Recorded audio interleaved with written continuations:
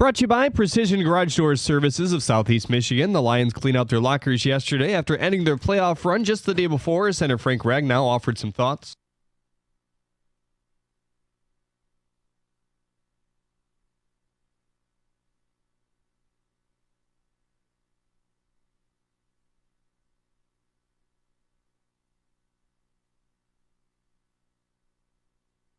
That was actually Penny Sewell talking about the criticism of Jared Goff after the game. Tom Izzo has led Michigan State basketball to their 11th straight win thanks to an 80-78 final over a ranked Illinois squad. Trey Holloman led the Spartans with 17 points. His team was down by as much as 10 in the first half. Tigers ace Tarek Skubal was at the game. The AP asked him about his contract talks with the Tigers. He said, quote, "I'll keep that pretty private, but I love playing in Detroit.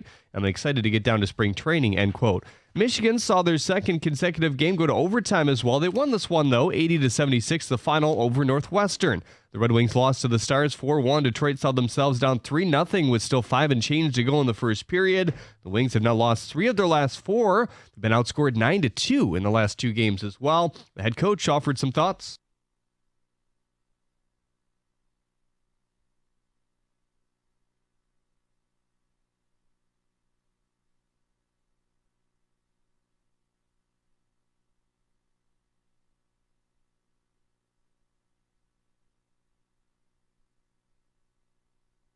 At the Corwell Health Sports Desk, I'm Jeremy Otto. For more, go to 97.1 The Ticket or Odyssey.com.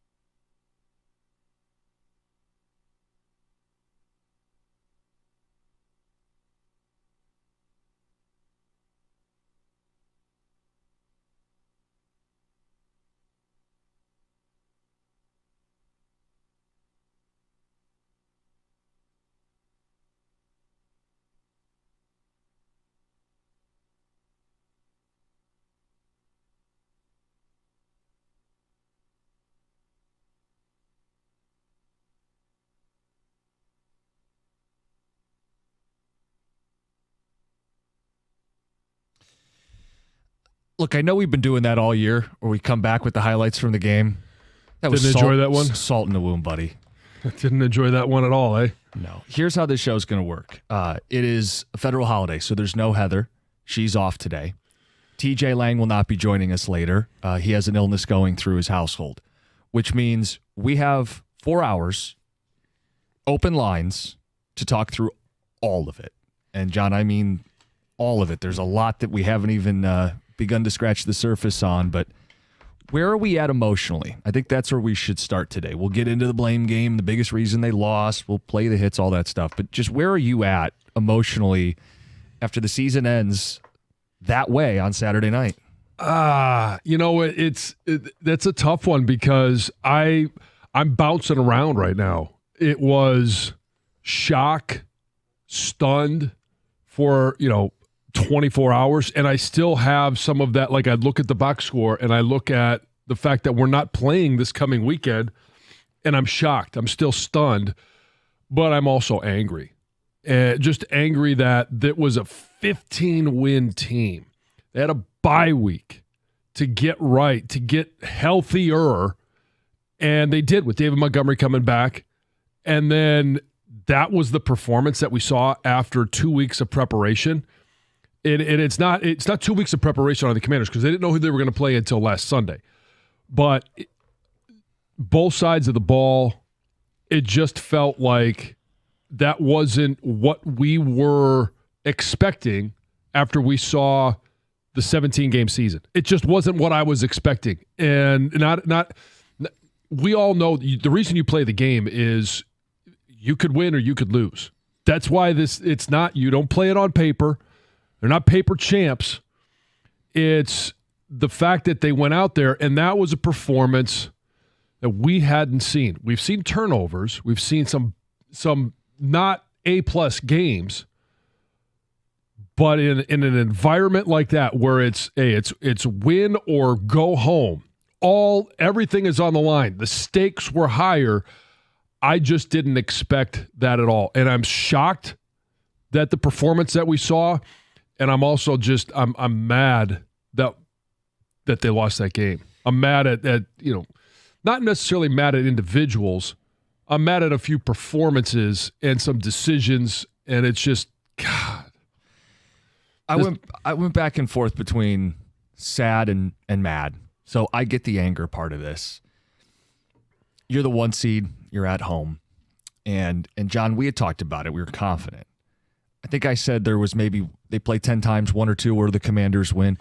You needed everything to go wrong. You needed to have not 1, but 5 turnovers. And they've done that before, but now in concert with a bad defense. So you remember against Houston, the defense was still largely intact. So you don't have a defense. You commit 5 turnovers. You can't count to 12. Like just the basics. False starts, John. This offensive line, we can't get off the ball on time. I mean, I became enraged. But it's also just sad because this was all for nothing. They squandered it. This ride all season long was so much fun. And I loved coming in here on Mondays and doing the Victory Monday and knocking out the phone calls and everybody celebrating. And that's not how I imagined we would be ending this season. You know, you dream that we're going to be doing a very different show when the season was over. And instead, we're still in the month of January. We didn't even get to championship weekend. They didn't win a single playoff game. Think about it. 15 wins, number 1 offense, Super Bowl or bust. They didn't even win a playoff game. And John, I thought that was embarrassing, the way they played in that game, because that is by far the ugliest they've looked all season. And in the biggest spot to do it, that's embarrassing. Well, it is. And that's where it's so frustrating because it wasn't the performance that this team deserved to put out there. They had played so well and overcome so many different things. They had set the standard so much higher, and to come out and play below that standard, well below that standard. Not, hey, you always set your standards high. Sometimes you get over the bar, sometimes you just get under it. Yeah. This one was so far under their standard, and that's what is so frustrating about this performance. As we're watching that game, you and I were not together, but I imagine there were similar emotions where they were down, but they had come back before. I wasn't willing to throw in the towel, but I was in the Odyssey suite at the game, and I'm pacing, and I'm like nervous eating, just like anything I could, because it was not going well, and you're just waiting for a break, and break wasn't coming. You were giving them every chance possible to win the game. And I'm not trying to take anything away from the Commanders. Jaden Daniels played phenomenally. That team converted the big 4th downs. That team finished. They took advantage of Detroit's weaknesses, mistakes, whatever you want to call it. But John, yeah, that was painful. And when the game was over, right, Goff throws that final pick, and it was over well before that.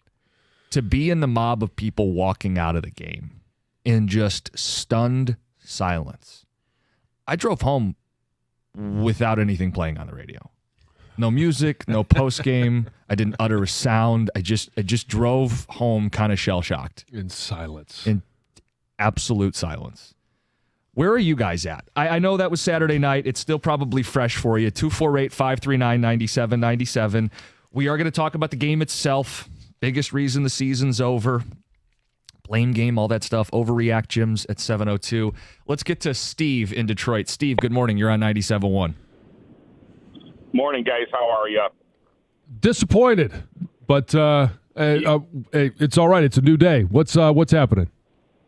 Well, yeah, you just said how you feel. I'm the same way. I'm just super disappointed. I thought the Lions were good by 10. The preparation, I didn't mention this to Screener, but right at the very beginning when they interviewed the two coaches, we were with a group of people, and they interviewed Dan Quinn, and he was really calm and kind of free-flowing, and you could just see he was at ease a little bit. And then they interviewed Dan Campbell, and he couldn't get his words out. He looked nervous, that's how the team. It looks like that's how they played. I thought that, again, just kind of disappointed, not mad. I thought that some of the, if you're already starting on some reasons, I thought the coaching. I thought it was horrendous. Some of the coaching. I think that really hurt him. I think, especially early. When you had 3rd and 1, yep. You just need to get a first down and keep driving. He empties the backfield. I thought that was a bad call. J-Mo, the trick plays, throwing the ball. I mean, you got a great quarterback, and I know he wasn't having the best of nights, but still, you got a great quarterback and great receivers, and you got J-Mo throwing the ball. I just thought the coaches hampered him a little bit. It is a team game, and it's disappointing, but if you're, I'm 66 years old, so I've been following him a long time, and we'll follow him again next year. I guess that's the way to look at it. Yeah, it's so tough, dude. Steve, you're right. The 3rd and 1, it's going to be something that comes up a lot today.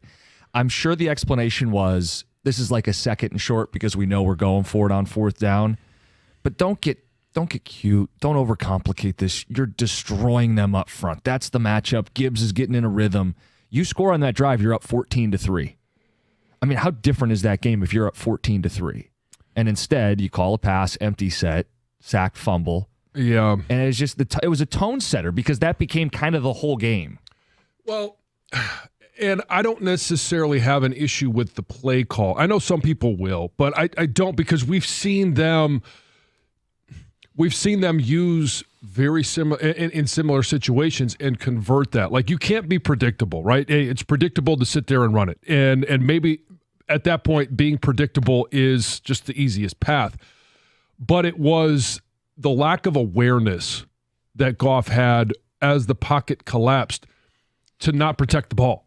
Like, that to me is the most frustrating thing, is you've got a veteran quarterback and he doesn't protect the ball. And that's where I went from watching that with the family, and I'm like, you know what? Unless I want to teach the kids new words and new ways to use those words, I'm going to go watch this somewhere else. And I did, because that, as soon as that fumble happened, I thought, oh, this is, and they had a chance to course correct, and they come back with the touchdown, but it was the lack of awareness in that moment to protect the football.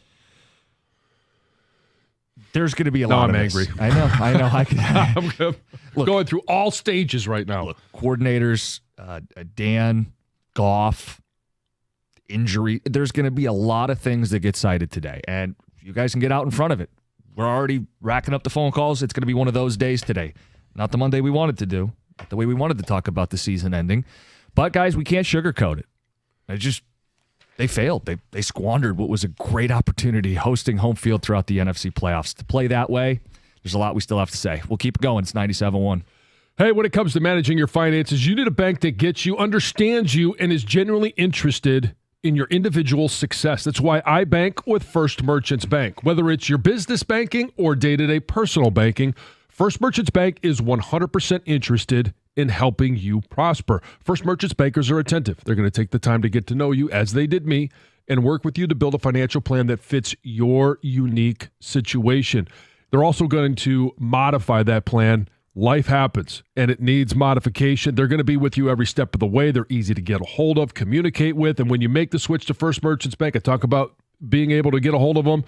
You don't have to wait. You're going to get access to their highly rated mobile banking app with innovative personal finance tools and a lot of things you can take care of yourself right on the app. Plus, they're deeply connected to the community's needs, because it's their community as well, and they volunteer and donate to local causes to ensure that we all prosper together. This is the difference of a 100% interest in you.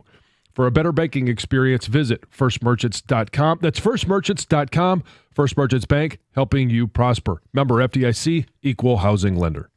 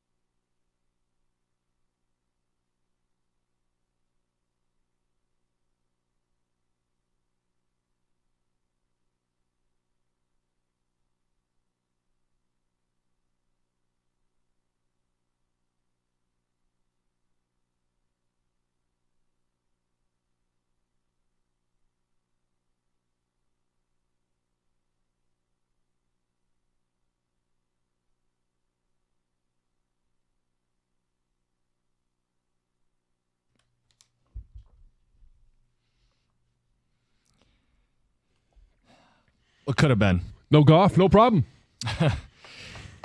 You're Hand down the ball off. You're down 10. Teddy Bridgewater comes in. It's like, oh boy, here we go. Yeah. But he gets in the way on that play, helps in any way he can, and J-Mo does the work.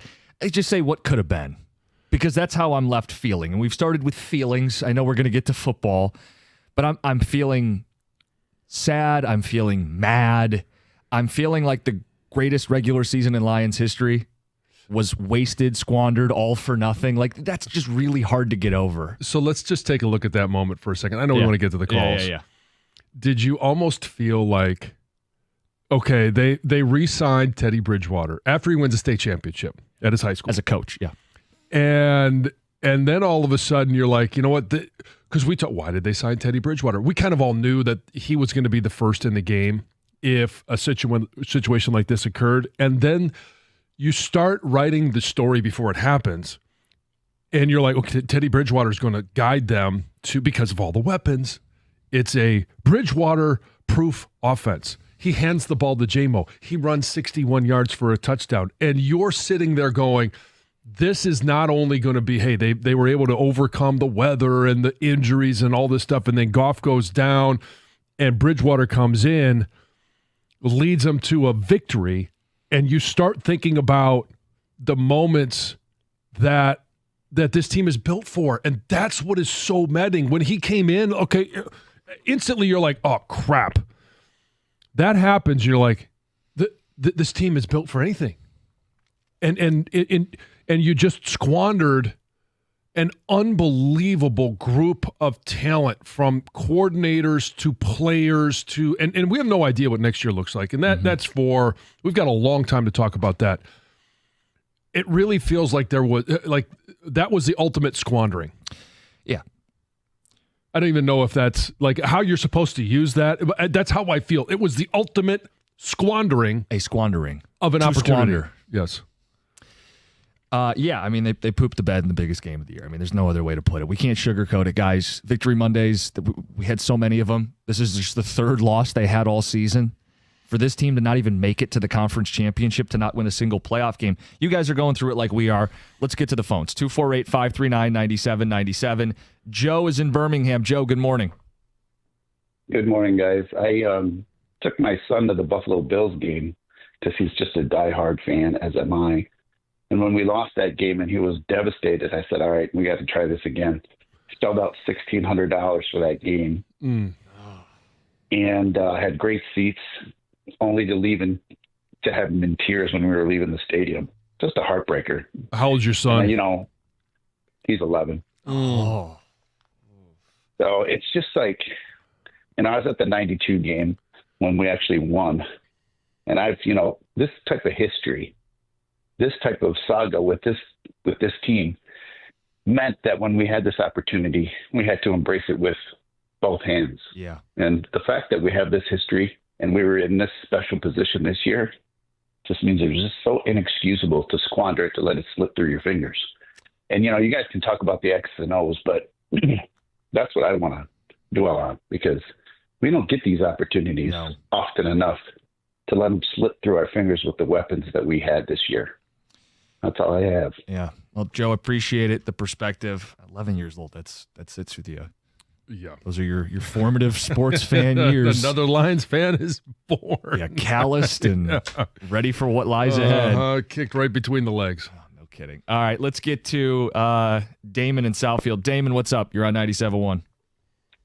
Hey, how you guys doing? Good. All things considered. Great. Trying to process it. What's up? Right. I wanted to talk about Goff. I don't want to dogpile on him. He did a lot of great things for us this year, but I think what I'm realizing is that McVay saw something that we're about to start realizing. Because it's like when Goff poops the bed, he poops the bed. It's just not one. It's a mess. Interception. It's everywhere. 5 interceptions. It's explosive. It's 3 interceptions, a Yeah. pick 6, and a fumble. And I think that's what McVay saw, which made him make the move and move on, and everything's history now. And it's like, how do we, because we're invested now. Oh, yeah. How do we fix this? How do we obviously we take the ball out of his hands enough with the running game we have, but it's like, look, you could 1 pick, 2 pick, whatever. We maintain the game. We do whatever we do. That's fine. 3 picks, a pick 6, and a 4. Nobody can win like that. No, you can't. You could have Mahomes and Brady on the field. You can't win like that. Damon, think about it. It was the big Not in the takeaway playoffs. from the games this weekend. Baltimore, 3 turnovers. They lose close, right? You can't overcome being -3 in the turnover margin. Detroit was -5. Like, I don't know if it matters who's on defense if you're going to go -5 in the turnover margin. I mean, the same story could be said for the Rams, who had 2 second-half fumbles in what was a close football game. Like, he's right. You can't win that way. So I know Goff's going to take the brunt today. And I'm going to be honest. He should. He should take the brunt today. And you're not. There's enough blame to go around. And, like if we did the whole, slice of pie at the beginning of the playoffs of who's got the best chances and all this. But when you're talking about the blame game, there's a big slice of S pie headed towards Jared Goff. Like, and here's the other thing. He's trying to do too much. Yeah. And when you fumble the ball, and he knew that was on him. Look, you could talk about the protection breakdown and Amon-Ra St. Brown slipping, but not securing the ball in that situation, that's on the quarterback. He comes back, leads him on a touchdown drive, and then Washington goes down and takes the lead again. The interception, the pick 6 that he threw, he had Laporta underneath. It was, and I know, everybody could see it because Tom Brady replayed it and said, here is what he should have done. When you have a quarterback that is, and you can err on, like, okay, he cares. We get that. He's trying. We get that. But you have to be disciplined. Once you break that discipline and you start trying to do too much, and it doesn't matter if it's Penei Sewell at tackle, if it's Frank Ragnow at center, if you're trying to block 3 guys, you block none. If you're trying to throw the ball for a touchdown every single time or take the big play, you miss what this offense has been. It's been a disciplined offense, and it's fine. Hey, we'll take the first down. We'll move the sticks. And then we'll hit J-Mo on a deep one. Or we'll, that's where Goff really starts to be his own worst enemy, is when he tries to do too much. Yeah, I'm not doing the Hendon Hooker, we got to find a new quarterback routine. But anybody trying to defend Goff right now, he didn't get it done. Nope. He was outplayed by a rookie in his own house. He committed 4 turnovers in the game, including one that was directly leading to points. You know what this defense is. The offense can't also be giving up points too. That pick 6 was thrown high. It was a wobbly ball, and it shouldn't have been attempted anyway because, John, to your point, you can't go broke taking a profit. Throw it to Sam Laporta. Settle down. We got a lot of football to go. That fumble. I mean, some people are going to blame Ben Johnson for calling an empty set there. He wanted a shot play. Should have just run the ball. I tend to agree. Either way, Goff can't fumble it there. When you do the little hitch because the receiver slips, your brain has to re-rack and go, uh-oh, where am I at pressure-wise? Where am I at ball security-wise? And he didn't. Guys, we like Jared Goff. The chants are echoing throughout the city. But we can't sugarcoat this. He was bad. And to the caller's point, it wasn't a little bad. It spiraled. And when he spirals, you can't win that way. Yeah. 248-539-9797. All right, guys, we're going to get into the biggest reasons why they lost this game, in addition to you guys on hold and the feelings. It's a football and feelings kind of show. We'll get more of the football in next, because I know people want to talk about the key plays that swung this game. It's 97-1. We start the new year off. We've got resolutions, better diets, workout plans. But don't forget about your teeth, your chompers. Brightside Dental, there's no judgment. If you've been putting off seeing a dentist, maybe you didn't see one in 2024, make a plan to come in 2025. 1-800-PAINLESS, BrightsideDental.com. They've got 9 Metro Detroit locations. There's got to be one right around the corner. Their newest is in Trenton. New community, but it's the same great personalized care, free of judgment. Accepting new patients, $35 new patient special. That's 1-800-PAINLESS, BrightsideDental.com. That's Brightside Dental. No judgment, just care.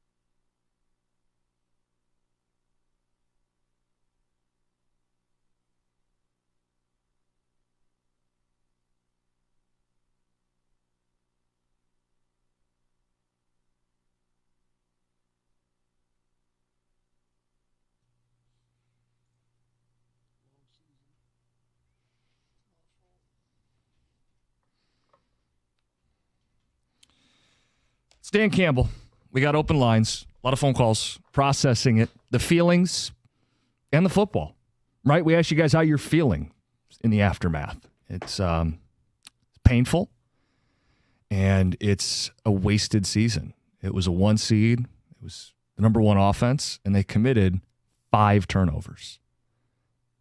Yeah, I mean, you have every right to be sad, angry, you feel cheated, feel empty, because now all for what? John, to me, the game came down to, and you've said this, games always kind of come down to a couple key pivotal plays, right? You know, players will look back and go, one play here, one play there. To me, I want to focus on 3 plays. The first has already been mentioned today. 3rd and 1, empty set. You're gashing them on the ground. Instead of going up 14-3, it's a sack fumble. It's a tone setter. They just weren't locked in. The second one to me is the pick 6. Your D's gutted. Everybody knows it. You're going to have to score a bunch. You can't also be giving up touchdowns when you're on offense. Impossible to win that way. And the third one to me was the 12 men on the field, no timeout. That was a death blow. Up to that point, hey, you're kind of hanging in. You're taking their best shot. You're counter-punching. You're still in this thing. You come out of half, stop, score. You're in this thing, right? It's 3-point game, 4th and 2. Crowd's getting on their feet. This is it. It's where we make our stand. And we can't count to 11. Actually, what makes it worse is we can count to 11, and we don't call a timeout anyway. So while I know Dan says my fault and he's not responsible for everything, he's absolutely responsible for not calling a timeout there. That's indefensible, inexcusable. Yeah, and I mean, I go over that one too, and it's not just, the coach has got to be able to see that, and whether it's somebody screaming on the sideline, coach is the one that can call the timeout. You can also have a timeout on the field, and whether it's Anzalone, it's Campbell, the defensive set. And you should have an awareness. You kind of do that mental checklist every time you're on the field. And that's where I'm not going to say it's Anzalone's fault, but he needs to have that awareness as well, that you have this awareness of how many guys are on the field. And you can also call that timeout. You see that there's we have an extra man that is, we got 2 guys covering 1 guy. Like whatever it is, there's something in your mind. I was always that guy on offense, and it's a little bit easier because you huddled up. Yeah. And it's, hey, okay, we got 5 offensive linemen. We got too many guys in the huddle. Timeout. Right? That's where you have to have that awareness. It's all about checks and balances. Has to come from the coach. You see that there's 12 guys on the field. It's timeout. It also can be done with players on the field where you know that there's 12 guys on the field. That's part of, you've done this for 17 games. You got Brady in the booth who sees it 10 seconds before it's even called. Like in eternity. That's my point. In eternity. You are a professional football coach. This is it. Why let the play happen? You're just asking for them to throw the flag at that point. Why are you willfully giving them a first down? You have to. I know these timeouts are golden. That's what he said to TJ after the game. You don't want to burn timeouts in the second half because you may need them at the end. You need them right now because you're not about to go down 10 here and rally. You can't keep doing this. Well, it's about the situation. It's 4th down. Yeah. And if you don't call the timeout, they automatically get a first down. What do you think is going to happen? You give them a fresh set of downs inside the 5-yard line. Yeah. I mean, come on. You got to make your stand. You burn a timeout there. It sucks. Nobody wants to. Ideally, you avoid 12 guys on the field before the snap. You got to call a timeout there. John, it's not the biggest reason, but it was just indicative of the day they had, where these mistakes we hadn't seen all season. False starts from the offensive line, turnovers from Goff in concert with a beat-up defense. It was the perfect storm. They played the worst brand of football they could have possibly played. And if you ask me to distill it to one thing, to me, I would put the most blame on the turnovers. And I thought it was proven out in the other games this weekend, where the Rams commit a couple second-half turnovers. They have a decent defense, pretty good defense. Didn't matter, you can't overcome turnovers. The Ravens played a hell of a game in Buffalo. Can't overcome 3 turnovers. Even if Detroit had Aiden Hutchinson, Aleem McNeil, Carlton Davis, 5 turnovers in a playoff game. So I know the injuries are going to come up today. To me, the biggest reason is the turnovers. Yeah. You give a team like that more opportunities. You allow them to convert on 4th down without even taking a snap. Defense struggled to stop them on a regular basis. That's why the timeout on fourth down was one where you just simply take it because you give them a fresh set of downs. Now they're expected to stop. You might get a stop on a fourth down versus you give them the ball, fresh set of downs inside the 5-yard line. Not likely that you keep them out of the end zone. 248-539-9797. Let's get to Steve in Plymouth. Steve, you're on 97.1. Good morning, guys. Boy, there's not enough time in the day today to discuss this game. But, I'm listening to you guys, and you guys were kind of making my point. Jared Goff played bad. We even with his 2 turnovers or the 2 interceptions in the first half, we're still supposed to win that game. And what I don't understand is at what point does Dan Campbell say to Ben Johnson, run the ball? Right. They ran the ball 23 times. Jahmyr Gibbs had 105 yards on 14 carries. Do the math. Yeah, 10 a pop. 7 yards a carry. I don't understand why we were still throwing the ball 3 times. Despite everything that happened, 3 times the Lions went down, scored, got within 3 points. And yet the defense, the Commanders went right back down the field all 3 times and scored a touchdown. So having said that, bad defense today, bad Jared Goff today.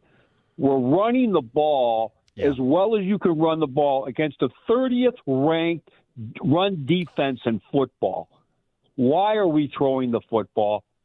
I don't. Steve, you're right, because the run game has always been the answer, the elixir, right? Keep your defense off the field, help your offensive line engage, keep Jared Goff clean. And Steve, your point is they wouldn't even be forcing it. It was working. It was there. They ran for 201 yards in the football game. It couldn't work well enough. I know. It was like a well-oiled machine running the football. They scored. They went right back down, got down to the 16, and then we had to get cute. Yeah. Despite whether he fumbled the ball or not, they put him in a position to get blindsided and fumble the ball. I'm sorry. Run the frickin' football. Agreed with that. People talk, I hear Dan Campbell all the time. As long as we win by 1 point. And then I hear people talking about the Kansas City Chiefs. Oh, they just barely win. You know what? They win. That defense had 7 sacks on Saturday. They blocked the field goal, blocked an extra point. They were prepared on defense. Our defense was horrible. Yep. And so compounding that with Jared Goff's bad play, at what point does Dan Campbell just take charge and say, let's run the football, give the defense the break, and let's do what we're doing best? I'm sorry. Steve, you don't have to apologize for anything today. Yeah. I mean, this is how we do this. We talk through it. Yeah. And the emotions are all over the place right now. They're all over it for us. They're all over it for you. You caught yourself getting fired up 8 minutes into the show. He's like, whoa. Yeah. You're doing some deep breathing off air. I know. It's just because I'm in the anger phase because of the opportunity that they did all the hard work. They set themselves up for the best opportunity. Dan Campbell talked about it at the beginning of the year. You start with the end goal in mind. That's a Super Bowl. How do you get there the best way? Well, you get the 1 seed. You win the division.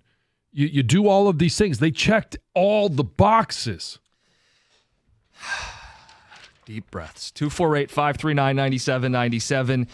How are you feeling after Saturday night? And what's the biggest reason that the Lions season's over right now? 248-539-9797. We'll take your phone calls.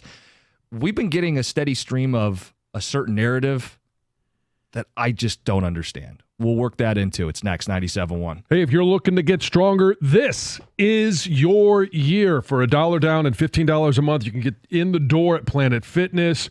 Feel your strongest, best self with best-in-class equipment for a full workout. From strength training to cardio to stretching, Planet Fitness has it all. And if you like a variety, they've got brand new plate-loaded machines like the Hack Squat and Supine benches. And I talk about everything that in variety that comes along with it. Free weights, cable towers, Smith machines, upper and lower body strength machines, treadmills, Stairmasters, bikes. I could go on and on. It's all at Planet Fitness. Every single membership comes with free fitness training from knowledgeable trainers. And if you want just a little bit more once you're in the door, upgrade to their Black Card membership, and you're going to have access to every single club that they have across the country. That's 2,600 of them. In Metro Detroit, there's 50, 15 in Grand Rapids, 6 in Toledo. You have access to all of them. You also will get access to the Black Card Spa, where you can recover with hydro massage and other great amenities.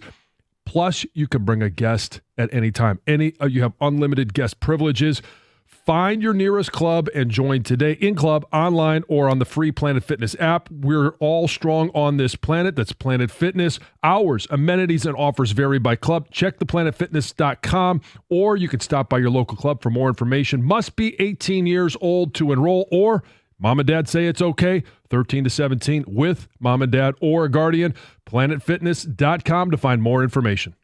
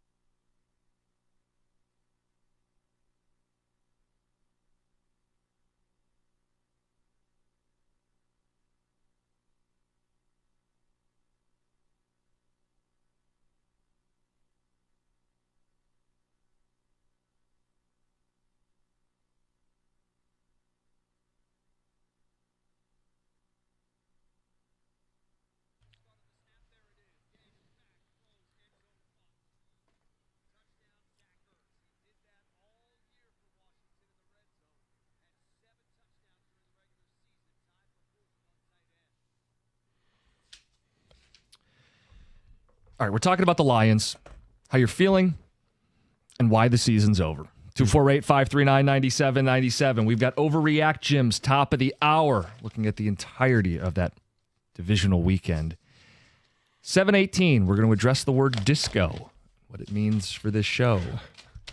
John, you did that hit in Washington. Yeah. And you probably talked a lot, said yeah, a lot. Yeah. Well, things that we had talked about last week are not aging well, let's just say. They are not. We'll get to it in the 7 o'clock hour. Back to your phone calls. Matt, you're next up. You're on 97.1.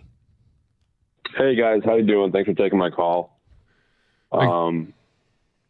Yeah, pretty tough day, obviously. My thing is really with the coordinators, and it might be unfair. I got no proof of this, but it just feels like the way that you're doing the coaching interviews, and maybe the NFL would have to change something, but it just feels like they were a little bit out the door. And I know that sounds unfair to say, because I know that they love the team and they wanted to win, but the team just looks so unprepared from the get-go. From putting Montgomery out there for the first series, you got Gibbs coming off a 4-touchdown game against Minnesota, and you're starting the game with Montgomery coming off of a injury. Every single thing just felt like it was off. You got Ben Johnson saying he came back for unfinished business last year, and he's taking interviews. And it's like, why? Why are you doing? Like, what better situation are you chasing, man? Like, what are you doing? Like, it has me riled up just watching that game. It felt off. And obviously, I understand the Goff turnovers were terrible. I'm not going to absolve him, but there were just so many things that happened. The 12 men on the field, Aaron Glenn not making any changes to the scheming. I mean, Brady talked about it during the game. He's like, I guess he's not going to change. I guess he's just going to keep doing the exact same thing. And it never worked. He gave up 38 points, defense 45 total if you count Goff's. Obviously, I don't put that on the defense, but just it's really frustrating. It's like, okay, if you want the better opportunity, then go, man. Then go. I mean, if you think the Raiders is a better opportunity to win, then go. But that's where my heart and head went to, is just like, man, how could everybody look so unprepared? Like you said, the 12 men on the field, not one coach caught that to call a timeout. It just hurts. Okay, the coordinator thing is going to come up a lot today. Sure. And I am not going to defend the game plan itself, but do I think the game plan was influenced by wandering eyes? I don't. John, they interviewed for a bunch of jobs before they were doing any game install, right? I mean, This was intentionally done during their bye week via Zoom so that when game week got here, there were no interviews. They took no interviews from Sunday to Sunday, basically. I mean, in terms of you don't want them interviewing, if they have every right to pursue head coaching opportunities, I think they did it in a respectful way. I don't think that's a fair criticism. Last year, they interviewed for jobs, and they won 2 playoff games. No, and every time you go out on the field, it's a chance to either improve or worsen your resume. And I don't think that loss takes away the bulk of work that they did over the season in regards to, will Ben Johnson be a head coach? Yeah, he'll be the most coveted assistant, for head coaching opportunities. Will Aaron Glenn still be a top of the list for Jets in New Orleans? Probably. I don't necessarily think that game takes any part away from it, but it is an opportunity every time you go out there to improve your resume. So, and I don't think that they were thinking, I don't care what happens in this game, I'm gone. Like that's not going to enter their minds, especially if you listen to Aaron Glenn at all. There is no one more competitive. There's a lot of guys that are as competitive, but no one more competitive than Aaron Glenn. So no, I don't think that the interviews had any influence on this game. You know what it is, though? It's people, they see dots and they connect them. They think, well, Brady's in the building. Brady's part of the Raiders team. Raiders ownership. He's trying to put on a show for Tom. He wants to put on a show for all these teams, so he's going to call a JMO pass play. Look at Ben, hot dogging for interviews. I don't think that's what happened. They've run a lot of trick plays all season long. The JMO one, he just got to eat that. He can't throw that football.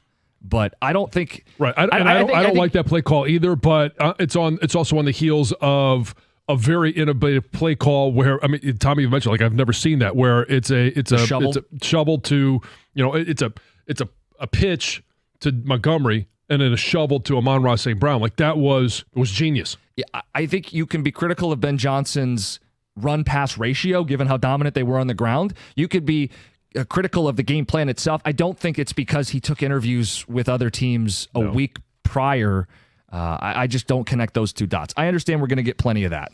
248-539-9797. All right, talking about this game, Ryan, you're next up. You're on 97.1. Hey, good morning, guys.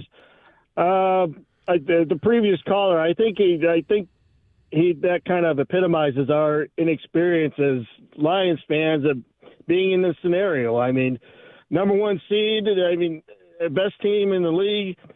I mean, our coordinators are going to be coveted by these other teams. And can we stop, guys? Can we stop with these fans wanting to start the Hendon Hooker era? I mean, Goff's our quarterback going forward. He had a terrible game, but he's our guy going forward. These Hendon Hooker fans, we got to stop with that. But this is, it's a different feeling. This isn't the Sterling. This 49 years. I'm 49 and 35 years following with this team. This isn't the Sterling Sharp loss. This isn't the Barry -1 loss again in Green Bay. This isn't the Scott Mitchell meltdown in Philly. It's a different feeling, and it really sucks. But it's I don't know. Yeah, that's all I got for you to say. No, it's a different feeling because the expectations were that this was going to be a team that ended the season in New Orleans, whether they were Super Bowl champs or not. That this was going to be the opportunity for the Detroit Lions, who are still the only team in the NFC not to reach a Super Bowl. And that streak continues. You thought that this was the year that they were, at a minimum, going to reach the Super Bowl. The expectations were so high that all of a sudden now it's like I have this pit in my stomach. And to be clear, I don't think those expectations were unfair. They won 15 football games in the regular season. They secured the 1 seed. They were a perfect 6-0 in a division that put 3 teams in the playoffs. They had the number 1 offense in football. I don't think the problem was that we set the bar too high. I just think it's all that more painful that they didn't live up to the expectation. Let's get to Tony. Tony, you're next up. You're on 97.1. Yeah, I think you guys owe the shuttle driver an apology. Oh, here we go. I'm not going to apologize for being confident and believing in a team that I thought was the better team. Look, I'm a Lions fan, but that dude, he rolled it out, the reasons why it happened. And you take Jaden Daniels off the field there, do you think we're having the same conversation today? No. He was sensational. We're not. I'll give it up to him. He was sensational. And that dude brought it. That dude told you every reason why the Lions were going to be in this position on Monday morning. I mean, he came in on the road and outplayed Jared Goff. Yeah. I mean, he came in on the road and played. Yeah, rookie. And he said it. A rookie.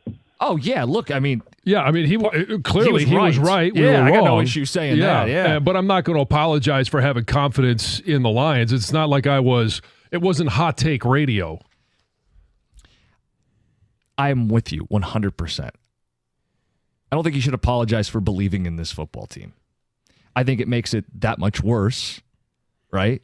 Because you had real belief. This wasn't like, I just don't know either way. We could win or lose. They were damn near, they're 10-point favorites. I mean, they were heavy favorites playing at home. And a rookie quarterback comes in and outplays Jared Goff. Not by a little, but by a lot. Mm-hmm.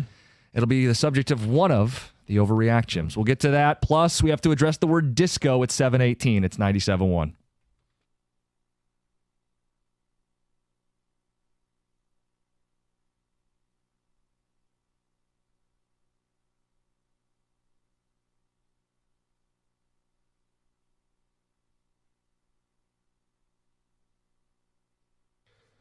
Brought to you by National Benefit Plans. Michigan State basketball eked out an 80-78 victory over Illinois. Despite that, Tom Izzo had some high praise for the Illini after the game.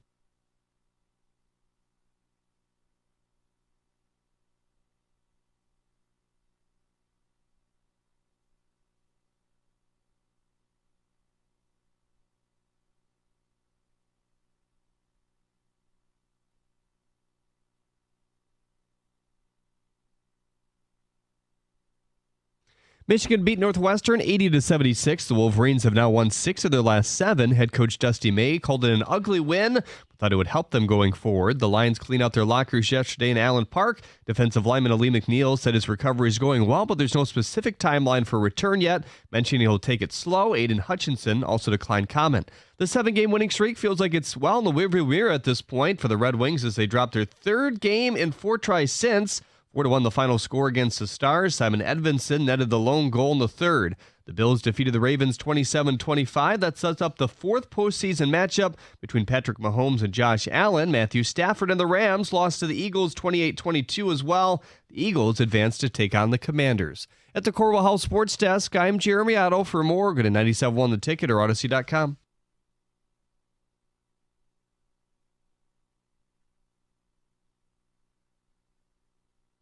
Brief pause from the Lions phone calls. We didn't forget about you guys. We're going to keep talking about the game from Saturday. And in fact, it will be included in the overreactions this week. Not a lot of games, but some big stakes. The first, Lamar Jackson can't win the big game. And I hate to even say this because he did drive them down the field, and it's not his fault that Mark Andrews dropped the football. But it was his fault that he had yet another multi-turnover game. None in the regular season, but 2 in the postseason. The last time he had 2 turnovers in a game, last year's AFC title game. John, the narrative is the narrative. It's fact. The guy doesn't win the big games. What's frustrating is they had so many opportunities, and that was a heavyweight fight. You turn the ball over in a heavyweight fight, we see what turnovers cost you in the postseason. You cannot. You've got to play not perfect, but you have to play disciplined football. And whether Lamar Jackson was trying to do too much along with Jared Goff, I'm not going to put him in the same category, but that's part of making those mistakes. When you are pressing to try and do something and you get out of what you've done for the course of the regular season, turnovers happen. Close game, 2 turnovers are killer. Just a quick side note. Why didn't they use Derrick Henry on either 2-point conversion? I'm not just saying it because Mark Andrews dropped it, but you brought this guy in. It's 2 yards. He's well, especially after they score a rushing touchdown, and you're like, wow, that looked easy. Yep. How about we just dial up the same play and let him carry everybody into the end zone? Like, what was the point of bringing him in if you're not going to use him in that short yardage, gotta have it spot? Yeah. Greg? He has been in the league for 5-6 years now and in the starting role, so the evidence is out there. So is it an overreaction? No. Okay. Ability does not necessarily equate like what he is, I would say, able or has done. Right. Just getting roadblocked by, say, Mahomes or Allen. But look, we're in 6 years now. He's not a second, third-year player anymore. Right. Yeah, you've got a couple MVPs. People want to see that translate, and as of now, MVP of the regular season, just not of the postseason. No kidding. That's what the Lions said. Mute. John, this one's something I really want your feedback on. I'm going to proclaim that the Eagles, not the Lions, are the best offensive line in football. Just shy of 300 yards rushing. They understood the assignment. So I'm going to say that's an overreaction. And some of that is the unbelievable pressure that Jalen Hurts was under in that game. And, I mean, you look at what happened in that game. Like, they gave up a safety in that game. Mm-hmm. And whether Jalen Hurts should have thrown the ball away or not, he really didn't have much of a chance. I'm not willing to say. I think they're 1-2, and you could make that argument that they're the best or the Lions are the best. Neither of them, I thought, played their best game in that game. The Eagles obviously did enough to win, but no, I'm not going to sit here and say that. I think that is a bit of an overreaction. Yes, you can make the argument that they're 1 or 2, so it's not an overreaction. Okay, well, I'm going to get a little spicier here then. Let's keep it going. You could end the season now. The Chiefs are your Super Bowl champs. It's inevitable. Ref aided, maybe. Mahomes magic, definitely. But it is happening. We don't even need to play the games. Chiefs are winning the Super Bowl. 3-peat for the first time ever. I don't think so. I think that the Bills go to Arrowhead and get a win. Josh Allen finally gets the monkey off his back. The way that they are operating on offense, I just don't think, even though we keep saying like all they got to do is win, right? And Kansas City just keeps winning. Mm-hmm. I think Josh Allen this year is the elixir for that Kansas City defense. Jim, what did Saturday night tell us? You got to play the games, and you got to play the right 60 minutes, and when you play the wrong 60 minutes, you're getting sent home. Now, the Chiefs have had this ability to play the right 60 minutes for every weekend in January and February. But you got to go do it, and you got to do it again, and you got to go through some heavyweights like the Bills, like the Eagles possibly on the other side. It's an overreaction. The Lions season was a failure. 15 wins, 1 seed, home field, number 1 offense. They didn't win a single playoff game. It was all for nothing, a failure. Yeah, against a 6 seed Washington, against a rookie quarterback in your house. Clearly, it was the season's a failure. It's the expectations. We had that one caller. This is why this feeling feels so weird. The expectations were so high. This was a team that seemed like they could overcome anything. And maybe it's the injuries, maybe it's the coordinators, maybe it's the play calling, maybe it's Jared Goff. There's a lot of different things that play into. There's enough blame to go around. But yeah, this season is a failure because it was at a minimum supposed to end up in New Orleans. I don't know if you win that game or not, but I felt they were the better team than Washington, proven wrong. So when asked about this before the season, if we were to get to this point, my answer was no, it wouldn't be a failure.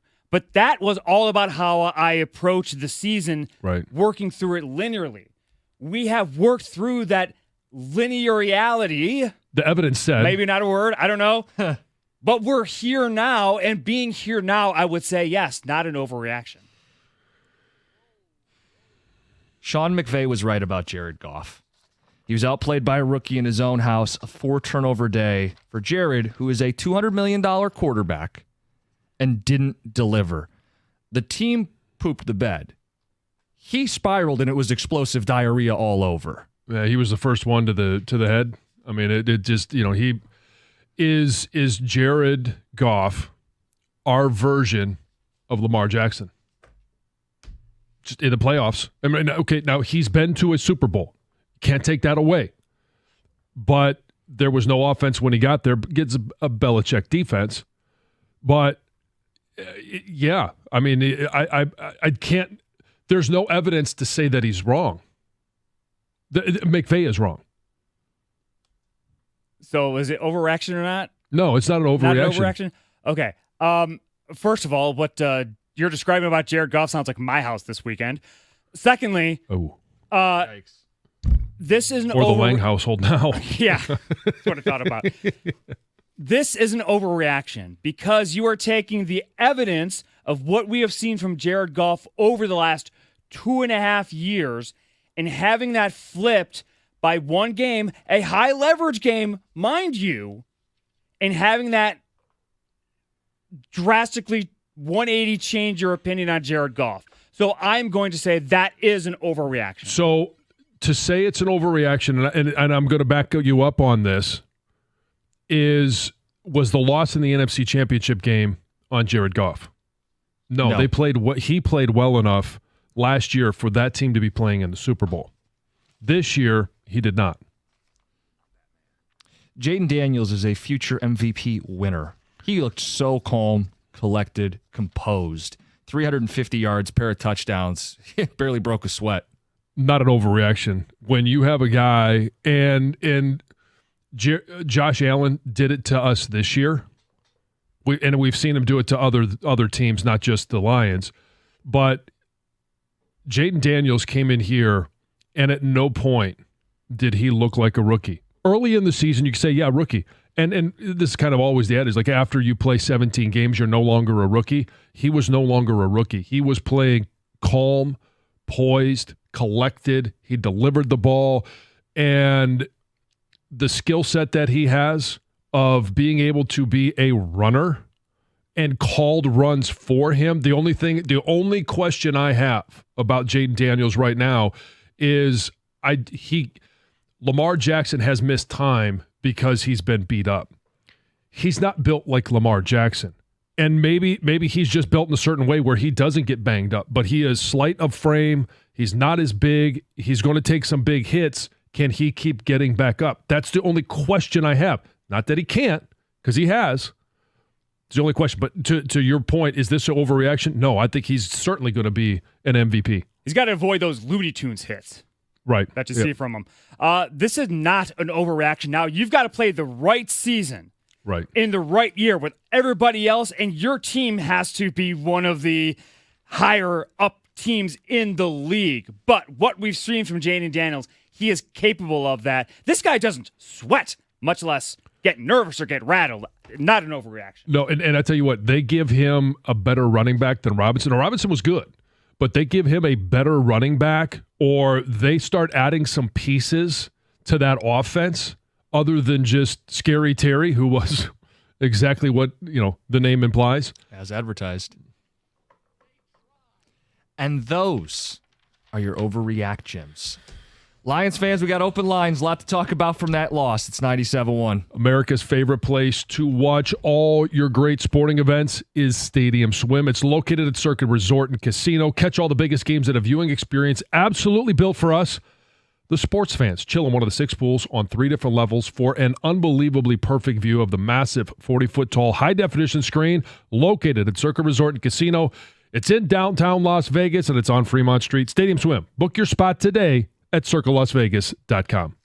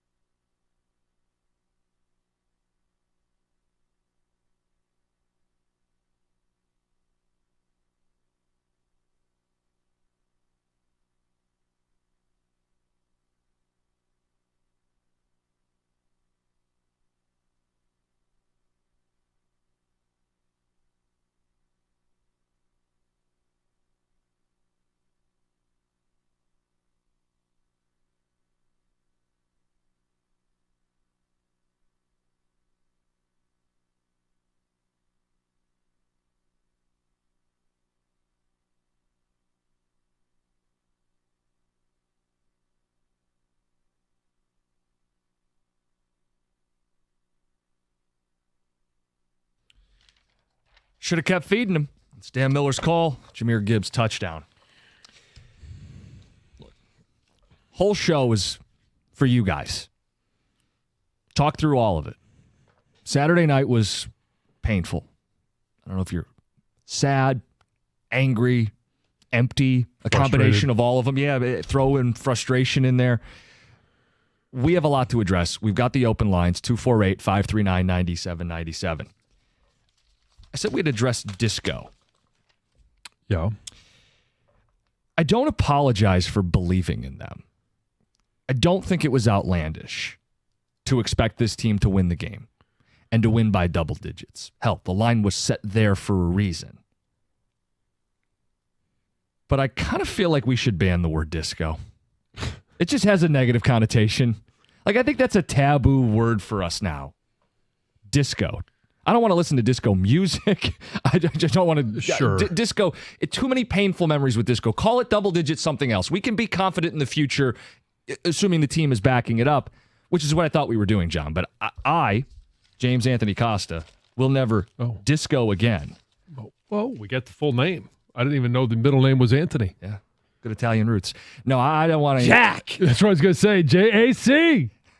I don't want any part of disco moving forward. It's too painful. Both times we did it, the Bills and the Commanders, they did not only not cover, they didn't only not win by double digits, they lost outright, and they're some of the low moments of the season. So, John, I don't apologize for but we celebrated believing. the disco after they've spanked Minnesota. Sure. I think this is, and I know that we did this in the last segment, it's a bit of an overreaction. And it's the way that you are dealing with the loss, and not that it's there's no grief involved. This is not a life-altering moment. But it's sports grief, which is a thing. Right, sure. There's no question. That's why I have a pit in my stomach. That's why I feel awful right now. But the reason fans feel awful right now, especially now, is because there's nothing we could do about it. You didn't have an impact on the game. And there's nothing that we can do other than, talk our way through. And this is why I hate talking about feelings, and it's frustrating, and we're all feeling them right now. That's why we're discussing this. But that's what makes me, that's what feeds part of my anger, is that we have to talk about our feelings right now, because we just lost a game that no one expected. Maybe people thought it was going to be tighter than we did. Yeah. But didn't necessarily expect that there was going to be a loss to the Commanders as the number one seed. But I think it's a bit of an overreaction to ban the word disco. It's going to be a long time before we feel that way again. And I keep thinking about next year. What could next year possibly bring? And there's a chance it could be better, chance it could be worse. They're not going to be the same. And I will be much more reserved in how we feel, because this one hurts. It's another step in our Lions fandom, and it's just another moment where we feel like it is probably hurts more right now because the expectations were so high, and the evidence was there to back up the expectations. Now they didn't, and that's why we feel so awful right now. Should we ban the word disco? It is not the biggest topic of the show today, but it is something I want to get ticket text feedback on. I know some of you were discoing with us. The comment I really got a lot of is, it's one thing for you, Jim, you're a loudmouth, but John played the game. He should know better. Well, yeah, I should know better in regards to expecting big things out of this team. I don't think any of us were off base by expecting big things from a team that won 15 of 17 games. That had overcome a lot, that was going into this game. And even if the defense was going to be lacking, we expected so much more out of this offense. And at times we saw it. But you can't have 5 turnovers. You can't have a fumble in the red zone from your quarterback. No, I keep going back to the biggest reason they lost this game is those turnovers. And I know people are going to say the injuries. And people are going to point out play calling issues, right? They should have run the ball more. Gibbs was rolling. I agree with that. Dan Campbell's got to call a timeout. He can't be the last guy to see it. And if he knows he can't just eat the penalty. You got to call a timeout 4th and 2 with 12 on the field. There's a number of reasons they lost this game, but to me, the biggest was turnovers. Baltimore couldn't overcome them with a good defense. The Rams couldn't overcome them with a good defense. Detroit certainly wasn't going to overcome them with a bad defense. The defense is going to give up points. The offense can't be giving up points too. And it's both the pick six and it's the points that you leave off the board at the end of the first half. It's 2 bad throws by Jared Goff. And a fumble, too, I think is kind of what set everything off. They could go up 14-3 if they just finish that drive and it's not a sack fumble. You're right, in the red zone. You got 3 in your back pocket. You feel like if you just hand it to Gibbs, you're going to get in the end zone sooner rather than later. To me, the turnovers are the biggest reason they lost this football game. And that doesn't exclude everybody else from blame, but you guys can divvy it up as you see fit. 248-539-9797. Who's been really waiting through all this? Because there's a lot of emotions following this game. Kevin in Garden City, I think you got a pretty good perspective here. Oh, well, never mind. We'll start with Tim and Flint. Hey, guys. Hope you're having a great day. Crappy ending to the weekend, but I did notice, and I'm not trying to get rid of Jared Goff. Jared Goff's still my quarterback. He had a bad game, obviously. But one thing that I can't not notice is the fact that all 4 quarterbacks are left in the playoffs right now are all mobile quarterbacks. I don't want Hooker coming in for us, but it just seems like when the pocket breaks down, we're toast. And it happened last night a lot. Well, okay, yes, on Saturday night that happened, but there's been a lot of times where Goff is not going to make any plays with his feet. I'm not there. There's no world where that happens.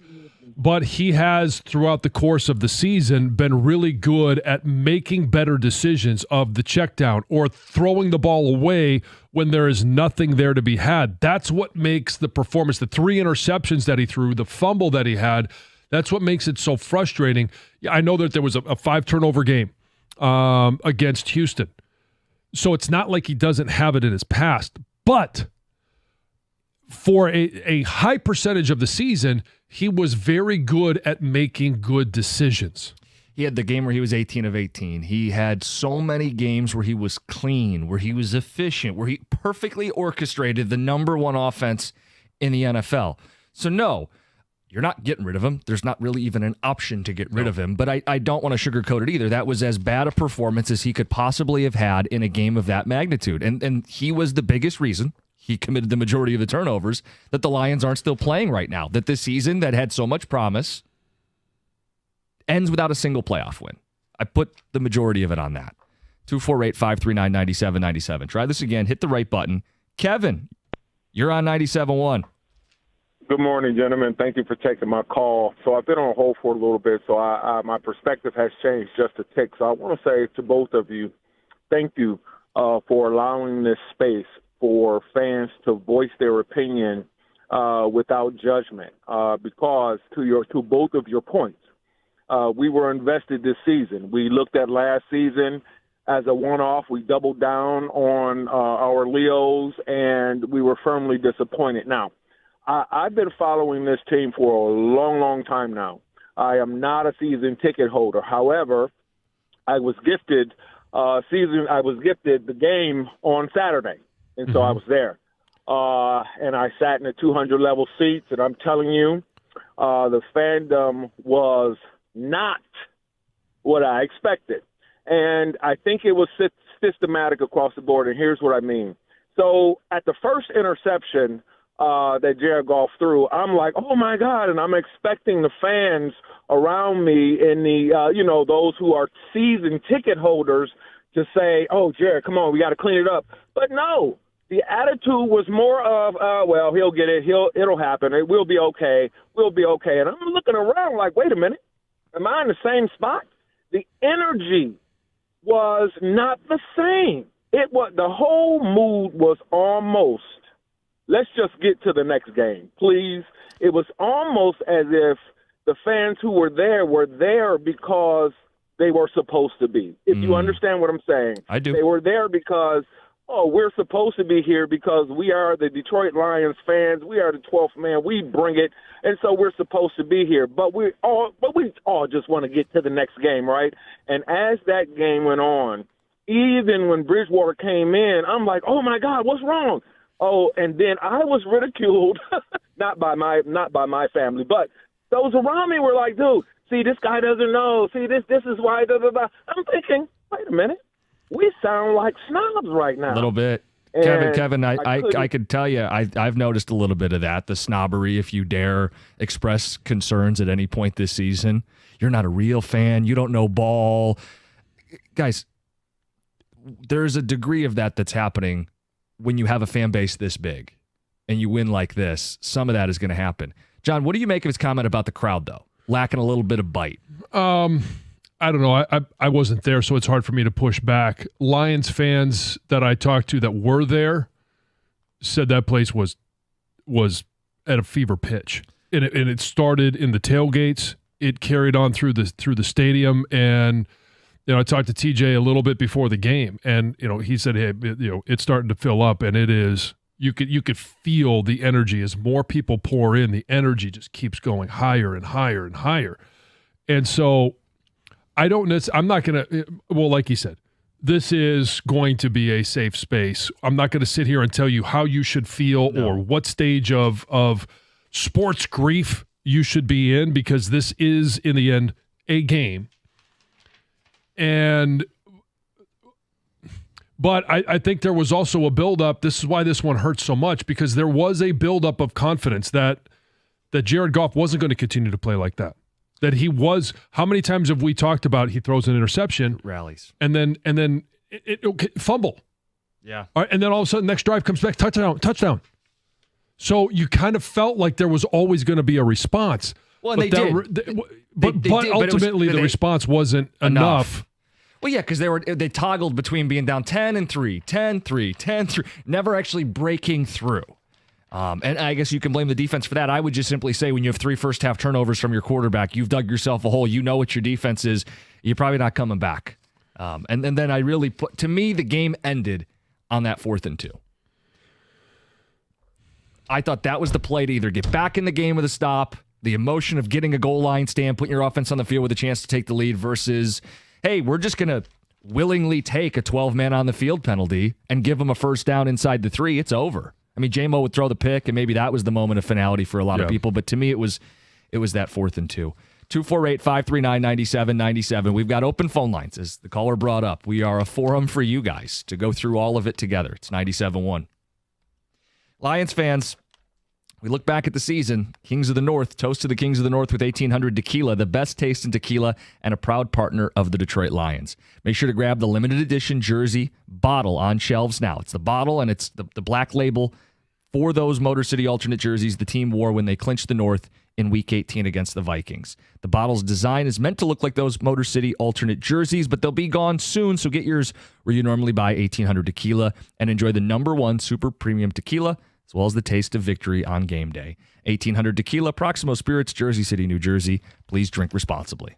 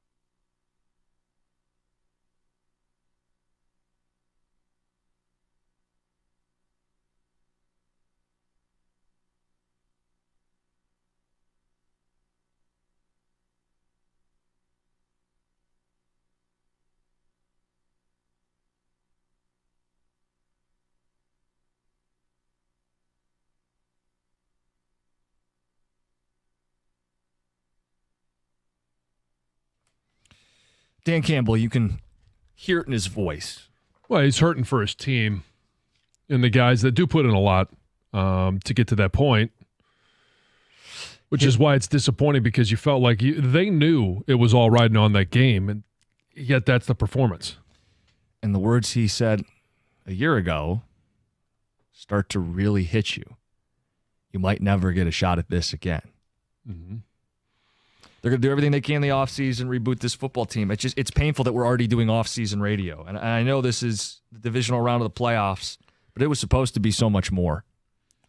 You're a 15-win team. You're the best team in football. You're the Super Bowl favorites. That's with a bad defense. The idea was they could overcome because they had overcome. But to get that defensive performance on a day where your offense turns it over 5 times, you're not overcoming that. And it's how you process it, pieces you're putting together, back together today. And ultimately, why is the Lions season over? Why are we doing off-season radio today? 248-539-9797. John, how would you answer that? Why is the Lions season over? Well, I mean, it's a bad day to have a bad day. And everybody's allowed to have bad days. You just can't have it at that time. And you could have it against Houston, still come away with a win. You could have it against the Bills or against Tampa in the regular season, and you could still be the number 1 seed. But you can't have a bad day when it's a 3-game season. And really, it's a 1-game season because you got to earn the right to go to the next one. But they knew that if they were going to attain their ultimate goals, it was a 3-game season.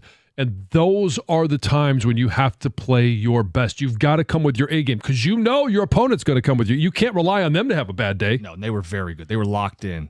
They're converting 4th downs. They're just breaking your back at every turn. Jaden Daniels looked every bit like the stud that he was made out to be before the game. He did not get rattled in that environment. Let's get to the phones, 248-539-9797. Let's get Kent in the mix. You're on 97.1. Hey, what's going on? What's up? Hey, you guys all know I'm not a Detroit fan. But first, let me just say, Dan Campbell is, thumbs up to that dude, man. I love almost everything he ever says. I wish he was in Dallas. I tell you the truth. That man is, he's one of us. He's like the people. He's like a fan, a coach, a player. I mean, he is what it means to love this game. Now, with that said, the exuberance and the arrogance expressed on this station for the last 3 months, and I get it, your team was winning, but it was so bad. I mean, to me, it was a slap in the face to sports itself because we all know, we've all seen this before. How did you guys forget? How did you guys allow yourselves to forget? I got the Buckeyes playing tonight, and I'm scared to death. Everybody thinks they're going to win by 10, 20, whatever. I am scared because I know it doesn't work like that. You still have to play the game. And you guys acted like the game was already won, just like that dude said in the stands the other day. That's all I kept hearing. I don't even bet hardly on sports. Well, but Kent, I bet on that game. Kent, yeah, your point is 100% valid.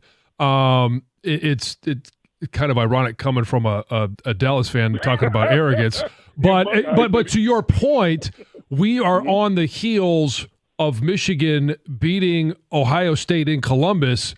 We should know that anything can and will happen on the field of play. But can you help me out with this? If we had been nervous church mice, quiet all week, would that have made a difference? You know what? Now, you guys are going to think this is crazy, but a lot of fans out there know this is the truth. Yes, it would have, because I'm telling you, even the team feels some of that. And I know you guys don't think they did, but you keep saying they lost because of the turnovers, and you're right. But the reason for the turnovers was a play calling. Anybody watching that game could see, just hand the ball off. This dude is going to go 8 to 10 yards. Just hand it off. But you mitigate the chances of those turnovers. Agreed. No, agreed. I'm with you. They should have run the ball more. The run-pass mix was way out of whack. Gibbs was owning it. They had 200 yards on the ground. Could have had 400 yards on the ground. Yeah, I just don't get how. I don't Ben believe. And Aaron shouldn't have been listening to us. Well, that's what I was going to say. I don't flatter us or any of the shows enough to assume that the tone we set is going to dictate whether plays are made on Sundays or, in this case, Saturday night. All I can ask of us on this show, and all I can expect of everybody down, from middays to afternoons and so on, is to just capture the moment, right? To be honest, to speak your feelings, be authentic. This was a rush. This was euphoric. How many Mondays we come in and feel like they're untouchable? They lost Aiden Hutchinson, who was having a Defensive Player of the Year season, and it didn't derail them at all in the regular season. I mean, they were playing guys on practice squads and winning games. We did feel invincible. I can think back to doing those Monday shows and feeling invincible. So I got two choices as a radio host. I can come in and deny that it's happening, or I can embrace it. And John, I embraced it, and I don't feel bad for embracing it. Do I feel like disco has a negative connotation now? Yes. Am I going to be very hesitant to ever even invoke that word again on the show? Absolutely. But I don't feel bad for getting caught up in what was, now over, but was a euphoric season. Well, and next year will bring its own level of concern, confidence, whatever it might be, because we have no idea what the roster looks like next year. We have an idea, but we don't know what ultimately it's going to look like. If you got Zadarius on one side and Hutch on the other, Aleem McNeil, DJ Reader in the middle, back down, and who knows what happens with Onwuzurike, because I know his contract's going to expire. But like there's going to be optimism yet again, and to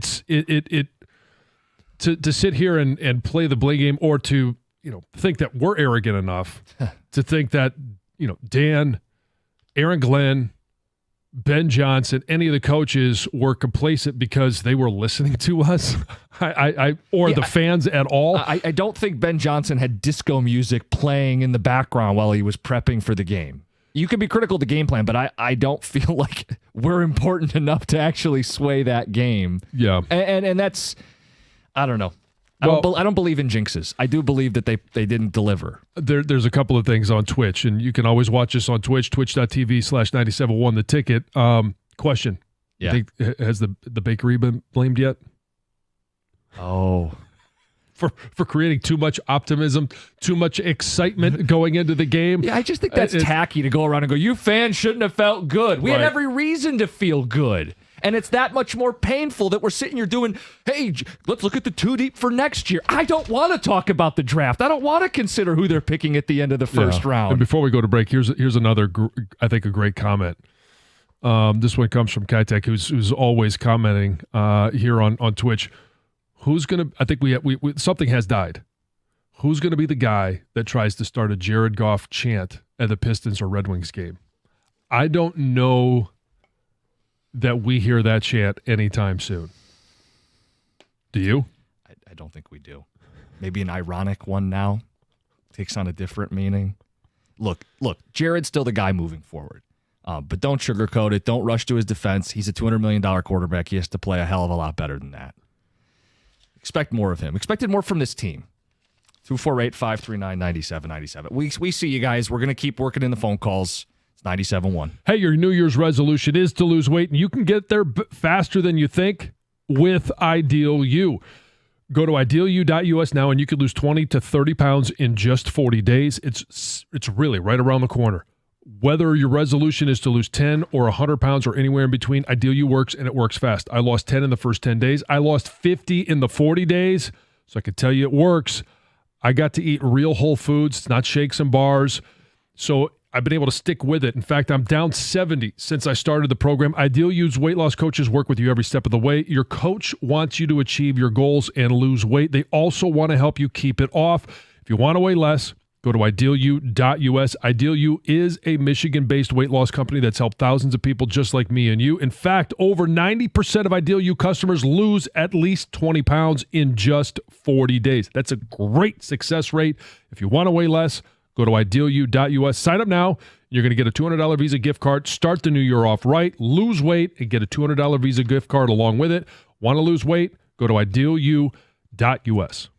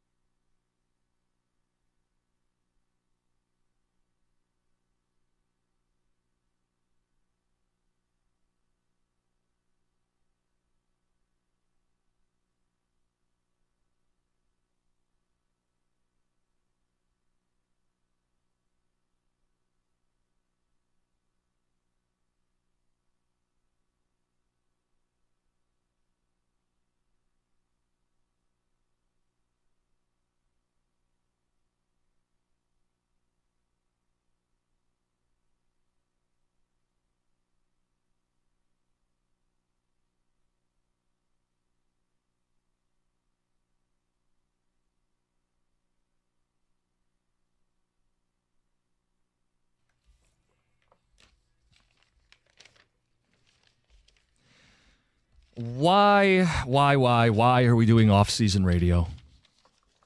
Why is the season over? 248-539-9797. The season's over. Too many mistakes. Yeah. And there's a lot of factors that played into that loss. And if, in a perfect world, if you've got Aiden Hutchinson, if you got Derek Barnes, if you've got Carlton Davis, I mean, heck, Amik Robertson, him going down in that game, underrated, which looked like a kind of a gruesome injury. Who knows what happens? And sure, injuries, attrition, they played a hand in it. There's no question they played a hand in it. But when it comes down to it, this team had overcome those injuries. And they could have on Saturday night. Maybe those injuries play a factor if you were going to play Buffalo or Kansas City in the Super Bowl or the Eagles next week. But for this game, this was a team that was good enough to beat the Commanders. You took the words out of my mouth. Good enough. They were good enough to win this game, as beat up as this defense is. They just couldn't afford this level of offensive mistake. And it's the turnovers, it's the penalties, it's the missed opportunities. Yeah, and I'm just left feeling empty. Like when I look back at this season, and we'll do like in retrospect down the line here, but this was such a fun season, and it was for nothing. It was for nothing. They didn't win a single playoff game. It's over. It's over before we really got started. See, when they lost in the NFC title game a year ago, so much of it was about getting in the playoffs and then the real season starts. The real season never really got going. I mean, they didn't get out of the blocks. It's okay. So right now in the moment, yes, it's a failure, and it will always be a failure because of how they had set themselves up. But just like we were talking about the Wings the other day, or the Pistons and losses, like you can never say anything good comes from a loss. But what can come from this season? This team has to learn. And it's the coaching staff, it's the players, because Jared Goff is going to be your quarterback next year. Yep. All things, as long as he's healthy, he's going to be your quarterback next year. What does he learn from this experience? What is it that the offensive line or the defense or individuals learn from this experience?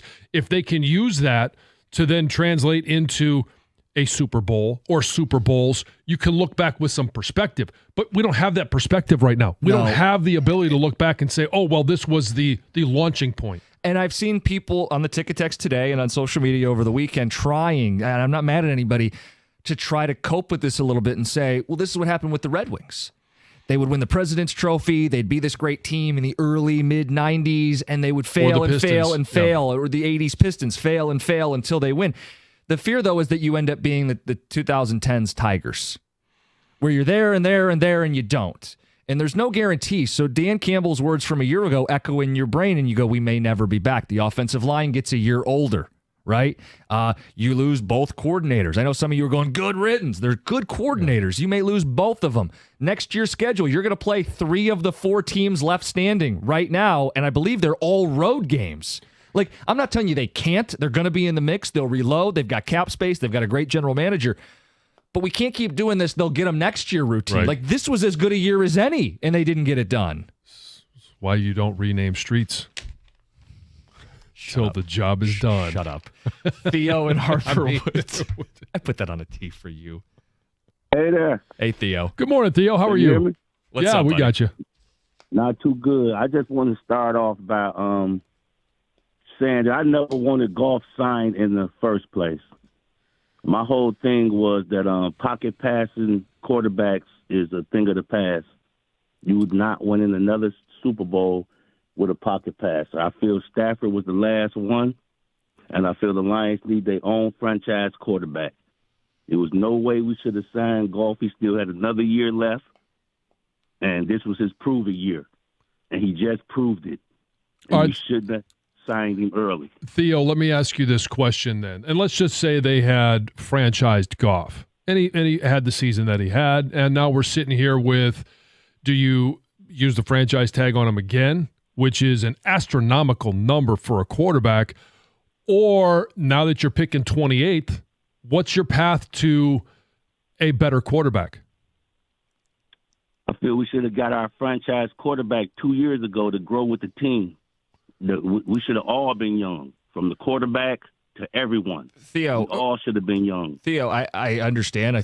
I was one of the guys making that argument at the time. I understand where you're coming from. We can't go back in time. So I'm not really sure the best path forward here. I think Goff's a guy you can win with. Clearly, they had the number one offense in football. You're going to need to support him more / differently than you do a mobile quarterback, right? And I think they've got a general manager who's proven he can outfit a hell of a roster. I'm not in the throw Goff out of the city. But again, Theo, 2 years ago, instead of drafting Aiden Hutchinson, who they draft? Were you going to take Kenny Pickett? No, I think he means the draft after that. No. That would have been, again, not telling you these are much better options, but there was the Bryce Young, C.J. Stroud, Anthony Richardson draft. Is that the one you're talking about, Theo?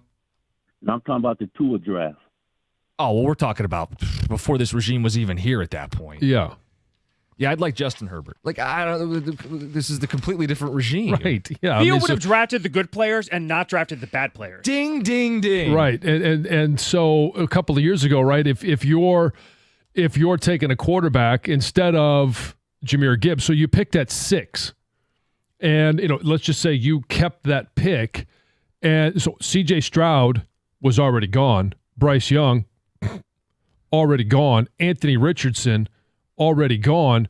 What's the quarterback in that draft? You would have had to trade up is probably what you would have had to do, which would have meant you less picks for Brad Holmes. And that taken Will Levis.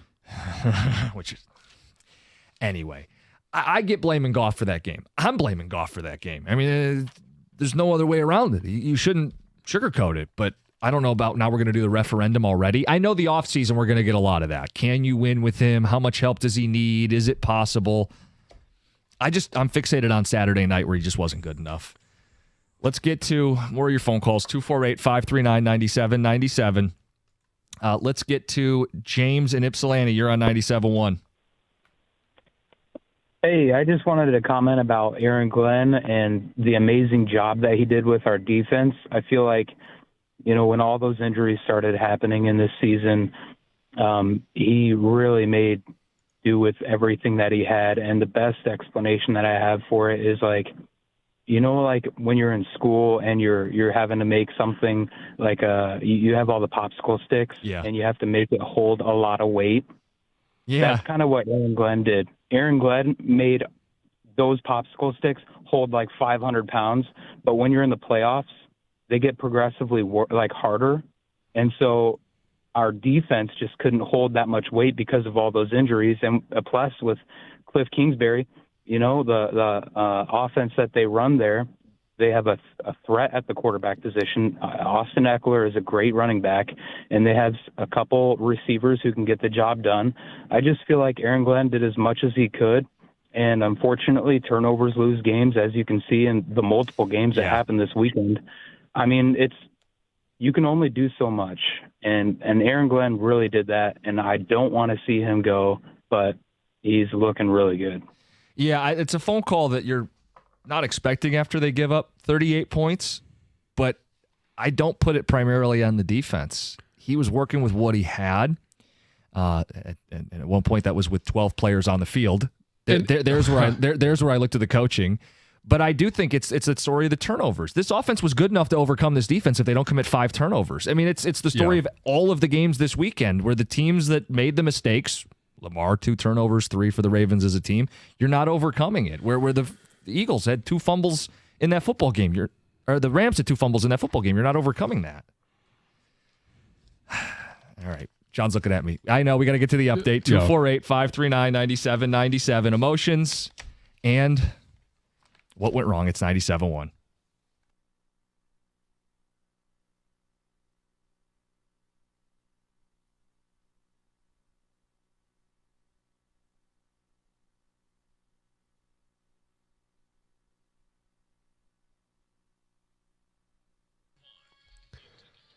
Brought to you by Precision Garage Door Services of Southeast Michigan. The Red Wings dropped their road tilt with the Dallas Stars 4-1 yesterday. Alex Lyon was back in goal.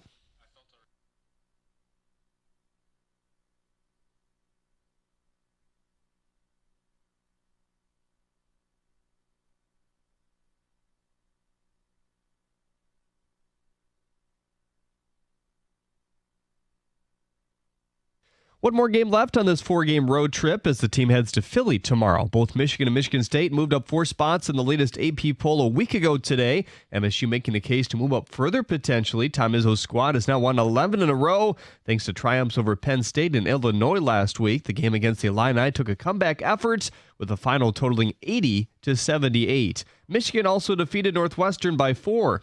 The Lions cleared out their lockers yesterday afternoon. Defensive lineman Ali McNeil already laying the groundwork for a long offseason.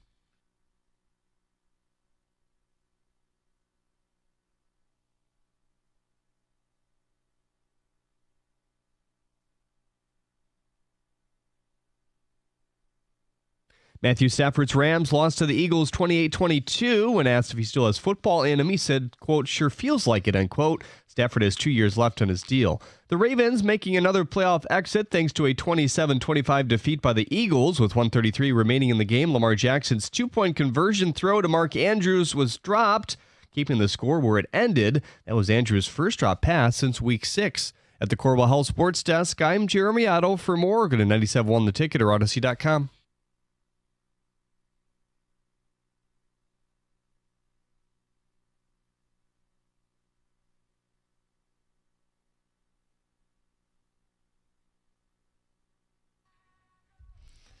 I love the subliminal messaging. Greg Hargrave behind the glass doing his thing. Yeah, if we could go back and take all the good players. The irony, though, is this team's drafted well. Anyway, we're talking about the Lions, the football and the feelings. Greg. I knew it was coming at some point today. All right, here's where we're at. Okay, cut the music. We don't need this music. How are you feeling, and why is the season over? 248-539-9797. I was feeling a combination of sad and mad leaving that football game. I drove home in complete silence. And normally I listen to the radio and I hear phone calls and breakdown. I didn't want to hear a second of it. I knew we were going to do a lot of it today. I needed some decompression time. I said no words as I walked out of the stadium. I listened to no sounds as I drove home, just shell-shocked. Did not see that coming, clearly. None of us did. Even if you thought they weren't going to win by double digits, I don't think anybody went into that game thinking the Lions' season was going to end really before it started. Didn't win a single playoff game. So we'll get through all of it. 248-539-9797. Anthony in Commerce Township, you're on 97.1. Good morning, fellas. So I obviously went to the game Saturday. I also flew out to San Francisco last year. I'm with you. Dan Campbell or any of the coaches not catching the 12th man on the field on the 4th and 2. Maybe not kicking the field goals. Who knows if we would have made them last year. But if we don't make it to the Super Bowl next year, does Brad Holmes start looking at it as, is Dan Campbell our coach? Yes, we've won the division twice, but the ultimate goal is to get to the big game, right? Yes, the ultimate goal is to get to the big game. I don't think I find it hard to believe we're going to be asking that question. Yeah. Who do you want other than Dan Campbell to be your coach? I don't know. I feel like the 4th and 12 was a big letdown, and just last year being in the NFC Championship in the stands, just not going for at least trying the field goals to go to the Super Bowl was a big letdown as well. So, see, I liked what he did. I like what he out there, but I like what he did in the NFC title game a year ago. I liked that they went forward on 4th and short with this offense, and I think that style has actually given them more wins than losses. I think it's elevated them more than if they had played it more conservative or by the book or what a lot of these teams do. And in fact, you've seen more teams start to go for it on 4th down, including the Commanders, who just beat the Lions. I don't really have any animosity towards Dan Campbell from last year's NFC title game. If we want to go by this playoff game, he said he didn't have the guys ready to go. And specifically, he didn't use a timeout with 12 guys on the field in one of the most pivotal plays of the game. So, yeah, Dan doesn't get to escape that blame. I mean, he's absolutely part of the problem from Saturday. Sure. There's plenty of blame to go around. You could talk about Dan. You could talk about the coordinators, Goff, the offensive line. There were moments where I was very disappointed in their performance. The injuries on deep. Like, there's plenty of blame to go around, but I'm not going to sit here and say Dan like they should have a different head coach. No, that to I'm me not. is ridiculous. That's as ridiculous as Hooker over Goff. I do question why he didn't call the timeout. And I heard him with TJ after the game. TJ sent me the full interview. I was like, how was Coach? Because, again, I didn't listen on the way home, but I wanted to know how Coach was. And I believe Campbell said those timeouts are like gold. Like, you don't want to give them up in a close game, late in the game. I'm sorry. Yeah. There's like 12 minutes to go, right? At that a fourth point, down stop is even more gold. Yeah. You have to. My understanding is he knew they had 12 out there at that point and just I can't believe we took a call that said in a year we have to move on from Dan. What? No, that's utter nonsense. I mean, I want to remain patient and calm and accept everybody's viewpoint right now. That, to me, was one that I didn't see coming today. No, it's wild. But just the fourth down decision, John. I don't know how someone, especially a guy who is as respected a coach as Dan Campbell, sure, willingly conceded the fourth down before his defense even got a chance to make the stop. Effectively, what he did is he walked out and re-spot the ball on fourth down and said, I'm not going to give my defense a chance to get a stop on fourth down. You have to burn a timeout there. Inexcusable to make that mistake. Do you know what that's reminiscent of? What? The two teams playing in the game tonight. Remember, it's actually the opposite. Notre Dame in that game in September last year at home against Ohio State on the goal line. It was like last play of the game. I think it was the last play of the game. Had 10 men on the field, and they chose not to call a timeout and reset the defense and give themselves a chance. Instead, Ryan Day wanted to know where Lou Holtz was. That's right. I forgot about that. Yes, and he proclaimed his team tough. We're so tough. Back to the phones we go. Jamie in Detroit, you're on 97.1. Hey, guys. I think there's only one thing to really say here, and it's a colossal failure in all three phases of the game. Campbell's right. He didn't have him ready to play, and that showed on the field. I want to talk about one point in the game that I thought where the Lions really lost the initiative, and that was 3rd and 1 deep in Commander territory, up 7-3. They go empty set. Commanders go all-out blitz. They don't check out. They have Montgomery out there who they put in motion, and that play call made absolutely no sense to me.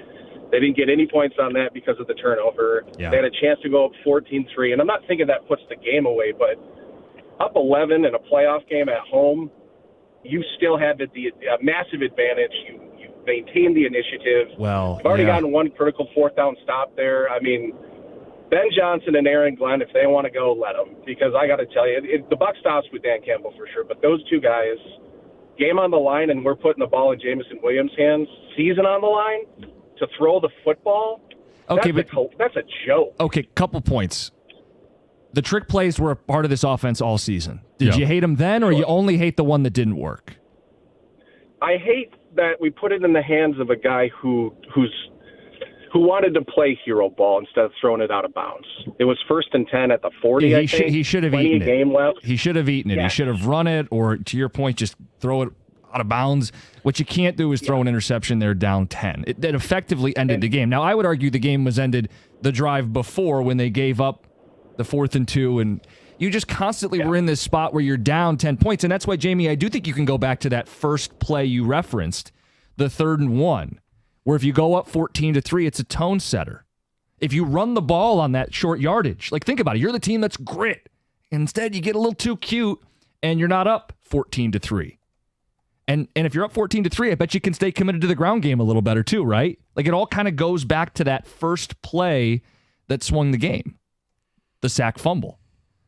To me, the second biggest play was probably, that 4th down, the 4th and 2, and you had one final chance, it felt like, to get a momentum swing and get a key stop in the red zone. And then the other play is the pick 6. I mean, how many phone calls have we had detailing how bad this defense is? They didn't get enough stops. The offense can't contribute to that, right? Like you can't win that way. Your offense can't be giving them a touchdown because your defense isn't going to get enough stops. They played the opposite of complementary football. Yes. And I don't even know what that word is. What is that word? Like they were in football quicksand, just slowly sifting to the bottom. They couldn't get out of their own way. All right, back to the phones, 248-539-9797. Let's get to Shane. You're next up. You're on 97.1. Hey, good morning, fellas. I want to start by saying to Big John, go blue. I was had a first row end zone ticket at NRG Stadium last January for the Natty, and a couple weeks ago I bought the first row end zone ticket at Ford Field for my first Lions game for the NFC Championship game. So very sad this morning. Well, go blue. Yeah, it's a terrible feeling this morning. It really is because of the opportunity that we all thought was in front of us. Yeah, I just Stoney, just one quick point before I go into my real point. You see how valuable these possessions are in the playoffs. Got to kick that ball last year to go up 3 possessions, man. I don't care if it's inches or not. 3 possessions in a playoff game, especially a championship game, is very valuable. Anyways, I'm sad, and I'm disappointed in the coaching staff. I blame the coaching staff more for the loss. They put players in bad situations. We all know about Campbell's decision with the 4th down timeout, but also, he's got to be more involved in when coordinators need to adjust game plans. And I know the caller just kind of stole my thought. Is what I thought was the biggest play of the game was first quarter. You had a chance to go up 14-3, 3rd and 1, and you run an empty set. I mean, that has to be the dumbest play call of the year. 3rd and 1. You got Gibbs is gaining 8 yards a carry, and then I just think that if you go up 14-3, you're not going to turn the ball over 4 more times because you're not going to be pressing. And Correct. then one more thing, and then with the defense. I thought Ben had his worst play calling of the year, and granted, we had all these injuries on defense, so Glenn was, did as well as you possibly could do with the situation. But also, you still got to coach with what you have, and I thought he also put guys in bad situations. You said earlier we were constantly down by 3 and 10. But then remember, at one point we did finally go up 14. We had a 14-10 lead. Yes, the Laporta one-handed grab. He continued to blitz, and the blitzing wasn't working. And that play that when we were up 14-10, they got triplets out there, and we got two defenders out there on 3. And what's his name goes for what, 60 yards, 70 yards. So McLaurin was gone. You're right. Yeah, I just thought that the coaching was, and these coordinators. The coordinators had their worst games of the year, and it's ironic because they're interviewing for jobs leading up. The NFL's got to change that role. Such a BS role. You got to wait till after the Super Bowl. Yeah, I don't want to do sour grapes. I don't want to do sour grapes because it's now affecting us. Like everybody's had to deal with it. Yeah. I think if someone were to just swoop in though and learn about it for the first time, an objective person would say, "Yeah, this is dumb to be doing the interviews." Having said that, they interviewed not on game week. They interviewed a full week prior, and then this last week was all about the Commanders. So I think it's almost unfair to insinuate that they were looking ahead. I just think they had bad game plans. Yeah. I don't like the JMO pass. I don't really have as much of an issue on, 3rd and 2, 3rd and 1, the play call where they go empty. Would I preferred to run the ball with either running back? Yeah. Yeah. But Goff has to know, as the pocket collapses, you protect the ball, especially knowing what Dan Campbell's going to do in that position. Probably still going to go for it. I'm not defending him. I'm assuming his argument would be on a lot of 2nd and 1s, teams will call shot plays knowing they've got 3rd down to get it. He was probably treating that 3rd and 1 like, hey, I can go for a shot play. I'll have 4th down in my back pocket. His quarterback can't fumble the ball there. When the route's not there and you re-rack, you have to be aware of the pressure and you have to protect the football. That play snowballed, and it was indicative of the entire night. Like that moment was really when it started to get out of hand and go the wrong way. It's 97-1. Hey, college football is coming to an end tonight, and it's the end of the first 12-team playoff. Maybe you don't want to miss any single moment of the action. And right now, all customers on FanDuel can score a 30% live profit boost for the Notre Dame versus Ohio State championship game. Here's how it works. Place a bet on the game, apply your profit boost, and enjoy boosted winnings when your bet hits. The best part is you're going to get paid instantly when you win. Use your boost on bets like spreads, over-unders, method of first down, touchdown. It could be through the air, could be on the ground, could be special teams, and so much more. Don't wait. Visit FanDuel.com/971Detroit to download America's #1 sportsbook and make your playoff payoff even bigger. Must be 21 or over and present in Michigan. Opt-in required. Bonus issued as non-withdrawable profit boost tokens. Restrictions apply, including any token expiration. See terms at sportsbook.fanduel.com. Gambling problem? Call 1-800-GAMBLER.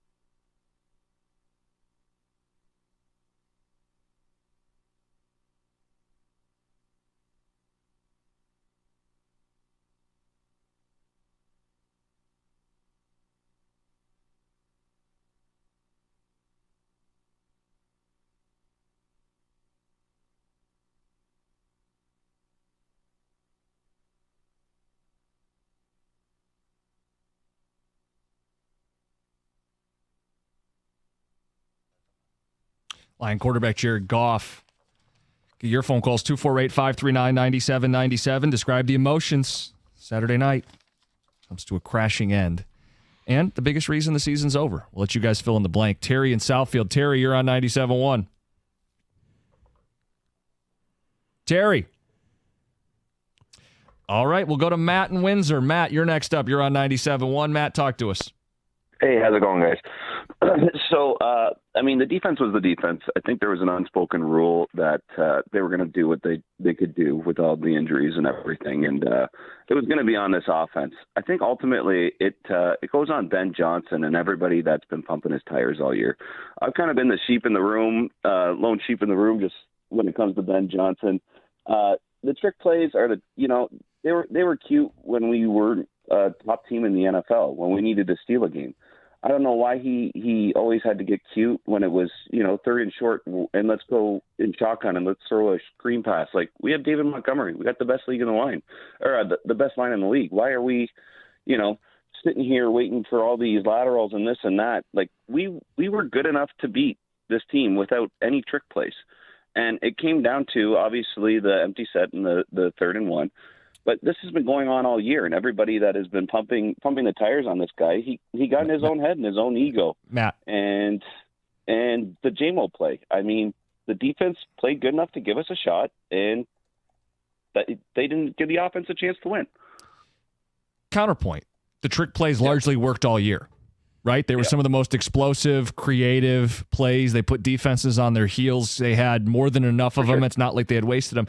I say all that to agree with you, though. On 3rd and 1, run the damn ball. You're facing a team that can't stop the run. Gibbs is starting to pick up a head of steam. Run the ball, go up 14-3, play with a lead, and then everything kind of just works its way out from there. Your defense can play maybe a little more loose, and your offense certainly isn't going to tense up the way we saw them tense up later on in the game. But it wasn't only this game. He's done it all year with this 3rd and short. You know what I'm saying? Like, it's been a growing theme. I think some of it is they know they have 4th and short in their back pocket. Like, if they don't get the explosive, if the play doesn't work, they'll simply just hand it to David Montgomery and get it. So it's basically a free play to take a shot. Yeah, and there's times to play cute, and there's times to play like this. This was an NFL playoff game. I know. This was, this is not. Man, I say all that. I'm with the you. Cute stuff aside, and we were strong enough. We were good enough to beat these guys head on, and I don't know. I just don't agree with the calls. Yeah. Well, we're going to dissect every single call. What we were strong enough to do is beat this team without turnovers. Yep. Without self-inflicted wounds. So let's say as soon as you do that, you can't beat a lot of teams in the NFL. We saw that you could beat Houston that way, but that was a regular season game. The equations change in the playoffs, and Baltimore, 2 turnovers cost them a chance to go to the AFC Championship game. For the Lions, 5 turnovers cost you a chance to go to the NFC Championship game. They had the 5 turnover game against Houston, but they could overcome it because the defense was still kind of intact, right? No Aiden, but they still had the rest of that defense intact. Without the defense intact, there was no way in hell they were going to win the game with 5 turnovers. And that's the point. The 3rd and 1 wasn't just, they didn't get the first. They didn't get any points at all. They had empty possessions, plural. Jared Goff gave the other team a touchdown, and it was a terrible decision. He copped to it there when we played the clip. He's got Laporta. Brady's highlight, you got Laporta. Yeah. Why throw in the middle of the defense to a receiver it's kind of a funky route, not truly settled yet? He throws a wobbly ball high. It's a bad decision. It's a bad throw, and it's a catastrophic mistake. And then, John, the other pick at the end of the half. That's another situation where points are taken off the board because he undercuts the route because the throw wasn't deep enough. That ball's got to be JMO or nobody. That's got to be high and out, not in and behind. 5 turnovers. That's the answer to your question of what cost this game. And you could say defense, you could say coaching, we could talk about different play calls. It's turnovers. And when you have 5 turnovers in the playoffs, you're not going to win. Just flat out, you're not going to win. No. We got another shot here with Terry in Southfield. Terry, we'll put you back up at the front of the line. You're on 97.1. Yes, hello. Good morning. I'm sorry about that, guys. I just want to say that the biggest thing I got a problem with, I don't want to put all the blame on Jared Goff. It's a team effort. We had some SOL moments yesterday. And then Saturday in the game. When you got 12 men on the field, that's a team management problem. That ain't on Jared Goff. That was on the defensive staff. Then you have the offensive coordinator. He's getting a little too pretty with the play calling. And then the other SOL moment I would say is that Jahmyr Gibbs should have been the featured back. Yeah. The team had a whole different chemistry when he was in there. The guy getting 10 yards a pop. And then Jared Goff showed you who he was. He showed you who he was before he came to Detroit and when L.A. shipped him off. He went to a Super Bowl and the Dolphins scored 3 points. We went to the NFC Championship game last year. He showed you who he was. He won't do anything extra. He won't run when you need to run. He tried to make a block on Saturday, and so he came out, had to go to concussion protocol. One thing I would say about Matthew Stafford is Matthew Stafford played injured. He played with a cracked vertebrae in his neck. I think he had a thumb broke. He played. So we give a guy $200 million after he showed you who he was. That's how I don't understand. Well, hold on. That's what I'm just pointing. I don't like the connotation here that Goff's not tough. Okay, you can think that Stafford's better, and you could be critical of the way Goff played. I'm not going to sit here and question his toughness. He's played every game for the last 3 years. Yeah, that's where I think we're going too far. And they paid him off of what he did last year in the playoffs, which were 3 very good playoff games, games where he played enough for them to be in the Super Bowl. This was nowhere near good enough, and I have no issue hammering home the point that Goff wasn't good enough. John, he used SOL moments, which I think is a lot better than kind of the lazy, the SOL, the same old Lions are back. I do think there were moments in that game that were reminiscent of SOL. Like, I think that 4th and 2, not getting the timeout with 12 on the field is a mistake we would have seen from previous bozo regimes. Just individually, is that an SOL moment? No, I'm not. No? There's nothing. To me, there's nothing that happened in this game is SOL. You don't think that? No, I hate the SOL acronym, does not live for me. It doesn't live. And are there mistakes that were made? Sure. But this was a mistake for this team. It was errors for this team. I'm not going to go back 5, 10, 15, 26 decades and talk about everything that's led up to this moment as it playing a factor in this game. It's not a factor. I just mean, like, that's a decision I could have seen Patricia, Caldwell, Schwartz, Morningweg. Dude, call the effing timeout. You're giving them a first down if you don't call the timeout. You can't be an idiot here. You have to be a head coach. You have to make the timeout call. As lousy it was to be to burn the timeout, you have no choice. You have to call it. And by not calling the timeout there, that is game mismanagement that I have seen time and time again. So when he says it's an SOL moment, that resonates. I'm not willing to label this franchise, who has pushed that in the rearview mirror, who has won back-to-back divisions. These aren't the same old Lions, but that was a moment that I go, oh no, I've seen this before. Anyway, we'll get more of your thoughts. 248-539-9797. Overreact Gyms as the hour wraps. It's 97.1.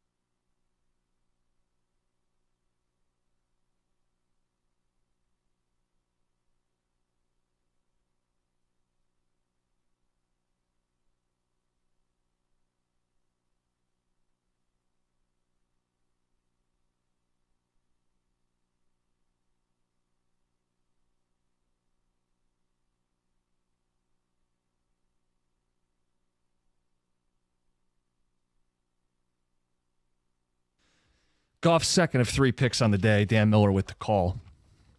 John, I was wondering how long it would take before someone would invoke those 3 letters. We made it more than half the show. It disgusts me. I don't like the acronym either. No, but saying moments like that are that acronym. It's like saying, one of the Goff's interceptions or any of the Goff interceptions is the same as Scott Mitchell's interception back in, 96 or Andre Ware back in 93 or whatever it is. No, but I'm specifically citing the 4th and 2 because it was a dysfunctional play, right? Sure. And dysfunction is at the heart of SOL. And I don't like using that acronym. I think it's lazy radio. Okay, then. I'll just say it was dysfunctional, John. Does that make you happy? It was very dysfunctional for this team. It was dysfunction reminiscent. It was out of characteristic for this team. Yes, it's 100% out of characteristic, uncharacteristic for this team. But it was dysfunction because it's 4th and 2, and it's a 3-point game. And if you can get a stop, you got a shot. And they didn't even have a chance to try to stop him on 4th and 2 because they ran 12 guys on the field. And because Tom Brady could see it up in the booth, and he was telling everybody on TV, timeout, timeout, timeout, timeout, timeout. The head coach has to see it, has to know it, and has to call a timeout. He should see it, so should Anzalone or Jack Campbell on the field. Yeah, don't let the players off the hook either. I just mean the head coach, for as much as we rightfully praise Dan Campbell, as much as he has dragged this franchise from the depths, as much as they've elevated to being in this category, he effed up. No question. And he knows it, and he owned it, but it doesn't absolve him from the blame. It doesn't mean we should take it easy on him. He effed up. No question. Wasn't the only one. Why is the season over? 248-539-9797. Let's get to Harvey in New Baltimore. Harvey, good morning. Good morning. How are you? Good. A couple of things. I'm going to give you a different perspective on my thoughts. I've been a season ticket holder for 42 years. But I'm going to make 2 fast comments. That wasn't Dan Miller's fault, the timeout. The defensive coordinator was running out on the field. All the officials were between the 7-yard line and the goal line, all watching the play, and he was running out to call timeout, and no one could hear. It was so loud, no one could see him. So that was the defensive coordinator that did not have the 11 men and not the 12. That wasn't Dan. That you keep saying he messed up. That's about the only time I don't agree with you. Why didn't he call a timeout, Harvey? The defensive coordinator was trying. If you've seen him, he was running. There's no on the time. Field Call a timeout. Override your your defensive coordinator. You're the head coach. Act like it. No, Override it.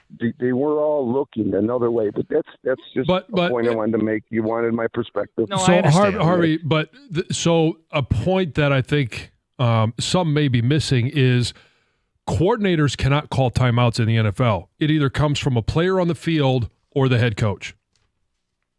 Yeah, they didn't get to him to see, and maybe you're right, but I was just looking at that. That defensive coordinator is supposed to have the 11 men and know who they are, and the players are supposed to know that. And I'm not going to blame Dan Campbell on that play. It's, to me, you have to, Harvey. You have to blame the head coach on that play. Doesn't mean you want him fired or anything, but what's the alternative? We like him, so it's not his fault. I'm wrong on that. That's just one. Okay. One thing I wanted to make before I even tell you what I wanted to get at. Yeah, go for it. And then one other thing. To anybody that says SOL is so wrong. It's a completely different everything here after 42 years of me watching this. But the point I wanted to make is about 6 weeks ago, I sat there with my father, and I've been talking about the whole time that there's no way that we're going to win the Super Bowl, and maybe not even get in. And I knew this because of our injuries on defense. And I know we're talking about just this game and all the bad plays, but we were never going to go deep because of what happened. And I sat there and we talked about it. My dad's he was at the 57 championships, just knows a lot, and he's always taught me defense wins championships, defense. And when this happened to our defense, and we got people taking their first snaps in the NFL, it's just, I knew this before. And Harvey, you may be right about that. Pick apart the game. Oh, you may be absolutely right about that. That this, if they had won, they would have lost to the Eagles or they would have lost in the Super Bowl. I just would make the case, focusing on Saturday, even with that defense, they should have won the game. Yeah, the defense isn't what cost them the game. Now, they didn't make it any easier, but it's the 5 turnovers on offense, and it's the lack of execution on offense that cost them the game. And if, just to clarify, coordinators can't call timeouts. I know it happened earlier, and it was a big deal when Steve Spagnuolo called a timeout for the Chiefs. Now, the Chiefs get to do whatever they want, but coordinators can't call it. The only way a coordinator can call a timeout is if the headset is still on with the green dot and he is screaming, call timeout. And so the player ultimately is the one that calls the timeout, or it has to come from the head coach. Coordinators, offense or defense, assistant coaches, players on the sidelines cannot call timeouts. It comes from the head coach or it comes from a player on the field. 248-539-9797. Let's get more of your thoughts on this. We've got Steve in Detroit. You're on 97.1. How you doing, guys? I've been sitting here thinking, man, honestly, I feel like we were cooked as soon as we got that number 1 seed. Just listening to what everybody's saying, like, I really feel like we would have been better off, losing to the Vikings and playing the Rams. Like we should, like that bye. I feel like they got complacent. They took some time off. They got away from football, and they forgot the main goal. The main goal was to try to make it to the Super Bowl. I heard y'all say earlier, like, don't. I feel like the coaches, man. I don't agree with the rule that coaches should take interviews during the postseason. I didn't agree with it when back in. I hate to even bring this guy up, but back when we was getting Patricia, and we were on the other side of that, we were waiting for him. He was making this little Super Bowl run with the Patriots, and we had to wait for him. Like, I wasn't a fan of it then, and I'm not a fan of it now that it's that we're on the other side of it. Right. I feel like, I really just feel like those guys had 1 foot in, 1 foot out. Even Dan Campbell, he made his mistakes. Guys didn't execute, but I really feel like that just having the number 1 seed, something, we was in uncharted territory, something we never experienced before, and we didn't handle it well. Hopefully, unfortunately, we got to talk about next year, which none of us expected to be doing so soon. But it's hopefully they learn from this. That's I don't know. You got no other Hopefully we choice. can learn from this. No, I hear you on that. Mm-hmm. John, you had talked about that. It's how you bounce back from something like this. Yeah, and the problem is we've got a long off season and a long preseason. Like, we won't know the answer to that question until this time next year. 248-539-9797. We have so much still to do. I feel like we've hit the big stuff, and we're going to keep taking your phone calls. Obviously want to know where you're at emotionally. We envisioned doing a very different show when the Lions season was over. Didn't expect this. Where were you at Saturday night? Emotions. And where are you at with the game itself? We'll talk football. We'll talk feelings. We also need to address a certain word. Disco. 9 o'clock hour, we'll bring it up. What do we do with disco? It's 97.1.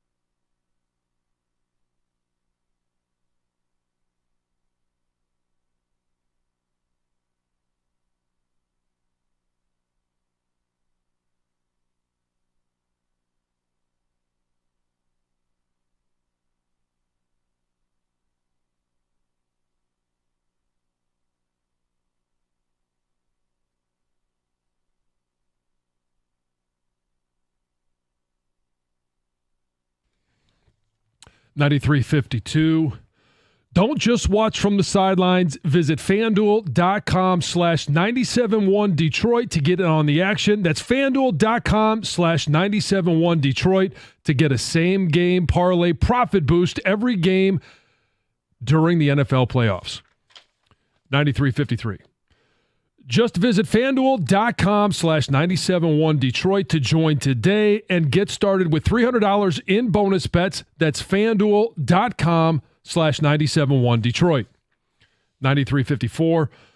Don't wait. Visit FanDuel.com/971 Detroit to download America's #1 sportsbook and make your playoff payoff even bigger.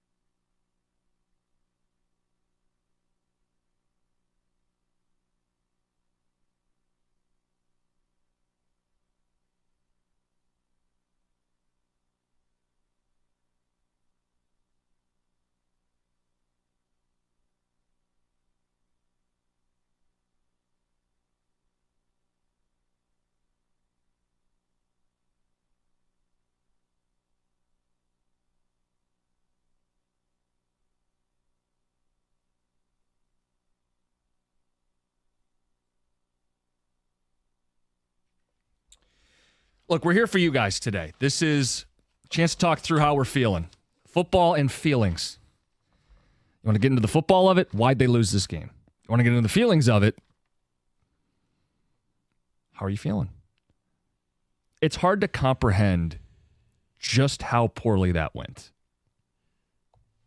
I'm a combination of sad and angry. You get riled up the more you talk about they pooped the bed. Like, this was the biggest game of the year, and that was pathetic. And it's all for nothing. All the fun we had on Victory Mondays, the Super Bowl dreams, all of it died in the most embarrassing, pathetic display. I mean, that's John, their defense is one thing. For the offense to commit 5 turnovers, that's where I'll put the blame, and that's primarily on Goff. Yeah, it's frustrating. Anger, disappointment. It's all kind of wrapped up in the one this morning because, and here's the weird thing. It wasn't a Sunday game; it was a Saturday game. So then we had a chance to sit there yesterday, and we kind of all went through the same emotions. Where before the game on Saturday night, we were wondering, okay, who do we want more in that Eagles-Rams game? And as I'm watching that game, I'm like, I don't really care. I don't care who wins this game anymore. And that's because you don't. Like, you really can't. It's okay, yeah, we don't have to live with Stafford anymore. We don't have to worry about him winning another Super Bowl, but it's so hollow because we don't have a seat at the table anymore. We don't have an invitation to the party. It's hollow, and then it's sad, and then when you go into the details, it only gets you more fired up about what could have been, right? I mean, again, I said it. We get to set the tone a little bit in the morning, right?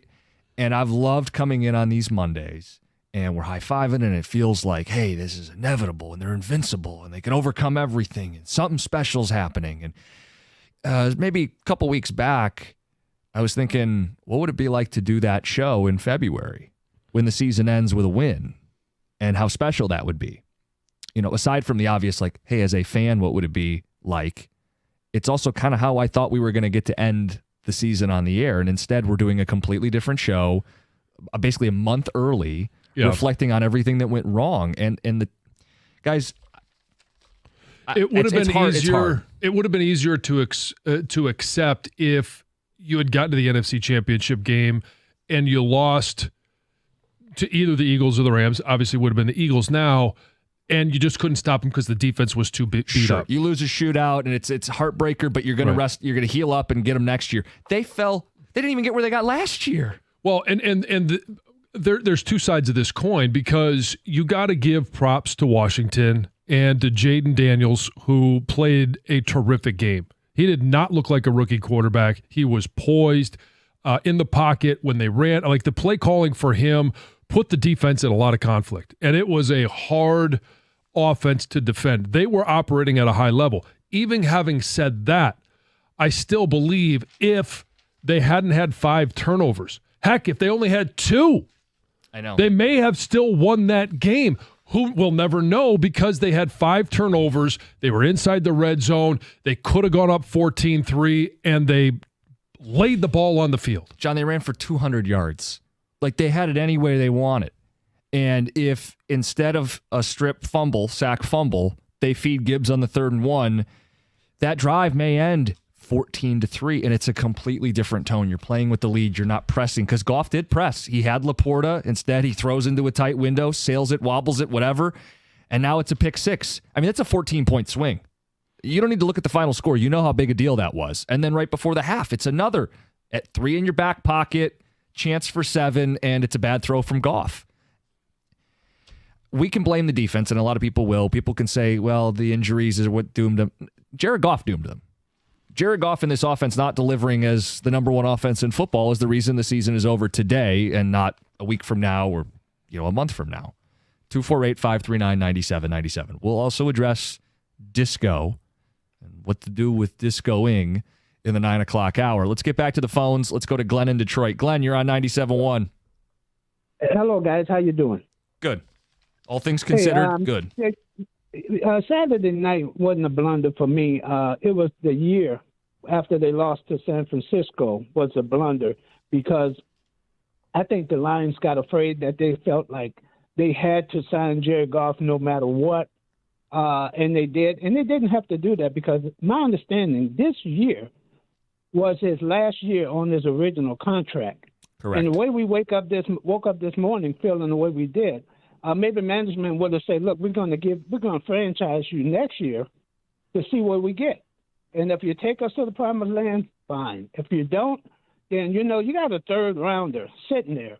This guy, we need to find out what this guy can do with the starting lineup, not third stringers in the exhibition game and free agent. We need to find out what he can do before his contract's up, because next year it's going to be year 4 for Hendon Hooker. And if he goes somewhere else and he turns it out to be a very good quarterback, and we're gonna have a lot of eggs on our face.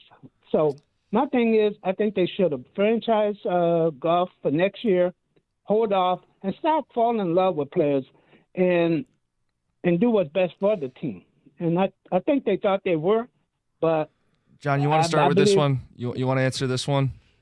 So, okay, they'll get a chance to see what Hendon Hooker can do in the preseason. He's not going to be the starter next year unless something catastrophic happens to Goff. Glenn, even in your scenario, he wouldn't, because you'd franchise tag him. So you'd have Jared Goff as a starting quarterback either way. I don't know what that really accomplishes. Well, what that accomplishes, you're not tied into all that money for 5 years down the road.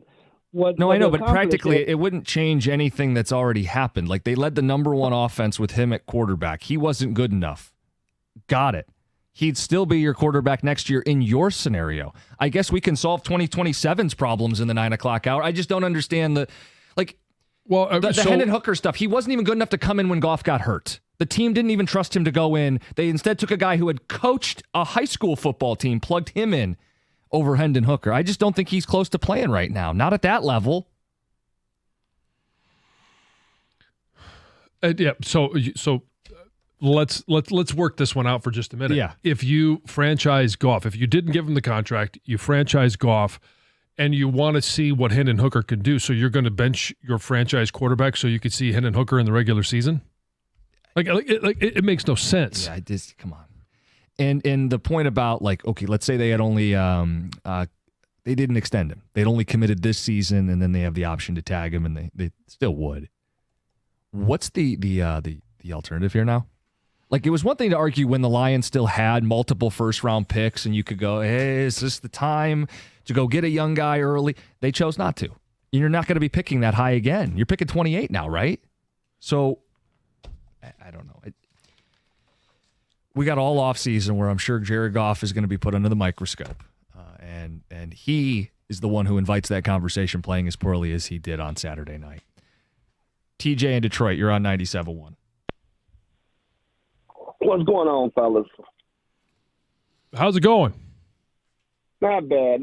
Now, I'm an optimistic man. I'm sad today, truthfully, but I'm encouraged because no other team in this league would have done what we've done this year with 20 IR players, man. I mean, here's the encouragement for everybody. The chances of that happening again next year it's not good odds. Now, what I will say is we overachieved a little bit. When Hutch went down, nobody thought we'd only lose one game in the regular season after that. Nobody thought that. Mm-hmm. Well, no, including me. But I have to tip my hat to Aaron Glenn. But what I don't like and what I saw from the game is when we came out in the first quarter with Montgomery, and I know it's the beginning of the game, nothing's happened yet. Gibbs' first carry that game was for 14 yards. We may not go 3 and out if Gibbs is in that starting lineup. You don't know what you get out of that explosive guy. You have so many more options with him on the field. TJ, I'm with you. Whether it's coming out the backfield, whether it's a big strike, you just never know. So we go 3 and out, no problem. We're still in the game. Everything's okay. The 3rd and 1 call, that's not what we do. Like, we have those great backs.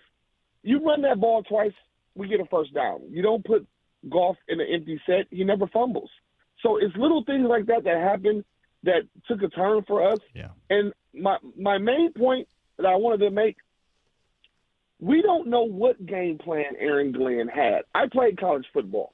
And one thing I know, when you schematically plan for a team for 2 weeks, you're schematically planning that for that team with the players that you're assuming there's going to be on the field. So when Amik went down, that throws your whole game plan out of the window because now you got to bring in a guy that didn't get reps. Yeah, they're thin at defensive back at that point, TJ. And to your point, too, they lose they're Ife Melifonwu. They briefly lost Branch, although he came back in the game. No, I mean, listen, they were dealt a really... But when we lost, yeah. But when we lost Branch and Melifonwu, that next play was huge. Yeah. The next play was very huge in the game. TJ, I'm giving you credit. I think it's a good point. I do. We got to get to the update here. I think it's a good point. I think the defense was depleted all season. Where I disagree is he said he felt this team overachieved this season. I just can't possibly. John, I want your answer coming up next. Like, there's no way you could label this as a team that overachieved, right? It's 97-1.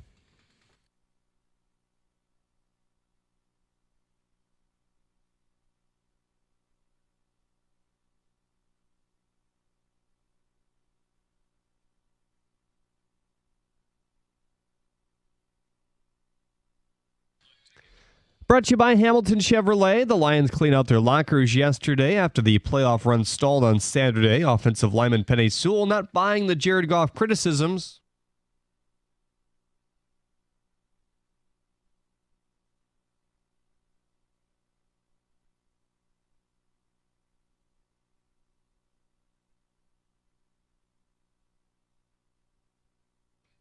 Tom Izzo has led Michigan State basketball to their 11th straight win thanks to an 80-78 final over a ranked Illinois squad. Trey Holloman led the Spartans with 17 points. His team was down by as much as 10 in the first half. Tigers ace Tarek Skubal was at the game as well, and the AP asked him about his contract talks with the Tigers. Quote, I'll keep those pretty private, but I love playing in Detroit, and I'm excited to get down to spring training, end quote.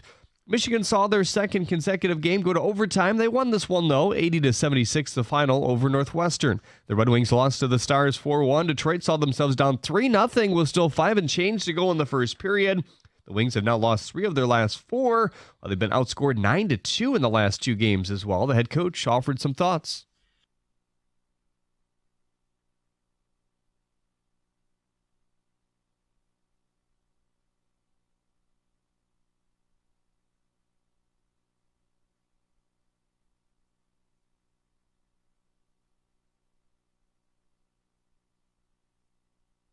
At the Corwell Health Sports Desk, I'm Jeremy Otto. For more, go to 97.1 The Ticket or Odyssey.com.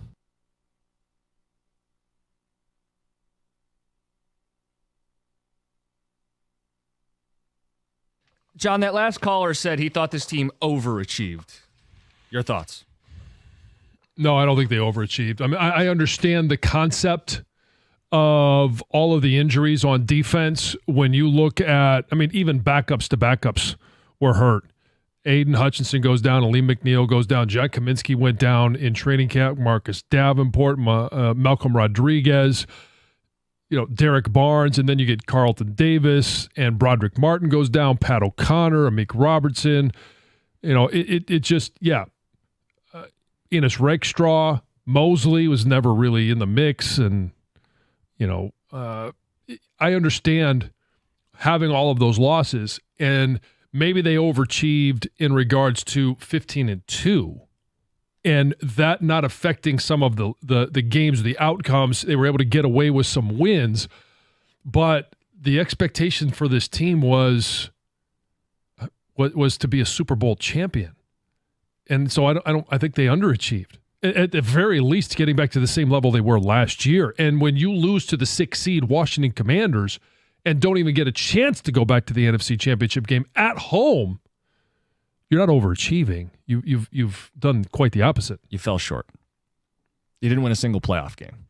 The greatest regular season, and we have to emphasize the word regular season, the greatest regular season in Lions history is not the greatest season in Lions history because they couldn't win a playoff game. And even with the injuries, we had talked about it. There was still a path for them to win the Super Bowl. Forget about all that. They didn't even win a playoff game.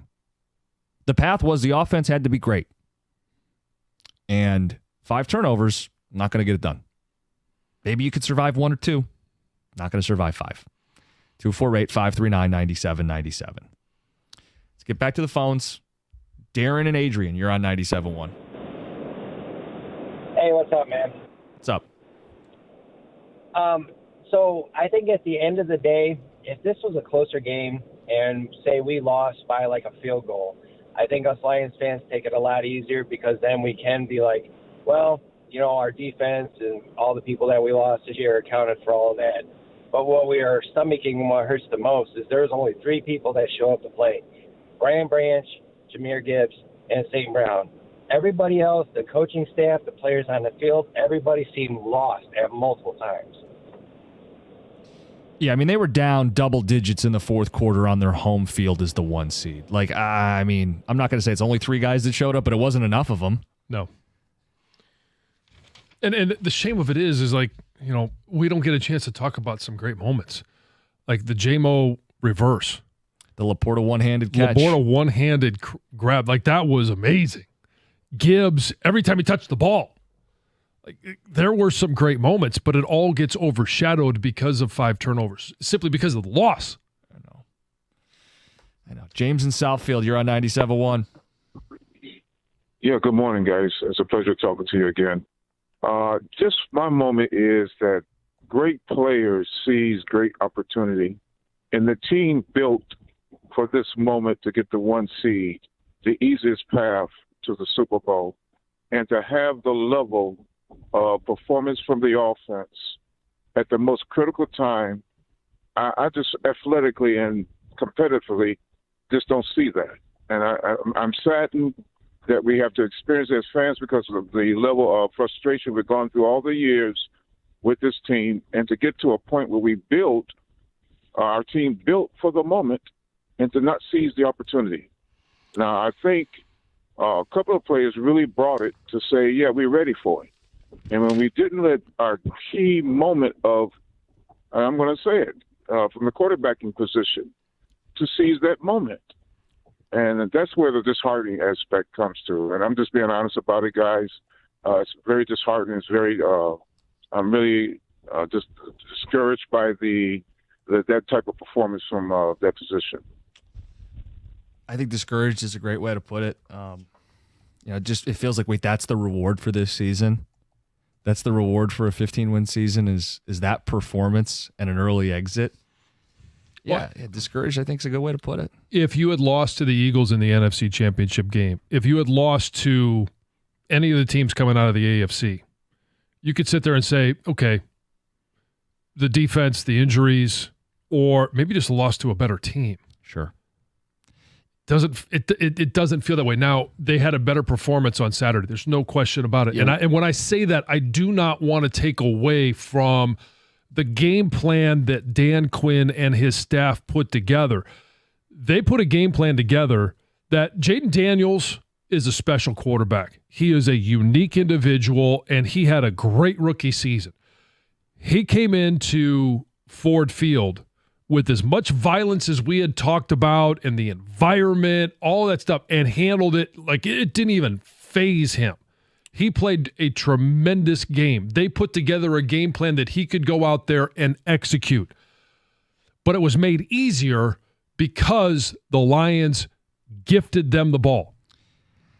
Texter says, you guys aren't looking at it objectively. The goal was the Super Bowl with Hutchinson, McNeil, Davis, etc.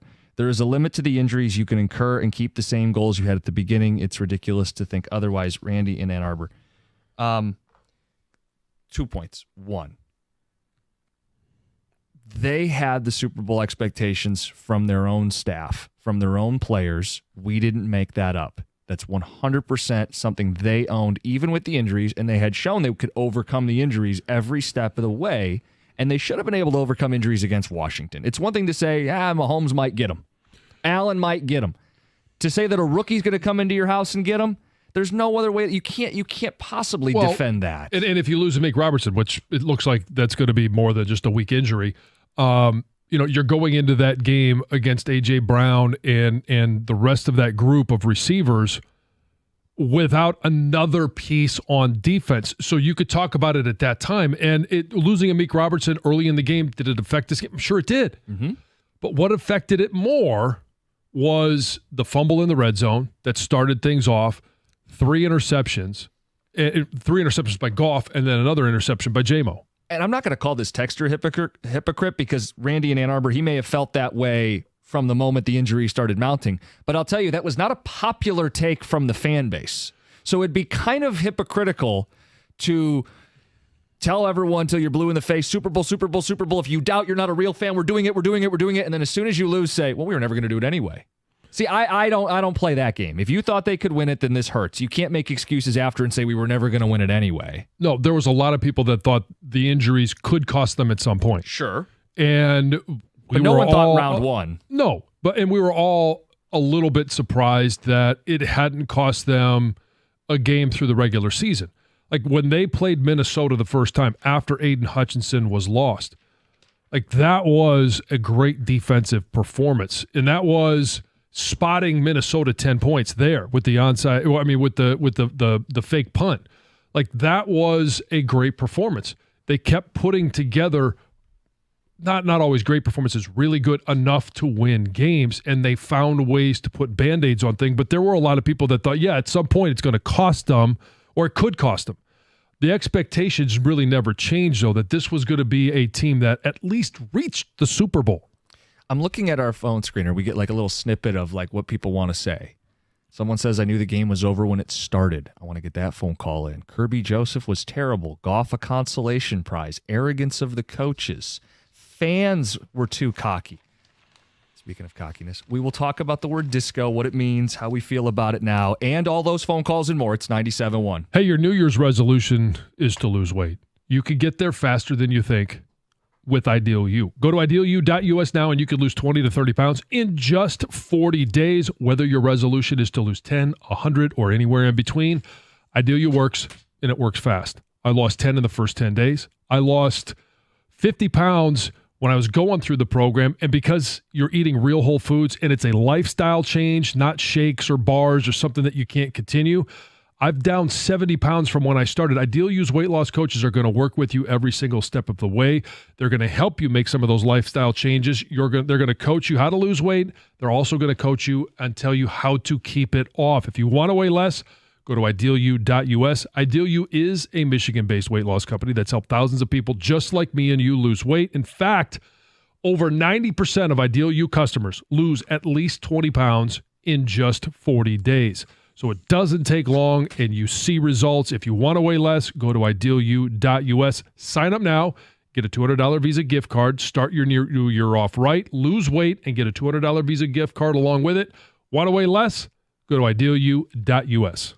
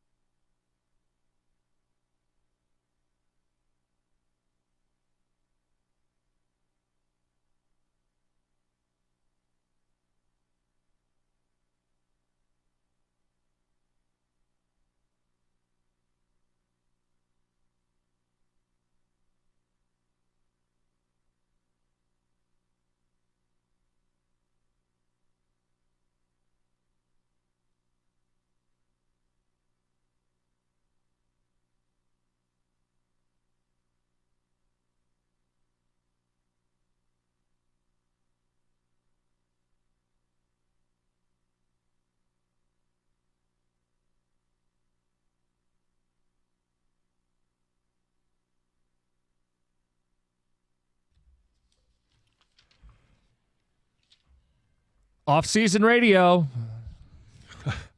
Yay. They're already.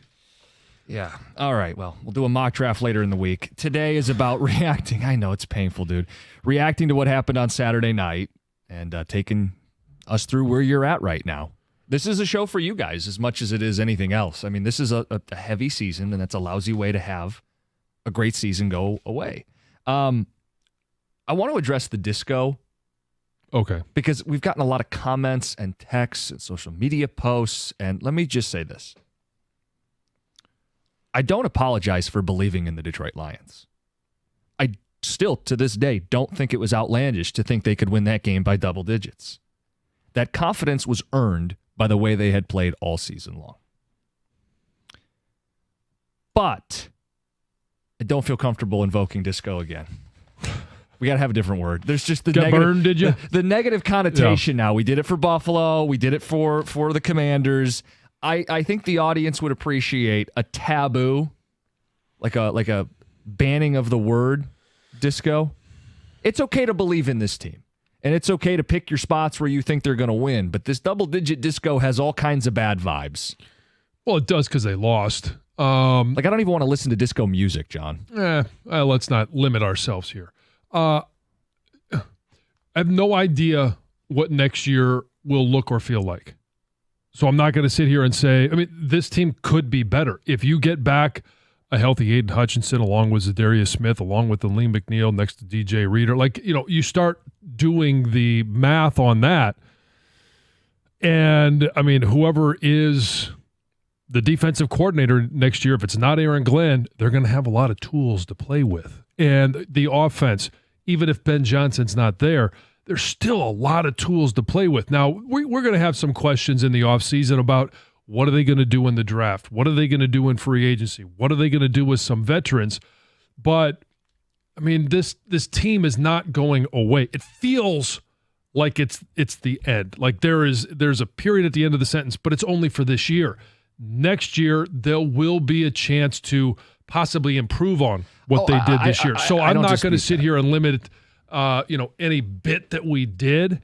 I'm not eager to bring it back. Well, that's kind of where I'm at today is I maybe people can relate to this whether they were discoing or not, but this idea that you are forever changed as a fan when you lose as the 1 seed that early. The good times can still be had, right? They could still win the division next year. They could still get the 1 seed, but you're never going to feel the same way. You're going to be a little more on guard. All right, sure. So letdowns, right? You're going to be a little more guarded now, knowing, hey, even if we are the best team in football, it doesn't mean you know what. I think that forever kind of warps you a little bit when you lose as the 1 seed, the way they did. It was something that we did to make it a part of this season. Yeah. And next year, again, its own feelings animal. are all going to be different, and maybe we're more confident, maybe we're less confident. Who knows what type of injuries? And we had that one caller who said, it's unlikely that you lose 16 players on defense to IR. Yeah, it probably is unlikely that you get ravaged on that side of the ball the same way you did this year. We have no idea what type of injuries might happen on offense, or in conjunction with maybe it's 3 or 4 impactful players on defense, and it's a couple impactful players on offense. These are all part of the equation that we will figure out and work through next year. Yeah, and I hate that we're already kind of putting that on the forefront, but that's the way this is going to go. They may lose both coordinators. Some of you may say good riddance. I happen to think they're good coordinators. That's going to be a question mark for next season. The offensive line gets a year older. I just think there are going to be some concerns with the schedule. You're going to play 3 of the last 4 teams standing, I believe, all on the road next year. You got to stop. You've heard this, a tough schedule. And I'm not telling you they can't overcome it. The idea was they didn't overcome it to win a Super Bowl this year. And it's not promised. And Dan Campbell's words echo in your head from the NFC title game against the Niners. We may never get back. And a lot of people want to romanticize. This is like the Wings in the 90s. This is like the Pistons in the 80s. Well, you could be like the Tigers in the 2000s. It's not promised. And Dan Campbell's the first to tell you that a year ago. You get so many cracks at this, and they've screwed up 2 of them now. So I have a hard time. Oh, there's always next year. And I'm not saying you're doing that, John, but there's always next year. We don't know what challenges are going to be there next year. And I think we'll forever be more guarded. And I don't think, speaking for myself, I'm going to be discoing anytime soon. 248-539-9797. We got calls to get to. Yeah. Let's start with Cedric. Go ahead. You're on 97.1. Hey, good morning, guys. What's up? Hey, I called you guys some months back, and I called you guys, and I was talking about Hendon Hooker. You guys are tired of hearing that.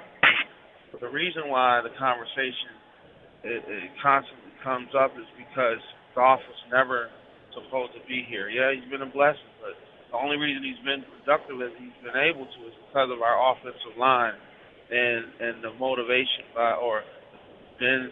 I don't have a problem with Ben Johnson and the calls that he calls. He does what he does. We always roll with 4 downs, but Goff was just supposed to be the consolation prize to go along with the 2 draft picks and help Stafford go to where he wanted to go. So, Cedric, I certainly felt that way at the time, but I don't think Brad Holmes felt the way at the time. Well, Brad Holmes is the one who pretty much drafted the guy. Right. So, yeah. But so you still have to he's almost incapable of taking that step. You know what I mean? Playoff football is a totally different animal than the regular season. Yeah. And some people can't take that step. And I just believe that he's that guy. He's great in the regular season. But that's it helps you get to the playoffs. Oh, it's the conversation they're having in Baltimore. It's the conversation they're having in Baltimore today, right? Playoffs are a different animal. Lamar, he let him on the drive, and Andrews dropped it. But Lamar also had 2 turnovers, right? I mean, the conversation they're having about Lamar is not that different than the conversation that we're going to be having all offseason. And it's Goff's fault that we're going to have that conversation. I know it's going to be the you media types. I didn't turn the ball over 4 times in the playoff game at home. I mean, I give Goff credit for the playoff run they made last year, but fair's fair. I mean, this was wholly inadequate. This was unacceptably bad. These were you got outplayed by a rookie at home. Well, and so it's the difference is too. Like last year, it wasn't his fault that they weren't in the Super Bowl. Right. He played well enough against San Francisco to make it to the Super Bowl. This one, he did not play well enough to make it out of the divisional round. And it's so he just didn't. Right? It's a bad day to have a bad day. I'm not going to sit here and say, well, if Hendon Hooker was in the quarterback or if Teddy Bridgewater, like that's crazy. He had a really bad game, and he came up small in a big moment. All right, next up is Al in Pontiac. You're on 97.1. How you doing? Number one, everybody's blaming Jared Goff, and it's a team effort. And here's another thing. The unsung heroes are your linemen. To me, that 2-week break, it can be good, and at the same time, it can be bad. But what I can understand is this here, is that, the 2011 Minnesota Vikings won 15 games. 2024, Detroit Lions won 15 games and knocked out the first round of the playoffs. Yep. But, to me, the offensive line, they play her all the time. And people don't understand that at all. I guarantee you, them gentlemen were hurt all the time. And they get in there and they play and they do a great job. Everybody has a bad day. And for the Lions, that was it. And to be honest with you, I just wanted them to make the playoffs. I didn't want them to get eliminated the first round. But it happens. Another thing, why do the NFL start having coaches looking for different jobs before the season is over with? I don't understand that one. But the main thing I don't understand is this here. I got to pay full price for my Gardner White furniture now. This is where it comes back to. Yep. Bill comes due. Oh, man. That hurts, doesn't it? $1,500 patio set. That would have only been $750 if they won the Super Bowl. And it's cold outside. You can't even use it right now. Right. And that was supposed to be on the house. They're supposed to deliver for you. Hey, Gardner White's laughing at all of us right now. Yeah, they're like, hey, we'll send you an invoice at the end of the day, and we expect that paid promptly. In regards to the linemen being hurt and playing hurt, every guy that takes the field, from save maybe the kickers, from quarterback to defensive back, D lineman, O lineman, once the season starts, in fact, once training camp starts, you're all going to be banged up at some point. Some more than others, but it's part of the game of football. It's a violent game. You're going to be hurt. You're never going to feel the same way. In fact, as the years go by, you're never going to feel like you did when you were a rookie. You're just not. Lions fans, where are we at today? Today's about you. Today's about talking through this. It's 97.1. Moran Chevrolet is officially Michigan's #1 Chevy dealer for 2024. It's huge, and they're celebrating with awesome deals going on all month long. So get off the sidelines and get into the game at Moran Chevrolet. They've got great deals going right now, including a deal on a 2025 Trax. You can lease the Trax for $249 a month, 39-month lease, $999 down. It's Moran Chevrolet, where you always get the best price, period. Score your best deal at MoranExpress.com. You can shop or stop out in person. Test drive that new vehicle. They're on Gratiot north of 15 Mile in Clinton Township. Chevrolet, together, let's drive.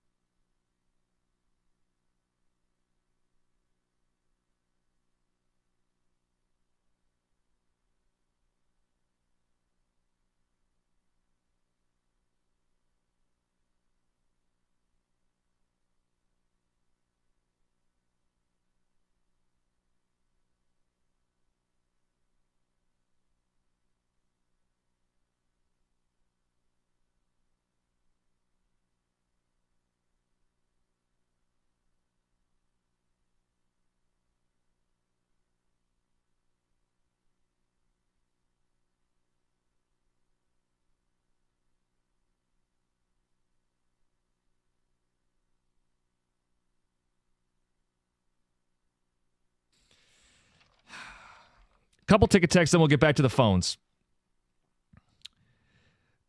We talked about how this changes you moving forward, and a texter, I think, nailed it. Says 15-2 won't mean anything next year. John, you'd agree with that, right? Like the newness of it, the significance of it. Hey, we're the best. It didn't mean anything. So if they go 15 wins next year, we're going to wake me up in the playoffs. Show me you can do it when the bright lights are out, right?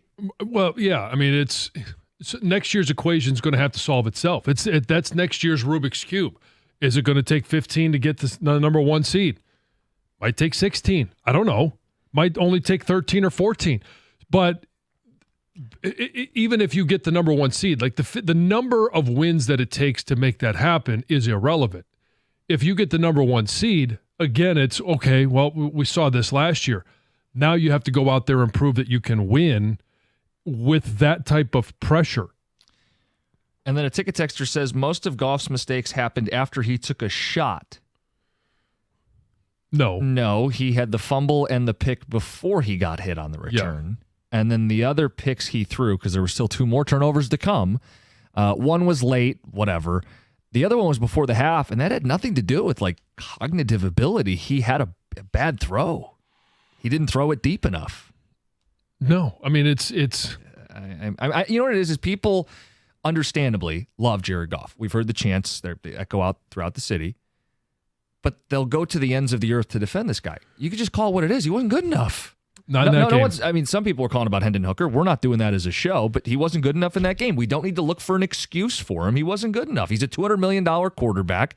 If you think he's one of the upper echelon guys in the league, you certainly can't be satisfied with that and call it what it is. And the same thing with Campbell. We love Dan Campbell. He's pushed this team where they are. There's no sugarcoating it. He effed up on the 4th and 2 by not calling the timeout, by surrendering a first down inside the 5. Like, we can both think these guys are our guys, while also saying it wasn't good enough, and it's their fault that we're not moving on. There's going to be moments that we're going to be able to criticize, and whether it's third and short, and you go empty like that's a moment that you could sit there and criticize. But I'm not going to sit here and dissect every play as to, well, was this the right play? Was this the right defense call? Was this the right personnel group on the field? No, what it comes down to is execution. Not every play is going to work. Obviously, you would have liked to have converted that into a first down and not been in a situation where you fumble the ball. However, it's ultimately on the players on the field to go out there and execute. Jared Goff has to know in that situation. How many times do we talk about a situation where a guy, the ball's on the 30-yard line, it's second down, you can't take a sack to get out of field goal range. It's not that much different where you're in scoring distance of the end zone and you know that the pocket's starting to break down. What do you have to do? Put 2 hands on the ball. Don't fumble the ball. Take a sack if you have to. Yeah, you're right, because Campbell broke down that play post-game at the podium, and he said it kind of snowballed, right? The receiver falls, St. Brown slips a little bit, so then Goff has to hesitate, and then he kind of hitches, and then the left guard blows the block, Glasgow doesn't get him, and then Goff fumbles it. So it's a chain reaction, I think, is what Campbell said. But at the end of the day, you're right. As a quarterback, you can eat it. What you can't do is turn the ball over. He's been so good at doing that throughout the course of the season. Yeah, like he is when the pocket breaks down. He dumps the ball off and gets rid of it. It doesn't care that it's an incompletion. He puts the ball somewhere safe, whether it's out of bounds, it's out of the end zone, or it's at the feet of a receiver. He gets rid of the ball. That's been Jared Goff throughout the course of the season. It wasn't him. The offense, in large part throughout the season, has been dynamic. The quote-unquote trick plays have worked. And now all of a sudden, when one of them doesn't, we want to say, oh, well, it's the trick plays. Well, did you like them when they were working? Because there was one in there that even, when Tom was doing the game, was like, I've never seen that before. It's amazing. He said it in the moment. It's a pitch to Montgomery, and then it's a shuttle pass to Amon-Ra St. Brown. It was beautiful, well-designed, well-executed. Quote-unquote trick play. Shouldn't have been doing all that razzle-dazzle. See, I don't... I don't like J-Mo throwing the ball. But that's on J-Mo. The play's called, and the guy's got to know, and you practice this, don't put it in harm's way, right? Like, ideally, everybody comes up to play J-Mo because he's so fast, and you have to get a step to try to cut the angle off. And in doing so, it opens up the throw. he has to know if it's not there, we're not going to lose the game on this play. Just run it for a loss or throw it out of bounds. You cannot throw the ball there. But that's not Ben Johnson's fault. No, a coach's job is to put players in position to be successful. Yeah. And I believe a large part in that game, the players were in position to be successful.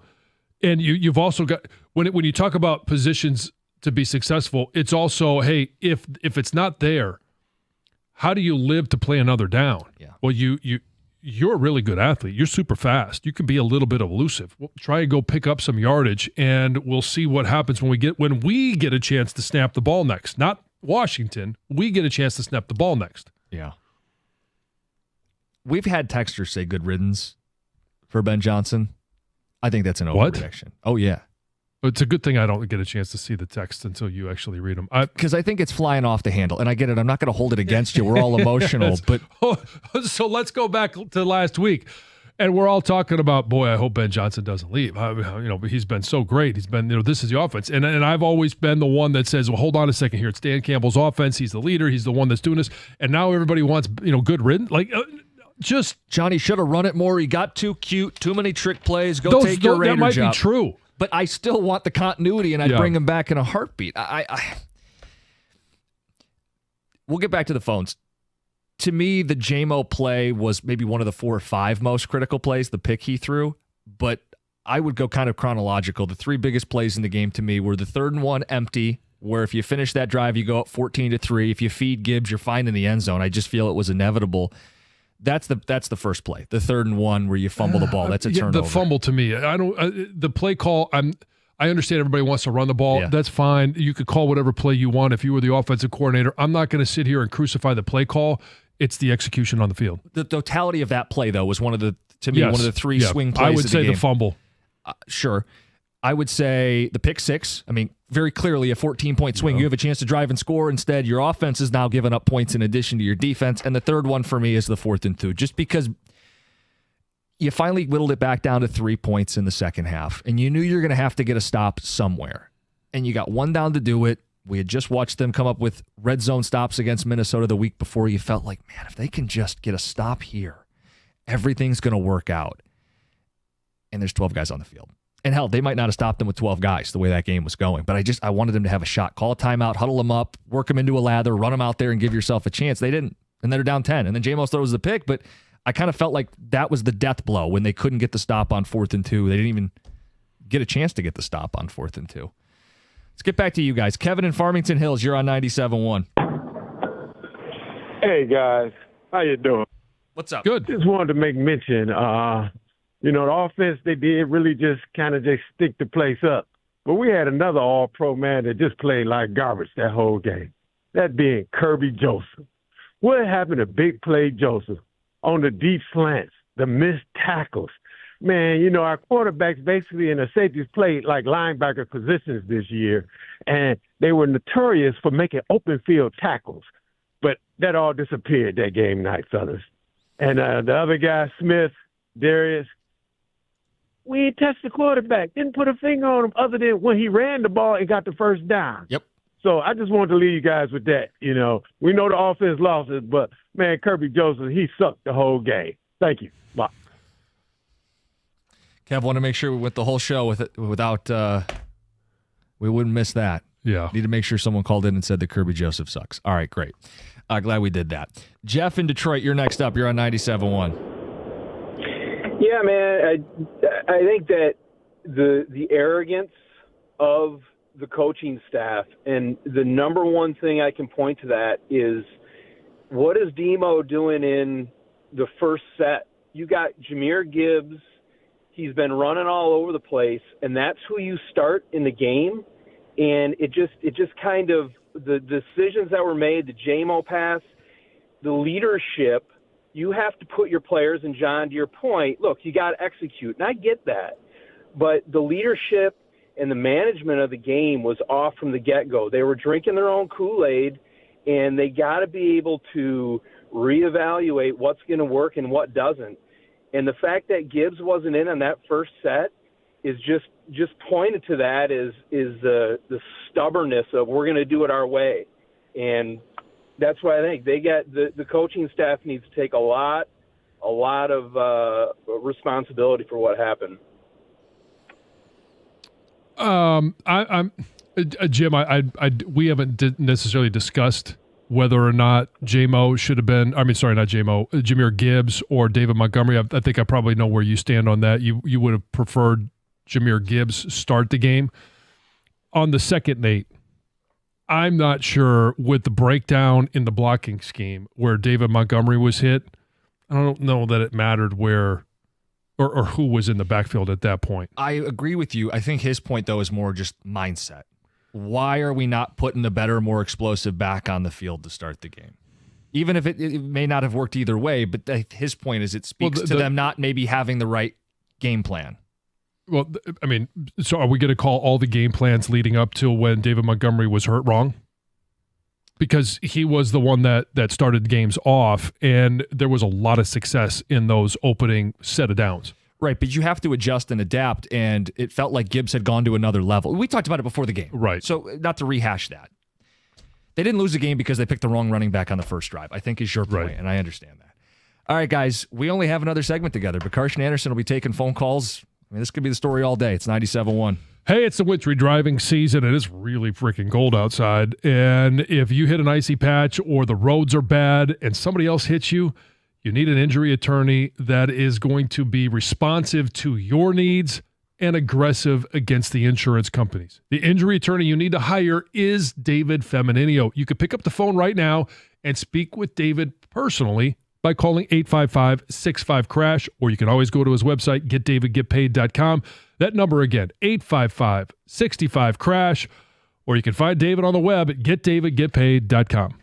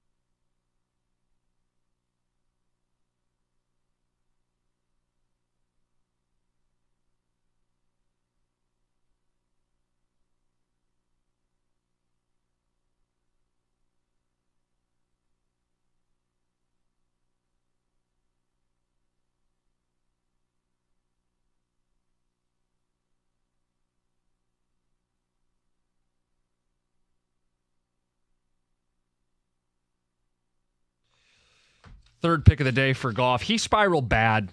And I'll disagree with Penei Sewell. It's not BS to say it. You're a $200 million quarterback.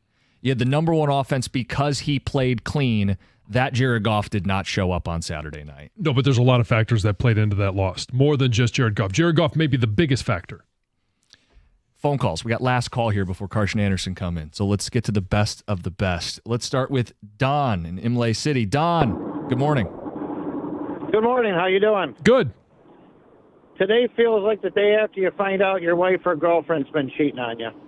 That's all you can say. But let's face it, the Lions are 15-2 this year. Who in their right mind would have ever thought the last 2 months of the season that they could do what they did? The offense completely carried us through. The defense was beat to hell. But we did what we did, and I honestly never expected to go much past where we went. I mean, it was an incredible season, but everybody wants to blame Goff and the mistakes that the coaches. They lost as a team, and we just weren't good enough. That's all there is to it. Like you got cheated on. I mean, I don't know what that feels like. I haven't either, but I probably is a lot like... that either of us are aware of. That's a fair point. You're never aware until it happens. But, John, as I think about it, I drove home in complete silence. Normally, I listen to the post game and I get the flavor. I was silent driving the entire way, which is what I'd imagine it would be like if you walked in on your wife cheating on you. You would just get in the car, there'd be no radio, and you would just stare into space. Oh, really? You just get in the car and go and walk away? What are you going to... You're going to... I'm going to kick some ass. Okay, my point, though, is later in the day when you're just staring off into space. All right, let's get next up here. Brian in Detroit, you're on 97.1. What's up, fellas? That last caller must be crazy. When you the superstar, the blame going on you. Just like y'all mentioned Lamar, Andrews dropped the ball, but we all blame Lamar. The Lions lost. Jerry Goff is the reason they lost this game. He played horrible. There was the whole city running around here chanting his name. The radio people talking about why he's not in the MVP discussion. He embarrassed himself yesterday. And I'm sitting here thinking, it always surprised me, why did L.A. get rid of him? And he's turned out to be this good because they know he could be good, but eventually he go fold like a lawn chair. Yesterday he folded like a lawn chair, man. That was embarrassing. And they paid him all that money. That's just downright horrible. Now they stuck with him because we know him and Campbell will not ever lift the Lombardi Trophy, ever. They're not good enough to get it done. So that's just how I feel. Hold on. So do you think he folded like a lawn chair last year against San Francisco? Listen, John. John, you know football. You know football very well. The goal is the Super Bowl, man. We don't want to hear all this partying up all the way up to getting close to it. The goal is the Super Bowl. And if you don't get that done in Detroit, you have failed. I don't care how close you get to it. It's to lift the Lombardi Trophy up. And I'm asking you, John, you're very smart in this. And maybe you don't want to answer. Is Jared Goff good enough and Campbell to lift that Lombardi Trophy eventually? So we don't know the answer to both. I do think that Goff... John, I know. They're not. Okay, so I do think that Goff is good enough with the right team around him. And I thought this year, offensively, they had the right team. But for you to say that Campbell isn't good enough to lift the Lombardi Trophy? Brother. They was off 2 weeks, John, and they 12 men on the field. Didn't call a timeout. Dumb trick plays. They were off 2 weeks, and that was their game plan to come up with to make those bad decisions. Yeah, I'm saying Campbell's not good enough to lift the Lombardi Trophy. Okay, so Brian, let me ask you this. Would it make you happy if you woke up tomorrow morning, Dan Campbell was no longer the coach and Jared Goff was no longer the quarterback? No, Dan Campbell and Jared Goff have a right to be expected to be back next year and the year after. It's just the fact I don't think they can get it done. How long we going to put up with them? They come back next year, the same result. No matter how good they do, they don't get the Super Bowl. How long we going to put up with it? The goal is the Super Bowl, nothing else. Brian. You and I are in a line on the goal. There's no question the goal is the Super Bowl. And this year is an extreme failure because they were built to win a Super Bowl and they didn't. Man, listen, you know I don't even like the Lions. I ran around here praising these guys. They were on a roll. They fought hard to get the home field advantage. And they let a rookie quarterback come in here and look like Joe Montana. Light them up. And then the quarterback, your 200, just like Lamar Jackson, your big money guy folded. He played. Listen, Lamar Jackson, I could blame Andrews and a whole bunch of people in Baltimore. I'm putting all the blame on Jared Goff. All of it. It's his fault to be $200 million, and, man, you have 4 or 5 turnovers. It's your fault. It's nobody else's. I'm putting the blame on him. I put the most blame on him. I don't put all of the blame on him. I will note, good to hear Brian in the morning, but it's suspicious that this is the first time we've heard from him in quite some time after they lose. Oh, you're familiar with Brian? Oh, yeah. Caller Brian. Oh. Yeah. Oh, does he normally get Doug and Gator all worked up? He gets everybody That was Brian? Yeah. You know what, Doug? That Brian? Yes. We haven't heard from Brian in, I don't think, the entire football season. Well, today he picks the day where they lose in heartbreaking fashion. Let me tell you a thing or two. Okay. And I like Brian, but come on, Brian. Gator, what's up? Hi. This is not the show any of us anticipated doing. No. Didn't want to do. No. Oh man. Yeah, it's brutal. I mean, there's no way around it. I was talking to you before the game.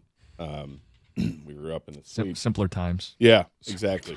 Talking with Jimmy as well, and we were all very chesty about it. And then we were discussing, well, how do they lose? That's the only way they lose, and we all kind of agreed is if they don't do what the Lions, if they go against themselves, they turn the ball over, commit some stupid penalties, and play outside. That's outside of themselves, what we're used to seeing. And I did unfortunately that happened. a DC show Friday night at about 5:00, and they asked me to put together a game plan if the Commanders were to be able to stay in the game or possibly win it. What would I say would have to happen? And I said, well, you're going to the Lions would have to lose time of possession, but more importantly, they would have to lose the turnover battle. If they give away too many opportunities, it's hard to win any playoff game, especially with one. And I think we remove at this point the rookie moniker from Jaden Daniels. Too good to be. Well, he was a rookie in week 1 when they lost to Tampa. There were some rookie mistakes, but he played 17 games. Yeah. He learned, he progressed, and no longer a rookie. He's playing like a veteran. I mean, it's factual, but he's so good. He is so damn good. And to go on the road and win 2 playoff games the way that he has, and it's not him, it's a team effort, obviously, but he is dynamic. He's fantastic. And, the rest throw in lose the that word game. rookie at the very end and say, and oh, by the way, I can't believe he's a rookie doing all this. But there's a rookie on defense that had a big game too. Sainriston was outstanding. He's a playmaker. We've talked about him all year long and talked about him all last year. He's flat out a playmaker. And, I hate Michigan, but I would have loved to have gotten Mikey Sainriston. Just so you guys, whatever you guys got planned, I want to hear about it in a second. But just so you know, we've had only 1 SOL call today and only 2 Hendon Hooker calls. So it's been a reasonable bunch today as we're all going through it. What do you guys have planned? Well, we'll continue the discussion, the season postmortem. And we've got Champ and Chump. Other things are going on. We try and turn the page here a little bit. Yeah. Yep. Carson Anderson. Yep. Next, 97.1.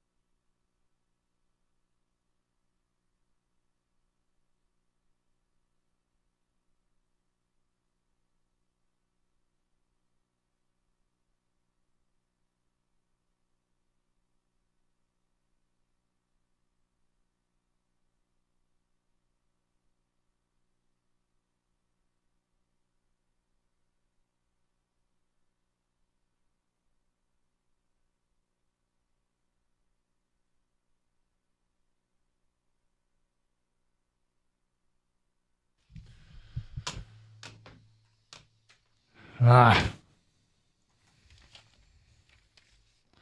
morning, Scott. Yep. This morning. Well, that did not go as planned. And the season comes to a crashing end. The hands of one of the great rookie performers we've seen. And it's a tough pill to swallow. And nobody's really ready to turn the page. As the grim reality sets in that it's going to be another year. At least another year. And there's a lot to process here as to what happened. But I heard the Lions do it in the post game, and we have to take our hats off to Jaden Daniels. He's incredible. He's an incredible player, and to come in as a rookie and do what he did in as hostile environment as he can, he deserves a ton of credit. And I think we gave him appropriate credit last week. I'm saying he is the real deal. And we use the word if a lot. If the Lions were going to win the game, we thought they would win the game. But it was not a given, and we talked about how they weren't infallible. It was an out-of-character performance for them. For what this core of players and coaches had established, it was an out-of-character performance. And, I know that there's a lot of finger-pointing and blaming, and honestly, the thing about sports is that these games get played. They are not movies. They aren't scripted. You don't just get to have the happy ending. You'd like to have it once. Right. But you don't get the happy ending necessarily. You have to go out and earn it. And they weren't able to get the job done. They picked a bad day, a really bad day to have a bad day. Yep, that was kind of my thought all day yesterday when I was just kind of ruminating on it. That they picked a terrible day to have a terrible day. I think there's so many things in the game that went wrong, and it's just, missed opportunities that may have been tone changers right away. If the Lions had been able to score to go up 14-3 as they were driving deep into territory, and then on third and 1, 3rd and 2, empty backfield, and Jared Goff gets hit, fumbles, loses the fumble, and then they come right down and, it's brutal. They come down and score to make it 10-7 instead of it being 14-3, and that's something that sets the tone and changes the game. Throwing an interception at the end of the first half where you're driving, maybe you get a touchdown, but at least you're in field goal range. Now you'll get nothing, sir. There's too many things. You can't have 12 men on the field when there's a 4th and 2 for your defense, and the crowd is at a frenzy, fevered pitch there, and then you've got 12 guys on the field, and that's no good. You can't have an interference call in the end zone. There are lots of things. So many things went wrong, and they're very much self-inflicted. And then you also have to be a big boy enough and step away from it and look at this objectively and say, okay, is this a game where the Lions just totally gave it to them, or how much do you want to credit Washington? Because Washington deserves a ton of credit. They do. The crosstalk I mentioned, that they're playmakers, right? Jaden Daniels is outstanding. The Lions tried to get after him. They got no pass rush, and when they did, he connected on a 40-yard pass downfield by throwing it to a spot, and Brown was there to make the catch despite having Kirby Joseph's hand all over his face and unable to see the ball, but you've got other senses available to him, and he's able to haul it in. That was the only time they got real pressure on him. He was outstanding. He looked at the blitzes coming in whenever they came in, and they weren't getting home, and he didn't care. He was just going to flick it out to somebody else who was open. And he was great. And Mikey Sainristil was opportunistic and great, almost like he was baiting Jared Goff on that interception in the end zone. It was outstanding for him and for that defense. And it's frustrating today for Lions fans. Nobody wants to give the other team credit. I give the other team credit. They won. Do I think the Lions win that game 6 out of 10 times? I do. That was one of the 4, or perhaps if you think they win it 7 out of 10, 8 out of 10. I don't know, whatever you feel like it. But that's a good Washington team that has gotten better and better every week. And that team's going to be a problem for Philadelphia next week. But it doesn't help us now because it hurts and it stinks. And, anything that's going to be said in defense of what happened to the Lions is going to be deemed as an excuse. And nobody wants to make excuses. I can't excuse the interceptions. Those were terrible. I can't excuse the fumble. That's terrible. Inopportune. The defense gave up way too much. And, Washington, I think, carried about 42 times in the game. They just did whatever they wanted to do. They ran it effectively. Wow. They threw it effectively. They made their plays. They outplayed the Lions in every aspect of the game. And I think one of the underrated things that happened in the game that really cost the Lions happened on their first defensive series, I think on the second play, when Amik Robertson breaks his elbow and had surgery yesterday for it. You lose your starting corner who's, has had to move over, and a guy who did so well against Justin Jefferson. It was a reason, one of the big reasons that I was feeling, I'll just speak for myself, that I felt chesty about it. I'm like, here we go. Okay, we can throw Amik Robertson on Terry McLaurin, and we'll be okay. He gets hurt in that first series, and Dunzo, and then you got to start to scramble a little bit. Then Melfon goes down. You got to scramble even more, and you can blame the defense because they gave up 45 points and it's too many. But it feels like the injuries finally caught up with the Lions. It was too much to overcome, and now you're leading on the offense, and the offense just couldn't get it done. They just made too many mistakes, and you can't afford to make mistakes in a playoff game. Well, look, I mean, it was funny. This morning I had ESPN on, and there's now I'm into the irrational. I get irrationally upset about certain things that get said, where it feels like a lot of very irritating things are being said. And we'll get into some of it. One of the things that just annoys the living crap out of me keeps getting said, and I just like, I don't want to hear that. I do not want to hear that. And it has nothing to do with the Lions, really. It just drives me up a wall, though, because of we'll get to it coming up. But obviously people want to vent today. We got Champ and Chump. We'll have ours today at 10:35.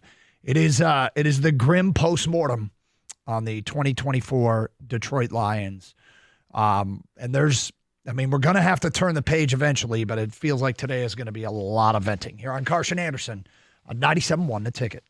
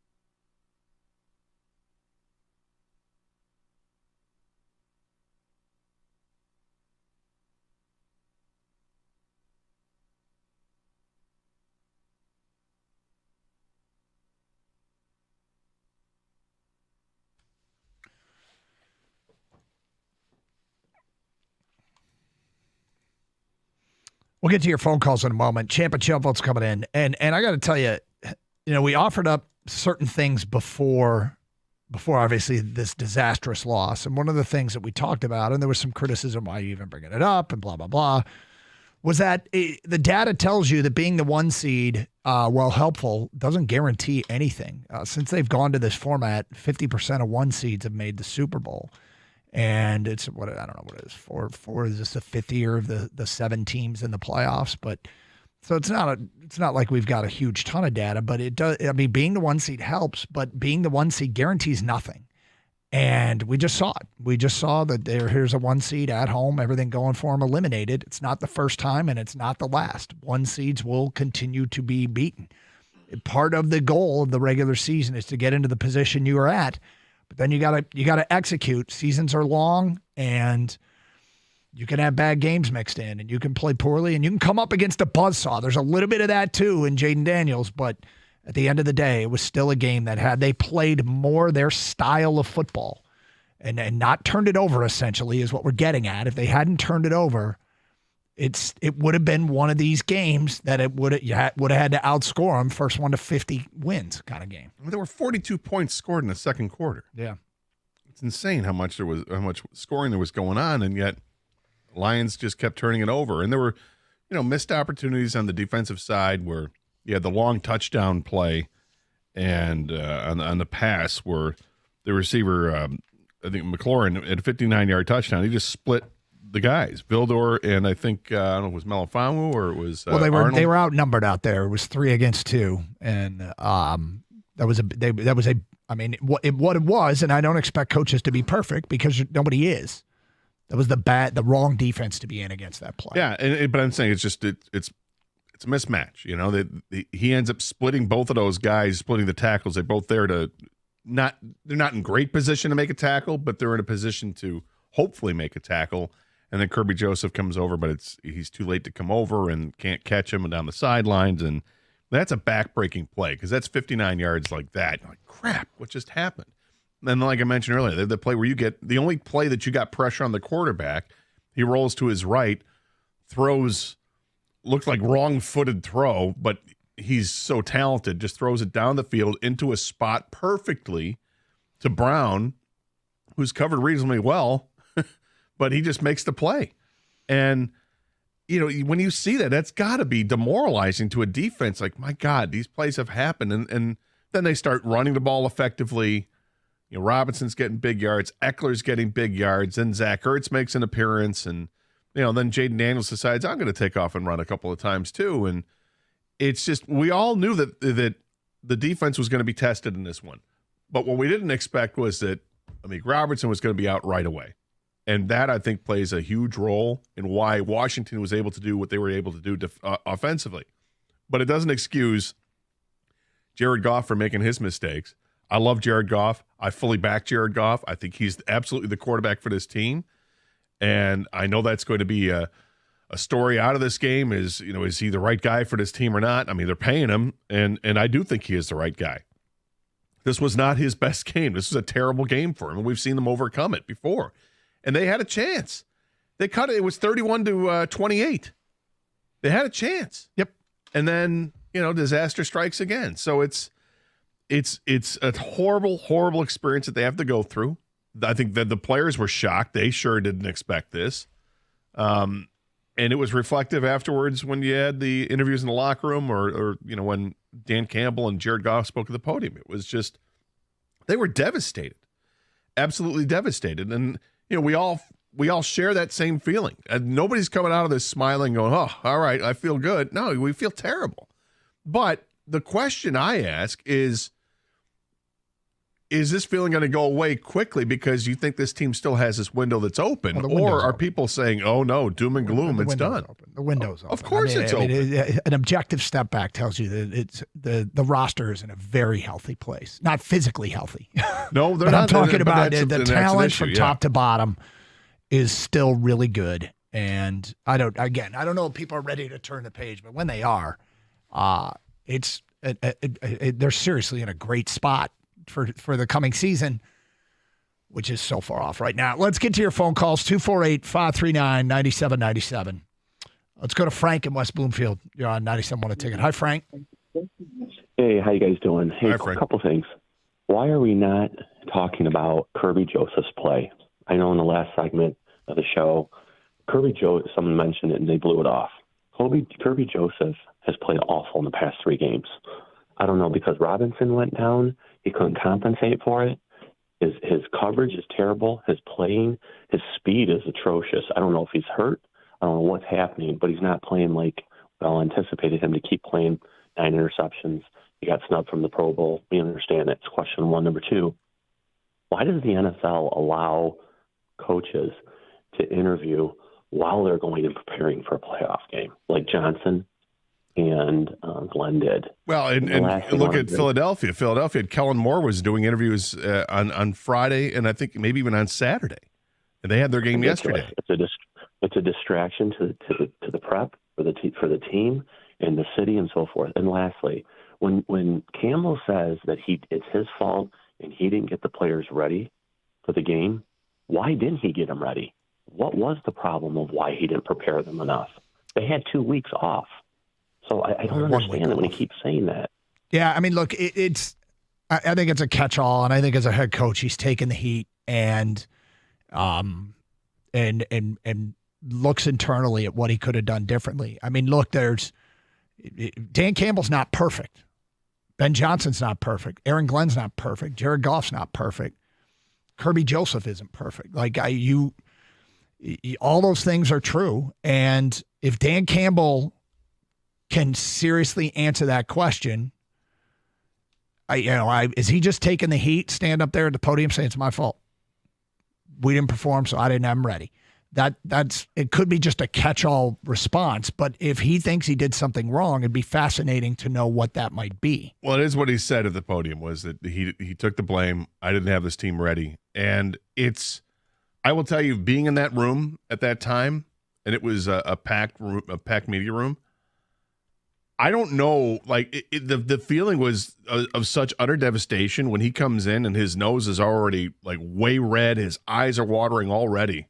You know how much this affected him personally, and now you're in the media scrum, and I got to tell you, you're thinking of questions to ask the coach, and it feels like it felt like now is not the time to ask him these questions, and yet of course it's the time. Yeah, of course you want to ask him, hey, what happened with the 12 men on the field, or what happened with the decision to have Jamison Williams throw a pass. Why did you go empty backfield on 3rd and short? These are legitimate questions, and yet it was almost like collectively nobody wanted to ask the question because it felt like that's not the right time, and yet it's absolutely the right time. There's a reason why the players love him and standing at the podium taking the blame and trying to deflect from that. I don't know that I would read too much into those comments from him, but maybe he's got something specific that he will offer up at a later time of what they did wrong. Maybe when they're in this same situation next year and they can get to a Super Bowl, which is still on the table for this team and this organization and this coach, maybe he'll say, here's the big mistake we made in the Washington game, preparing for the Washington game.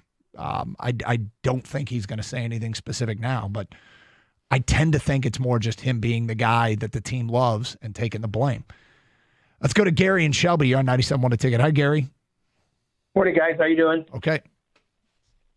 Could Jared have checked out of that play, the 3rd down and short, and gone into a running play instead of a pass? Probably. I'm sure he could have, but they didn't. I mean, I think he's given freedom to do we things hear like kill, that. kill, kill all the time. Yep. Okay, I just didn't know if he had that option or not. I assume he does. I can't say for sure because I don't know what he can or can't do. But we've seen him, like Doug said, we've seen him kill plays and call an audible, and we've definitely seen that. I think they like the play, and if I'm not mistaken, what he said after the game about that is that it was a chain of events that the player he's going to throw to stumbles right away, and that slows things down. He's ready to go, and now he can't, and he's got to hang on to the ball for an extra beat, and then he gets hit, not expecting to get hit, and he fumbles. And it's just, one thing after another on that play. But nonetheless, I mean, it's one that was first guessed, I'll tell you that. Up in the press box, people are looking at it. Why go empty backfield, third and short in that situation? Why not just get the first down, go ahead and run it? And that's before the ball is snapped. So that's what people are thinking. And at the same time, it's hard to question offensive play calling with Ben Johnson because he's been so good at it. Yeah. Because this team they average 35 points a game at home. He's not perfect. He's not. And nobody is, right? Yeah, but that's kind of like a fallback. Like, okay, I don't like the play call, but at the same time, this guy's gotten it right. He's gotten it right often. A lot, yeah. 248-539-9797. Sterling Heights. Brian, you're next. Hi, Brian. Hey, how you doing? Okay. I guess Champ and Chomp, of course, Champ, the entire Redskins team, that was an amazing effort all around. Even Zach Ertz coming up with some big plays. McLaurin, 4 catches, but, God, they were all killers, weren't they? Trump, caller Brian, Doug. Man, that guy complains all the time. Says he's not a Lions fan, but clearly he is because he calls all the time just analyzing the team. So he called the morning show. We haven't heard from him in months. It was the last call of the Acosta segment. But look, I think this is totally sustainable. And there was a lot of talk last week like, oh, the window's now. We have no idea where the team's going to be next year. The team's going to be fine next year and going forward because 75% of this roster is on rookie deals. We're going to get all this team back and continue to thrive and go forward.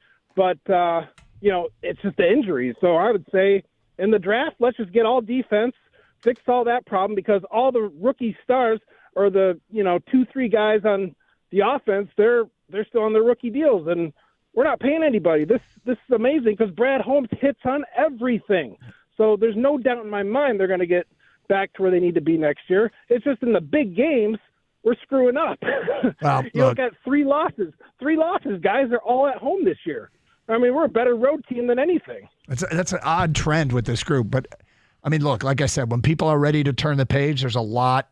This roster is very healthy. From top to bottom, they got a ton of talent, and they got some decisions. But I'm going to assume next year they're not going to have a historic number of injuries on one side of the ball. Well, let's hope not, because it feels like it's 2 years in a row that's one of the things that's held them back. One of your phone calls, our Champ and Chump nominations coming up 97.1.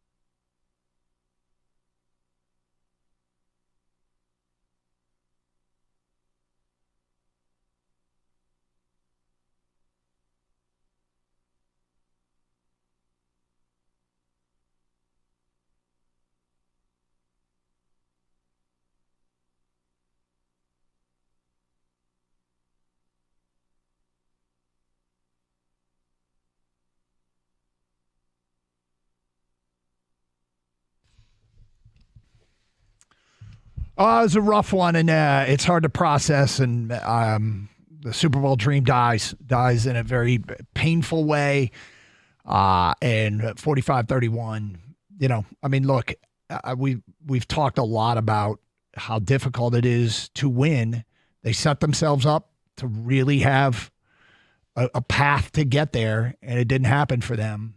And I credit Washington. We need to do that, but they also the Lions didn't play well.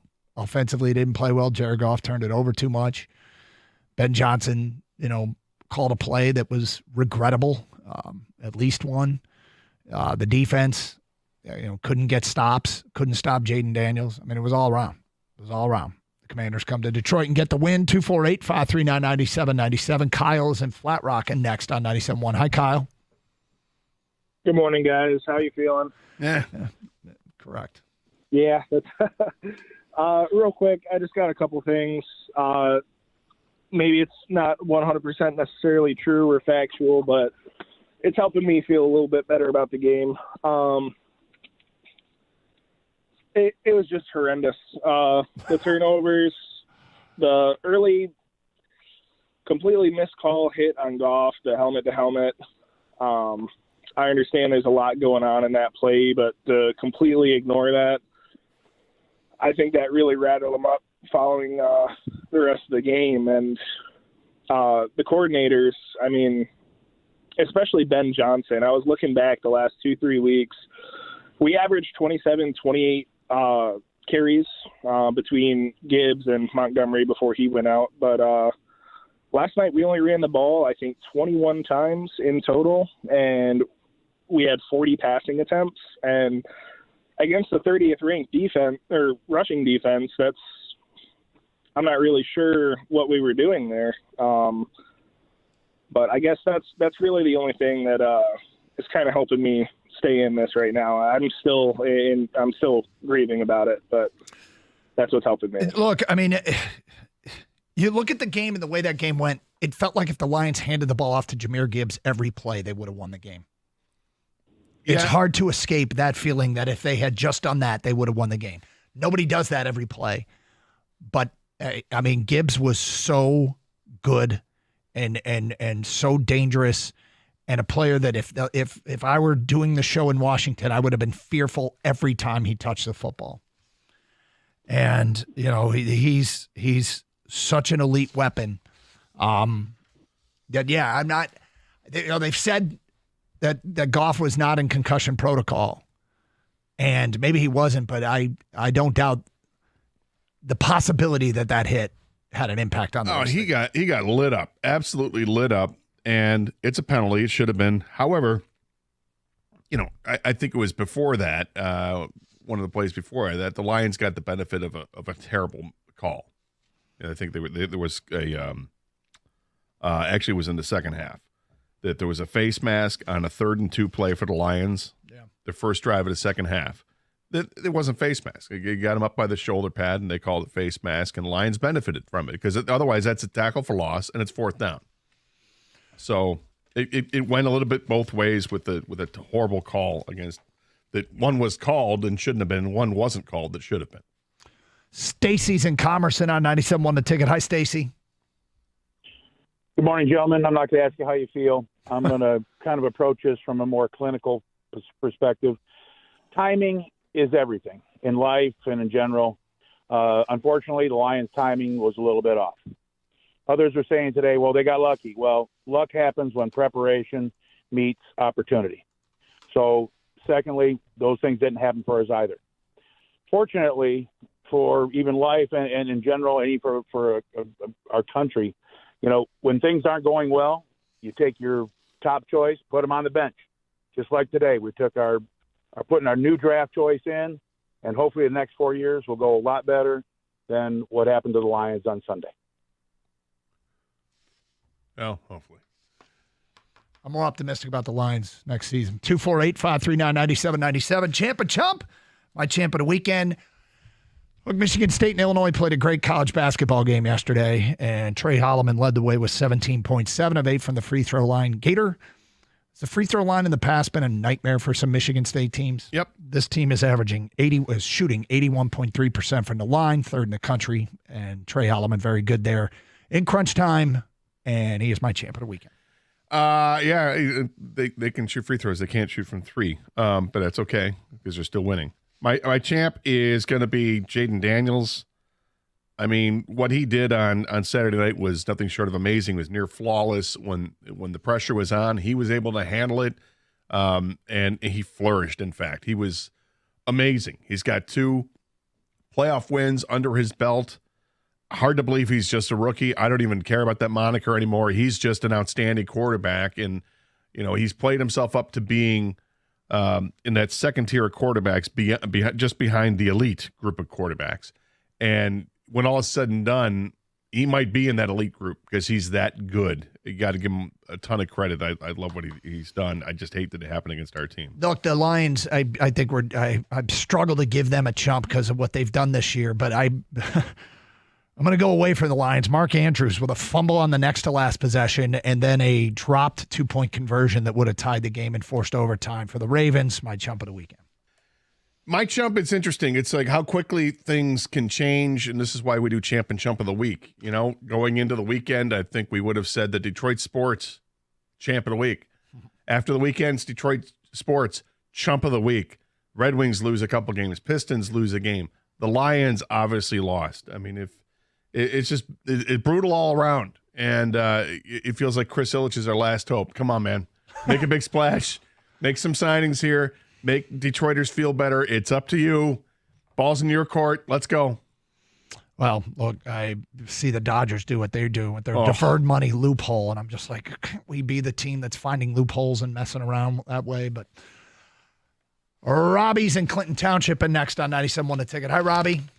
Hey, how you doing? Everything worked out. I drove to Home Depot and took care of what I had to take care of, and now you answered the phone. Perfect. Great. Nice.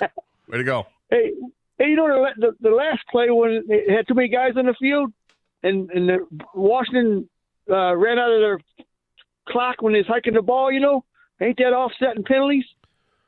Well, I mean, they didn't rule that it was a delay of game, so. It was. The clock went out. They did that twice that game. One time they showed 0 on the TV and said they still hiked it, no penalty on that one. Yeah, well, it's the stupidest rule in professional football because it's something that can be fixed.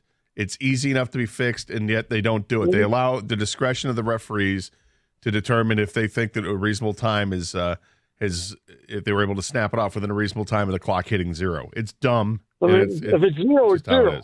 I hear you, but it's not but the way they that shouldn't it's even show interpreted. it then we won't even complain about it.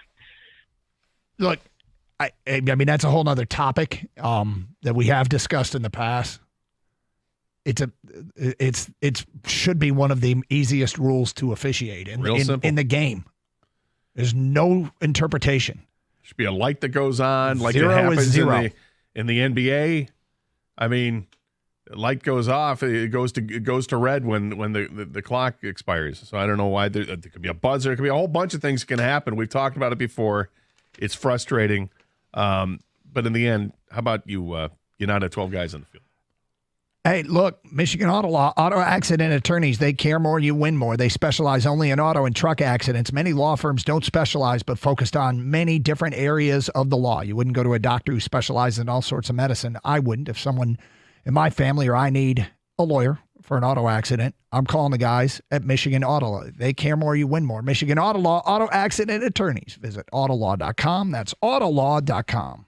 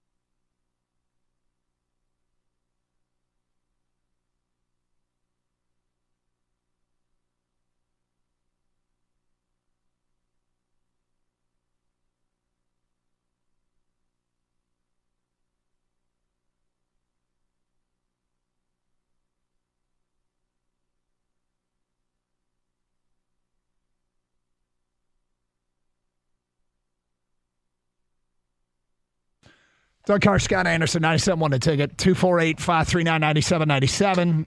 Let's get right back to your phone calls. Bill is in Shelby and on 97.1 The Ticket. What's up, Bill? Hey, how you doing today, gentlemen? Well, I already know the answer to that. How about this? But, How about we're just cold today? It's cold. How's that? Well, it's going to get colder. Yeah, that's true. My champ, the Commanders, obviously. I mean, a rookie came in here, 9.5-point, 10-point underdogs, and just absolutely schooled the Lions. And my chump, I'd have to go with Gator on that one. You guys had a program a couple of months ago where you're talking about the Lions had done so well, and all these old timers or people that left and said they wouldn't go back. And well, I think my phone call resonated throughout the entire day because they were talking about. You hear about how Gator went off on that Bill guy today? Well, today I get my comeuppance. But you're happy? I'm the happiest guy in the state right now. Okay, thanks. I mean, glad, look. Glad you're happy. I will tell you that I don't think anybody really wants to hear it, Bill. I don't think anybody wants to hear it. I'll take the chump vote. Yeah, sure. Let's go to Thomas in Detroit. You're next on 97.1 The Ticket. Hi, Thomas. Hey, what's up, guys? Good. Hey, just a real quick, Thomas. I'll give you your time. A whole bunch of people in Detroit are hurting today, and Bill wants to call up and say, I'm happy. I'm still pissed. I tried not to listen to the radio yesterday, honestly, after that loss, because I think I did it last year after that game. It's like three things that stood out in that game for me. Number one, the fumble. And that pisses me off with Jared Goff sometimes. Like, dude, just get down or throw the ball away. That hit with Amir Robinson, that was deflating.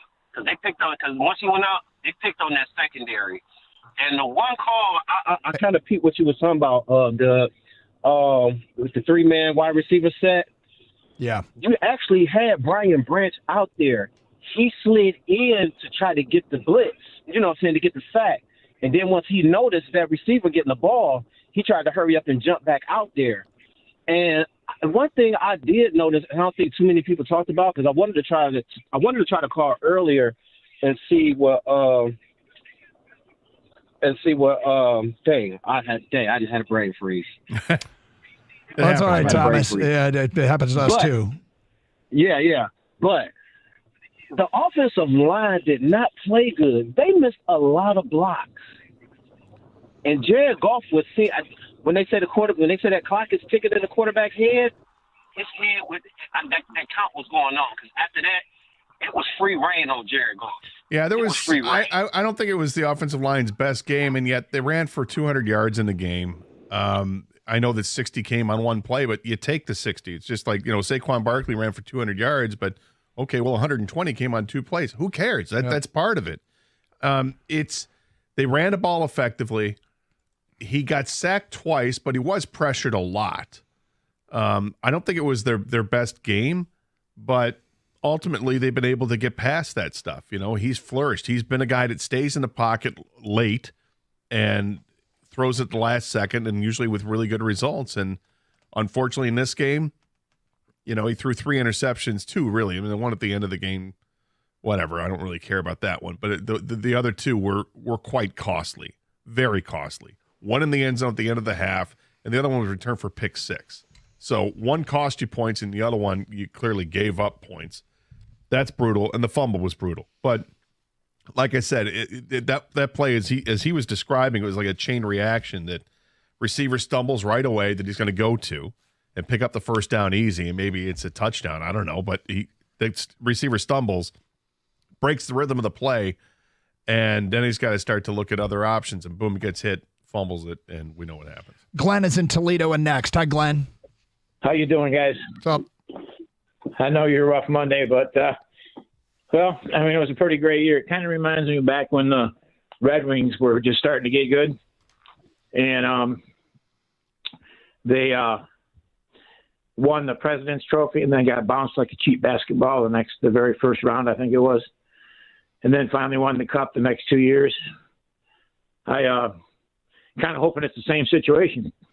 Well, I was thinking of that when I was leaving the stadium because I was trying to come up with a positive spin to make myself feel better. And actually, I came up with a very similar conclusion, Glenn. You know, those Red Wings teams in the 90s, you know, they were good teams. They made the switch to Scotty Bowman. They got to the Stanley Cup in 95. We were all happy here in Detroit. We were all excited. Hey, we're going to win the first Stanley Cup since, you know, whenever. And then they fell flat. They get swept by New Jersey. The next year is the 96 season. The Draper hit Colorado, the whole bit. And we're like, what just happened? Are they going to do anything? And then the next year, they win a Stanley Cup. And they win 3 out of 5 or 6 years, whatever it was. Is this team going to win 3 Super Bowls in the next 5 or 6 years? No, I don't think they will. But is the window there for them to win a Super Bowl? The answer is yeah. Nice to. Yeah, but I mean, absolutely, the window's there.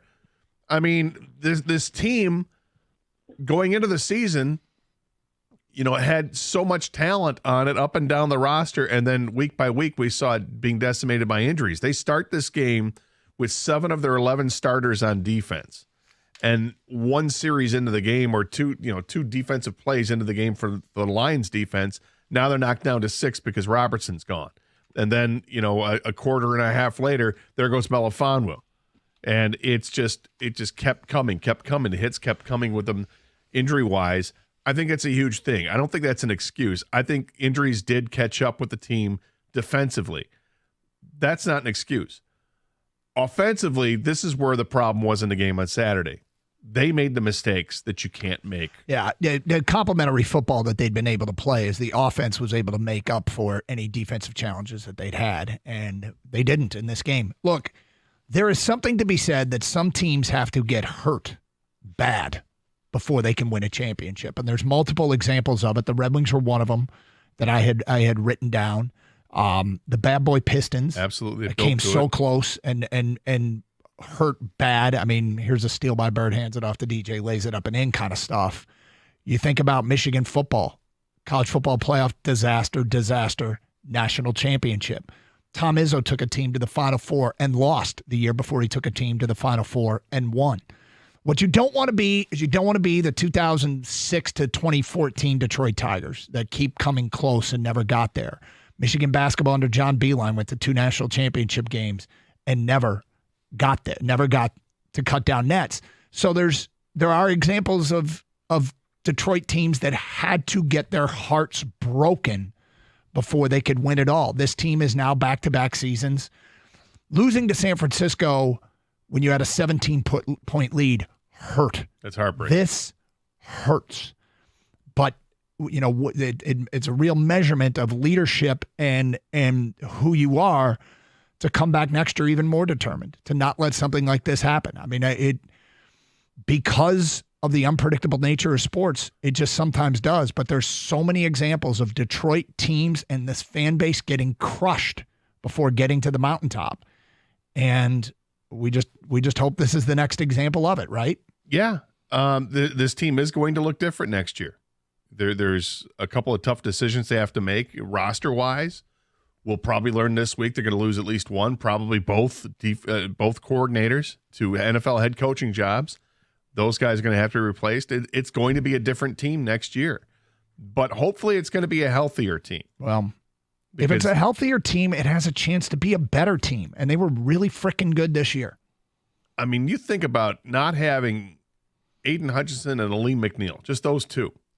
I mean, let alone your top corner also gone. At the next level, Derek Barnes and Malcolm Rodriguez, and then in the secondary, Carlton Davis and Emmanuel Mosley, and then you lose Amik Robertson, and I mean they got to figure out Davis's contract, and I think he'd be a priority this offseason. But 248-539-9797, Dave's in South Lyon. Hi, Dave. Hey, how you guys doing? Well, forget I asked that. I know how you're doing. Terrible like me. I heard an interesting thing on the Fox Lions wrap last night, and they were interviewing Terry and Arnold, and maybe he said this because he's a rookie and you're not supposed to say it, but he said that the Washington Commanders came out with more energy in the game than the Lions did. To me, that speaks to prepper. I mean, how can the Lions come out with less energy when you're at home with that crowd? And after the season they've had, I mean, did they overlook the Commanders to a degree, do you think? Players and coaching staff, perhaps? I don't know. It's possible. I probably would say no, because I think Dan Campbell does a really good job of preparing his team and getting them ready for the moment. And I just think that there were moments defensively that they were just seemingly outmatched. It's strange because it was such a direct contrast into what we saw against Minnesota. It's like they put everything they had into the Minnesota game to win that one, and they did handily. And then here comes this game along, and the Vikings look like nothing in comparison to what the Commanders were able to do from an offensive standpoint. Dave, it's a great question about whether he really meant it, or is this just one of the cliches you throw out. I would think a warrant to follow up, and I would be interested to hear him say why he believed that and what was an example of that. I mean, sometimes energy is confused with success. You have some success, and the other team has some success, and that team is celebrating. And it's like the people that say, well, I think one of the reasons they're winning is because they're having fun. No, you're having fun when you're winning. Right. You're not, and I think, so was it a reflection on early success? And because of that, they felt, the Lions felt like they had more energy, at least Terry and Arnold did. But 248-539-9797. We'll get to more of your phone calls and feedback coming up. It is Carson Anderson, 97.1 The Ticket.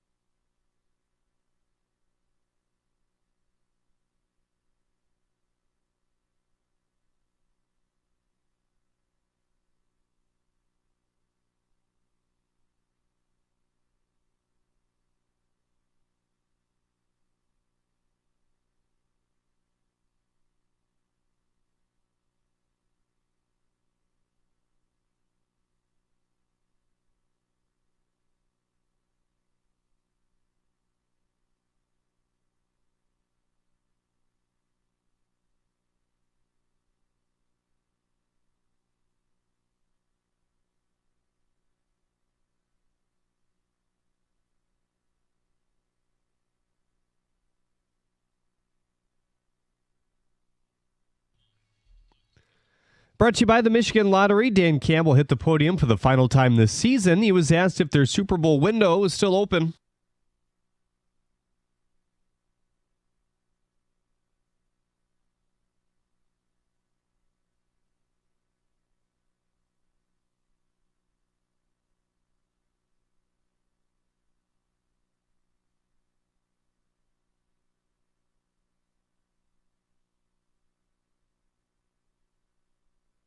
Campbell said that Amik Robertson is doing well after surgery. He also expects to lose both Ben Johnson and Aaron Glenn this offseason. Although he's not been told anything, Jared Goff will have input if they have to replace Johnson.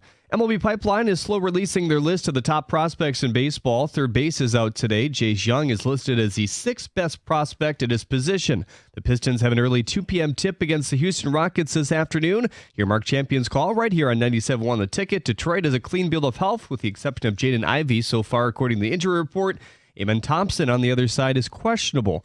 The Boston Celtics are for sale. According to the Boston Globe, there are 4 bidders with the possibility of a fifth that are expected to reach the $6 billion threshold. At the Corwell Health Sports Desk, I'm Jeremy Otto. For more, go to 97.1 The Ticket or Odyssey.com.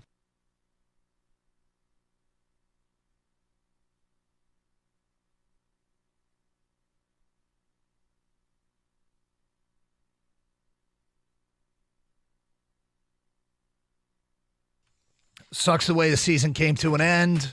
Saturday night at Ford Field. A stunning loss to the Washington Commanders. Look, people just tuning in. We have given Jaden Daniels all the credit in the world for the way he played. But I am irrationally irritated by something. And I will admit that it is somewhat irrational, and we will get to that today at 11:20. Would you say you're triggered by it? I'm triggered. It grinds my gears. I will go that far. Okay. All right, Peter. That's how far I'm going to take it. Let's get to David and Warren. You're on 97.1 The Ticket. Hello, David. Credit the world for the way he played. But David, you got to keep your radio down, buddy. I'm rationally irritated by something. All right, David, turn your radio down. We'll try and get back to you. John in a car. You're on 97.1 The Ticket. Hi, John. Hi, guys. Hey, thanks for taking my call. Sure. One of the things that I've seen people tossing out, whether it be on social media or on the air, the distraction of the coaches interviewing. And I think that's a little bit overblown. I mean, teams have been doing this forever. It's new to the Lions. And I think they don't understand the NFL calendar a little bit. If you make those guys wait until after they're out of let's say after the Super Bowl, they've got a chance to be hired, hire a staff, and prepare for the combine in like 2 weeks. That's not reality. Yeah, I mean, look, John, it's the only people that have any idea whether or not those guys were truly distracted are probably themselves, Aaron Glenn and Ben Johnson. Dan Campbell may have some sense for it, but, to say that this was the reason they lost, I can't make that assertion. And I don't know that anybody that isn't Ben Johnson or Aaron Glenn can really know. But I mean, look, there's all kinds of theories, and it's one thing you do in the postmortem period is you're looking for the reason, the single biggest reason, and you want to pinpoint it and maybe attack it because it's easy if there's just one thing that needs to get fixed. But I find that to be not something that not a theory that I would endorse. Yeah, I'm with you there. I just think it's a little overblown. Yep. Now, could it be? Could be, but. Well, I wish that there was a different hire, and not just because this happens to the Lions, but I mean, like I mentioned earlier, Kellen Moore was doing interviews on Friday, and he was coaching on Sunday. So it goes all around the league. It just seems like it's kind of crazy. Maybe there should be a freeze period on hiring or something like that if you're going to hire a coach who's in the playoffs. I know that they don't allow you to do in-person interviews. So any interview that was done via Zoom. But it's still an interview, and those guys want to prepare for the interview. And if you're preparing for the interview, that means it's less time that you're preparing for an opponent. But in the case of Ben Johnson and Aaron Glenn, they did their interviews the week before the Lions knew who their opponent was. They were done with those things, I think, on Friday a week ago. So did that affect any prep time for the Commanders game? I don't think it did. 248-539-9797. Alejandro, you're next. Hello, Alejandro. Hey, guys. Thanks for giving me some time here. I'm over here in Phoenix, Arizona. Thanks. Listen to you guys weekly to stay in touch with you guys. So really appreciate it. Thank you very much. The one thing, my thoughts during halftime of the game and my thoughts today hasn't really changed at all. And the one thing that I really thought Dan was going to have these guys ready to play, and they weren't ready to play. I knew the possibility of us losing. I'm a realist. I've played in sports. It's one game, winner goes home. And Dan Campbell didn't show up. That fourth down, 12 men on the field, why aren't we calling a timeout? We got Ben Johnson giving the ball to J-Mo on that pass, knowing that he is going to throw the ball regardless if he's open or double coverage. Just horrible. And been on Twitter a little bit, and everyone says this isn't the same old Lions. This isn't the same old Lions. But to me, it's the same old Lions tendencies. You look back at last year, the way we played against the 49ers, we have the lead, and then we just give it away. And then this year, we just no-show. I'm 27 years old. I know all the old heads would be like, just wait. And it'll mean a little bit, it'll hurt a little bit more. And now I'm at that point where now I know what they're saying. To never ever think of us winning one now is the possibility of actually there, man. It just breaks my heart. And here's the thing about the same old Lions moniker is it is not a single definition. And, much of our language, there is a definition. If I use the term apple, we have an agreed upon set of rules as to what an apple is, and we all know what I'm referencing. Same old Lions, everybody has different definitions. My definition is I always expected them to find a way to lose. But the next time they're on the field, in Sao Paulo, Brazil, on a Wednesday night against Cincinnati to start next season. I've completely made that up. But the next time they're on the field, I think they're going to find a way to win, which is why I don't think I don't use that moniker for this team. I will still think they're going to find a way to win the way I felt all throughout really the last 2 years. Now, it doesn't mean they're going to go undefeated every year. That's an unrealistic expectation. No, but you can't go 15-2 in a regular season and then all of a sudden you want to resurrect SOL because they lose a playoff game to a team that played awfully well. Can't do it. I don't think that's fair. Yeah, I mean, but and what they did last year to go 12-5, win the division, win 2 playoff games, and then to lose in the NFC Championship game, albeit heartbreaking fashion because you had a 17-point lead at halftime. But to say you want to use that as an example, we didn't last year. If whatever your definition is, and like I said, I think everybody's definition is different. My definition was centered around the belief that they were always going to find a way to lose. And I truly, the next time they take the field, I think they're going to find a way to win.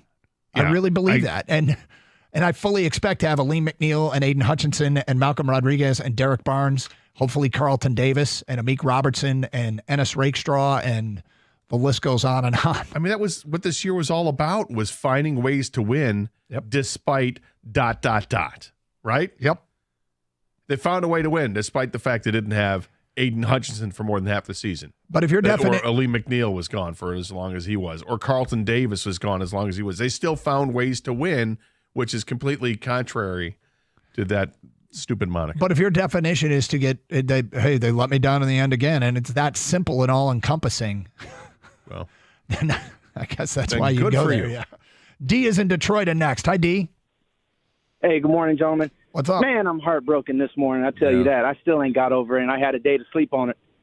Hey, I want to get straight to it with the champ and chump, man. My champ is Dan Campbell, and it's our Detroit Lions and that coaching staff, man, for giving us 15-2 in the regular season, the best regular season I know I've ever seen. I think that's a record. I don't even think they've done that before. No, they haven't. Going back to back NFC North champions, going undefeated in the division, making the adjustments on defense after Hutch broke his leg in 2, and seems like he didn't miss a beat, and getting us to the number 1 seed in the playoffs. Like you said, I think they probably let all their energy go in that Minnesota game. But hey, it's win or go home, man, in the playoffs. And then my chump is my man, Scott the Gator Anderson. Here we go. For champing Jaden Daniels. Really, Gator? I mean, come on, man. I got you. How good was he? How good was he, D? He was phenomenal. Okay, that's why I made him champ of the week. But you can't do that, I Gator. got to. I would have been better you giving Dan Quinn and Cliff Kingsbury the champ of the week than Jaden Daniels. Oh, if you listen to me, you know I won't give it to Cliff Kingsbury, but I'll give it to Jaden Daniels. He was fun. In your words, not mine. Phenomenal. Yeah, I probably wouldn't have done that, Gator, but that's your vote. He was unbelievable. All right, something's making me irrationally irritated where I just was screaming, F you. We'll get to that today at 11:20. Plus more of your phone calls and feedback here on 97.1 The Ticket. College football's coming to an end, and with the 12-team playoff wrapping up, you won't want to miss a moment of the final game. And right now, all customers on FanDuel can score a 30% live profit boost for Notre Dame versus Ohio State's championship game tonight. Here's how it works. Place a bet on the game, apply your profit boost, and enjoy boosted winnings if and when your bet wins. What I like about the boosts is you can bet on a favorite and actually get a good return if you just want to go straight money line. You get paid instantly when you do win. Use your boosts on bets like spreads, over-unders, method of first touchdown, and so much more. Don't wait. Visit FanDuel.com/Doug to download America's #1 sportsbook and make your playoff payoff even bigger. Must be 21 or over and present in Michigan. Opt-in is required. Don't forget to do that. Bonus issued as non-withdrawable profit boost tokens. Restrictions apply, including token expiration. See terms at sportsbook.fanduel.com. Gambling problem? Call 1-800-GAMBLER.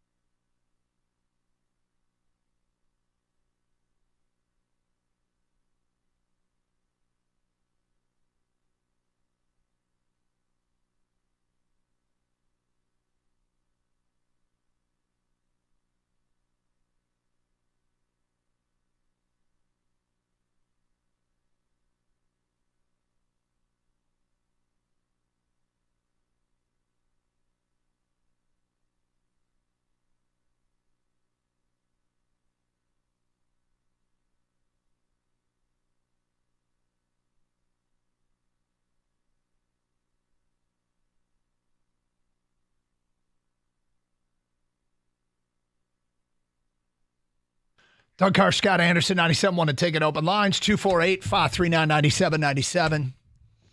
Let's get back to your open line calls. Jeremiah is in his car and next here on 97.1. Hi, Jeremiah. Jeremiah, are you there? We got to engage him. Oh. What happened to this here? Okay, you hear me? Yeah, I got you now. Go ahead. Perfect. Thanks for taking the call, fellas. Sure. I appreciate it. Go ahead. Yeah, man, as much as everyone would love to blame somebody, something, make a, justification, rationalize it, man, I think there's just too many factors at play. I don't think it's one singular thing. I don't even think it's a couple of things. I think it's a bunch of things. Injuries didn't help. Well, like you guys said, we don't want to make it as an excuse, but I mean, let's face it. It played a factor in that game and really all year. Dude, Maurice Norris had played one snap all year, and he got extended run in that game. And Kindle Vildor, the Kindle Vildor experience, I hate to blame Kindle Vildor because he's CB6, and nobody's going to have an elite player there. But that was another, like, here they are in the postseason again, and Kindle Vildor is having to play essentially the entire game. And in his role, being what he is, they brought him back. Like, they like him. He's not supposed to be on the field. I do have like a question, if you will. I don't know if you guys know the answer to it, but number one, I actually have two questions. Why was Emmanuel Mosley not at least on the field some plays? Like, is he still sick? Is he hurt? That I would like to know. And then why was Vildor primarily one-on-one with McLaren for most of the game? And certainly in those end zone situations when the ball's on the 3, the 5, whatever, he's one-on-one. I'm guessing because I don't know here, and I'm not a football coach. Gator isn't either, but I'm guessing probably because they were committing extra defenders to slowing down the mobile quarterback. And as far as Mosley, he was placed on the reserve non-football illness list earlier this month, and I guess he never got off it. So. Yeah, and the other thing is, I mean, I don't know if it mattered if he was on McLaurin at the goal line. They were running the ball in the end zone.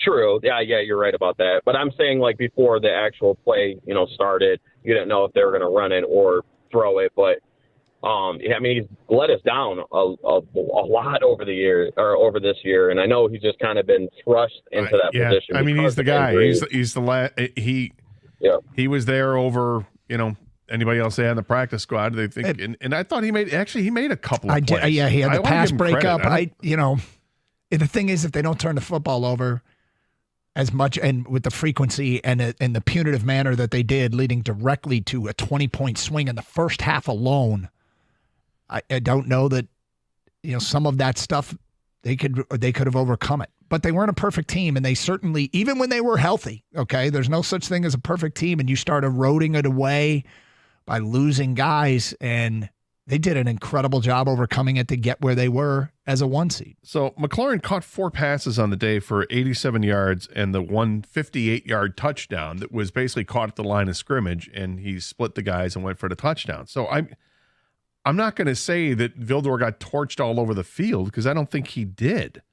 I think eventually things started to shift to De'Ami Brown had a big game with 6 catches and 98 yards there. A lot of that, he has come on in the last 5 weeks. Yeah. A lot of that came on the one play, the 42-yard play that we've talked a lot about, where Kirby Joseph basically is blindfolding him and he still caught it. It's, you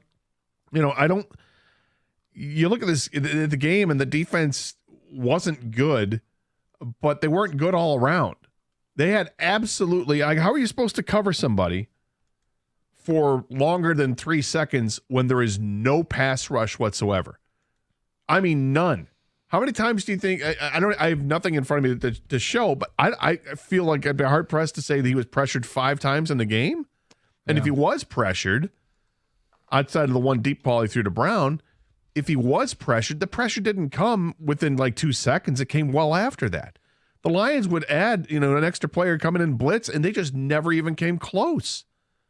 And I think that's something that I think they have to work on in the offseason is what their blitz packages are and how they're going to get guys to get home, because it seems like the Lions have a real difficult time when they bring the extra man to find the mismatch in the offensive line, to find the hole in the offensive line where that guy is unblocked, because every time they get picked up.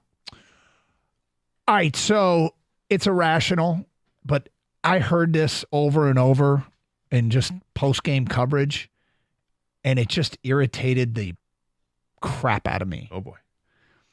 When people would say, and the Washington franchise will go to the NFC Championship game for the first time since 1993. And I'm like, are we really ruminating over how much their fans have suffered? Are we really pointing out that it's Washington's fans that have had a long wait?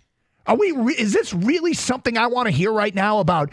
It's been so long for Washington since they've been at an NFC title game. Get bent. I don't want to hear that at all. I don't want, they've waited? They've waited a long time? It is a long time. Who cares how long they have waited? Well, we've waited a year. Is it? But they've had success. That organization has had success. That team has won Super Bowls. That team's gone to Super Bowls. That fan base has seen stuff we have never seen. I don't want to hear how long it's been for them or anyone for that matter. It's irrational, but I am triggered by Fair it. enough. I hate it. I'm glad you say it's irrational. I know it's irrational, it is irrational. but it gets underneath my skin that anyone wants to talk about how long some other fan base has waited. I'm debating whether or not to bring up certain points in defense of that and yet in defense of Washington, but I won't. I'm just going to sit quiet. If it were something where I was saying people shouldn't be saying that, you can say whatever you want. All right, I'll be quiet. I find it irritating as hell to be hearing about somebody else's fan base has waited. Don't talk to us about waiting. It's not rational, but God, it drives me nuts. Change in ownership, maybe the scandals. 248-539-9797. Don't. Try to take They try to take our offensive coordinator, Doug. Yeah. Let's go to Wayne next on 97.1 The Ticket. Hi, Wayne. Gentlemen, thanks for taking my call. Sure. I'm not a Lions fan, so I'm going to be kind of objective here. My team's putting on the scarlet and gray tonight. The Lions, not the time. The SOL does not apply. First off. What's that? What doesn't Secondly, apply? SOL. Okay, good. All right, next. Yeah. Secondly, I think Campbell is a great motivational coach, but I don't know how much on game day is not Glennon Johnson as opposed to him. And my third comment is I just don't think Goff is a big game quarterback. I could be proven wrong in the future, but McVay got rid of him for a reason. Did they beat the Rams last year in the playoffs? Was that a big game? Yeah, was that a big game? Did the two biggest games did that they Goff beat has they played- beat the Tampa Bay Buccaneers last year in the playoffs? Was that a big game? Yeah. Did they Who beat did they- Minnesota the last game of the season to make sure Hang that on. they would clinch the number one seed and Hang win on. the division? Was that a big game? Minnesota sucks. Okay. The whole Hey, NFL you know what? You just lost it. You lost all credibility there, buddy. Jared Goff has won an NFC Championship game. Right. I mean, he's won. If you want to question whether or not you think, and look, I'll listen to lots of stuff. All right, you want to say I'm a Jared Goff guy, but if you're not, you don't think that he's the right guy, and you think that okay, hey, look what happened Saturday. You could say you want to say he folded under pressure, threw a couple terrible interceptions and the fumble. You can't have that. And his team, they rallied. It was 31-28, and then they couldn't get it done. Okay, I'll listen to it all. But to say that you're going to say he can't win a big game, and he's won countless big games, and then you're gonna crap on the head coach and say that you're only going to prop up the coordinators, which is ridiculous because this is Dan Campbell's baby. These players buy into everything because of Campbell. You say, well, he's a great motivator. You're damn right he's a great motivator. That's coaching. And part of coaching is also delegating your powers and letting your defensive coordinator cook. Hiring a staff. Hiring that staff, yes. And understanding when things aren't working, you have to make changes like firing Anthony Lynn or demoting Anthony Lynn and then ultimately firing him and turning things over to a tight ends coach. Or looking at your defense and saying, we're not getting enough out of this. And then the defense, then they make a couple of changes in their staff. He's a hell of a coach. They've won 27 regular season games in the last 2 seasons, right? They've won 35 of their last, whatever it is, 44 regular season games.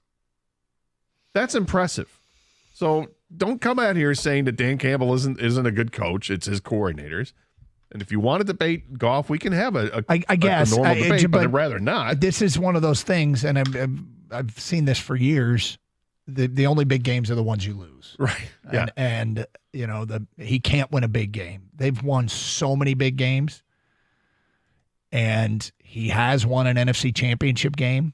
He has won multiple playoff games. And by he, I mean he's quarterback teams that have won those. He did not have his best game. Period. No debating that. Well, I wonder if his team doesn't win tonight, will he be, saying that same thing about Ryan Day, that he can't win big games? Rick is on a cell and next. Hello, Rick. Hey, how are you today? Okay. Good. Yeah, they panned Goff right off the bat, on the TV there, and he looked so flat and out of it. I looked at my buddy that I was watching the game with. I says, Detroit's going to lose. He didn't look like he had the killer instinct, at that time. He just looked really flat and out of it. Well, it's hard not to wonder if that killer instinct literally left his soul when he got smoked after the pick six. That shot that he took, was it from Lutu that hit him? Yeah. Just absolutely helmet-to-helmet hit. He left the game very briefly and then was able to come back. But I got to wonder what was going on there. I mean, I always say the same thing about when you see a cutaway shot or one shot of a guy on TV. It's a snapshot in time, and Jared Goff is on that field for 3 hours, and you see a one look on his face and draw a conclusion. I hesitate to do it because it is literally a snapshot in time and a long day. What I will guarantee you about Jared Goff is he takes it very personally when he doesn't play well. And I think he was incredibly frustrated and disappointed with himself for mistakes that happened. Carson Anderson, 97.1. Look, it's freezing outside. Drove in this morning. It was literally 6 degrees. Tomorrow it's going to be even colder. The overnight lows get below 0. It's unbelievable. Now think what that cold weather is going to do to your garage door, right? It can really wreak havoc on them. The springs and the rollers, you got all these moving parts, all these metal parts. They can get brittle. They can break if you're not servicing them and taking care of them. This is why you call Precision Garage Door. They know exactly what it takes to make sure everything runs properly. You got some funny noises coming from your garage door? Call Precision. They're going to help fix that problem. That's what they did for me a few years ago. I knew I had problems. They came out. Here's what you got to do. You got to lube up the parts. So we did that, and it certainly made it run smoother. And then a couple years later, I actually had to replace the doors, which is something they told me you're going to have to do in a couple years. And I called them up again, and Precision came out, and they were amazing, and we got new garage doors done. So if you need a new garage door or just some repairs, Precision is the place. Give them a call, 1-800-DOOR-REPAIR, or schedule at precisiondoormi.com.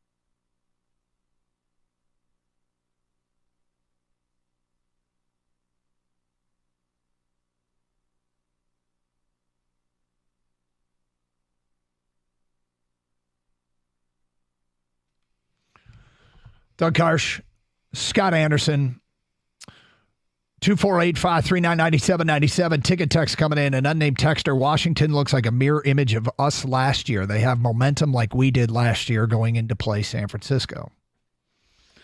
Please don't ignore that the Lions still scored 31 points, more than enough to win, more than any other team than Washington. It was the defense that killed them, and we all knew it wasn't good enough to win a Super Bowl.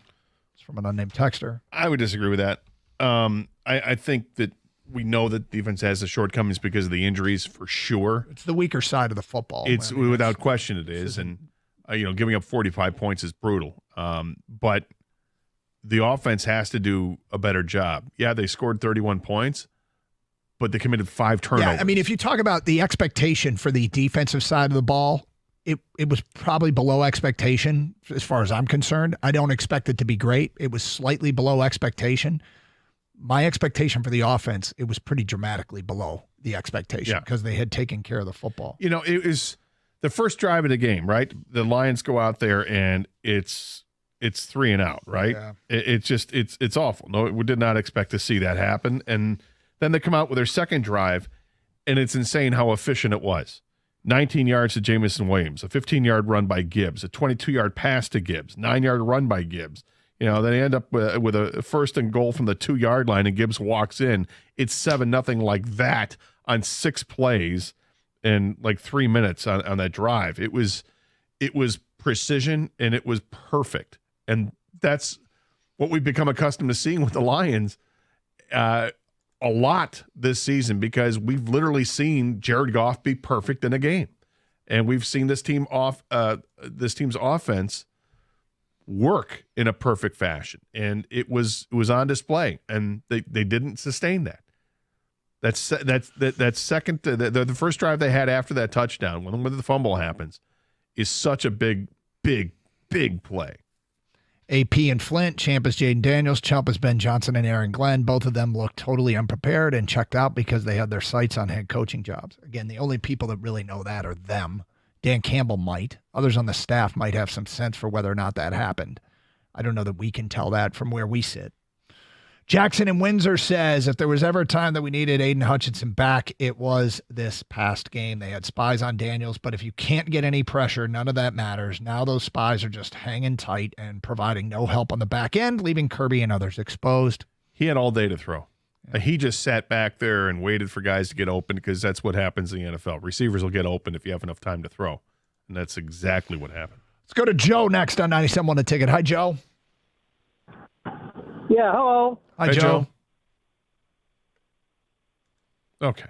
Go ahead, Joe. Hello. Yep, go ahead. Yeah, I'll be less than a minute. I got a couple things. Number one, why did we get rid of Slay? He's like Deion Sanders. Number two, do you think if we had Stafford there instead of the quarterback we have, we might have won that game? Nope. Number three. Well, no? stop going. Well, because I mean, if you have Stafford, you don't have the 2 first-round draft picks, and then you're not cooking with those draft picks to make all these other moves to happen. And the Stafford trade is part of what made this team where they're at right now, with all these young players playing so well, these impact players. It's just different. And he didn't want to be here. That's the other key point, Joe. He asked to leave. Okay. Has that J-Mo? I'm tired of his antics, really. You don't like watching touchdowns and stuff, huh? Well, I don't like him 10 yards from the goal line holding the ball up in the air. What if it falls out of his hands? That's showboating. Yeah, it's showboating, but it didn't. Yeah. Did you mind when Saquon Barkley was doing something similar to that? Yeah, anybody that does that is showboating. And I have a champ. Well, I have a chump. You'll hang up on me after this. This is for Karsh, if he can handle it. Oh boy. He says every day. He says treat each other with respect. But Scott Anderson called me an asshole. I've never once said that word on the air. Not once. I can guarantee he has not said that. I've never said that on the air. No. Perhaps you may have read some lips. Oh, I didn't even mouth that today. You can chump. I'll take a chump. Here's the other thing too. I want to make something clear. You can't say that word. We didn't hang up on you because you were chumping Gator. We hung up on you because you can't say that swore. word, which I can't say either, which means that you never heard me say that. Yep. And with that said, too, I mean, look, I bet you might be. I'm not perfect. Gator's not perfect. I don't claim to be. I try to do my best. I think we all do. Is his name Joe? I don't remember. But only you know what you are. It was Joe. Dave is next on 97.1 The Ticket. Hi, Dave. Hey guys, I'll try to clean it up for you. I have a couple comments I want to make, and then I want to get some insight, and I know I'm going to try to cover a lot. First of all, I want to digress. Doug, your irritation is not irrational. I felt the same way about Did you? Hearing the poor, suffering Washington fans. God. It's ridiculous. Oh, first time since 93. Yeah, whatever. Yeah. First thing is I just want to say how grateful I am to the Lions, the organization, Coach Campbell, the whole coaching staff, the players. Nobody feels worse about that than them on the inside. Sheila Hamp, Chris Spielman. I want to make a comment about the coordinators. If we lose them, I don't think it's going to be that big of a deal. I think Calvin Shepard comes up and gets promoted. The players love him. I think we maybe even be a little more aggressive. Ben Johnson, I think he's a great coach, but I think at times he gets a little too cute in critical. I like the trick plays just as much as anybody, but 3rd and 1 on an empty backfield, we need to do what we do best. We have David Montgomery, we have Jahmyr Gibbs. I don't think that's the time for a trick play. But again, throughout the year they've been entertaining, they've been fun, and I've been very grateful for everything they provided. Was the season a success? No. Was it a failure? No. There was a lot of growth on the team. I have 3 players that I can think of right off the bat that grew tremendously during the year: Terrion Arnold, Jack Campbell, and Christian Mahogany. I think he's definitely going to be a keeper. And then the last thing I want to talk about is the draft. I know it's too early. I want to throw out 4 names because draft season to me is right now. I don't really care about anything else except this team getting better. And I know you guys have probably been too early to do your draft research, but I've already been playing with my mock draft simulator. And who you like? The couple names I like are, there's a guy out of West Virginia. He's a tackle. They said he's starter day 1, Wyatt Milam. All right. There's a guy, a defensive end, and those are the 2 areas I think we need the most help on. Landon Jackson out of Arkansas. He's 6'7", motor, very productive player. Good, yep. And then 2 other players may be available when we pick: Josh Connerly out of Oregon. He's a tackle, and Tate Rutledge, a guard out of Georgia. And I don't expect you guys to know anything about them, but those are 4 names. I know Connerly had him in a game this year, and he is very good. I like the Mike Green, the edge rusher out of Marshall. But you're right, it's way too early. But I like your attitude of the only thing I like the line. The only thing I care about is this team getting better, and I think that they can just by standing still and letting people heal up. I do want to address the trick plays. Let's get to that coming up, and we'll do that next. And more of your phone calls.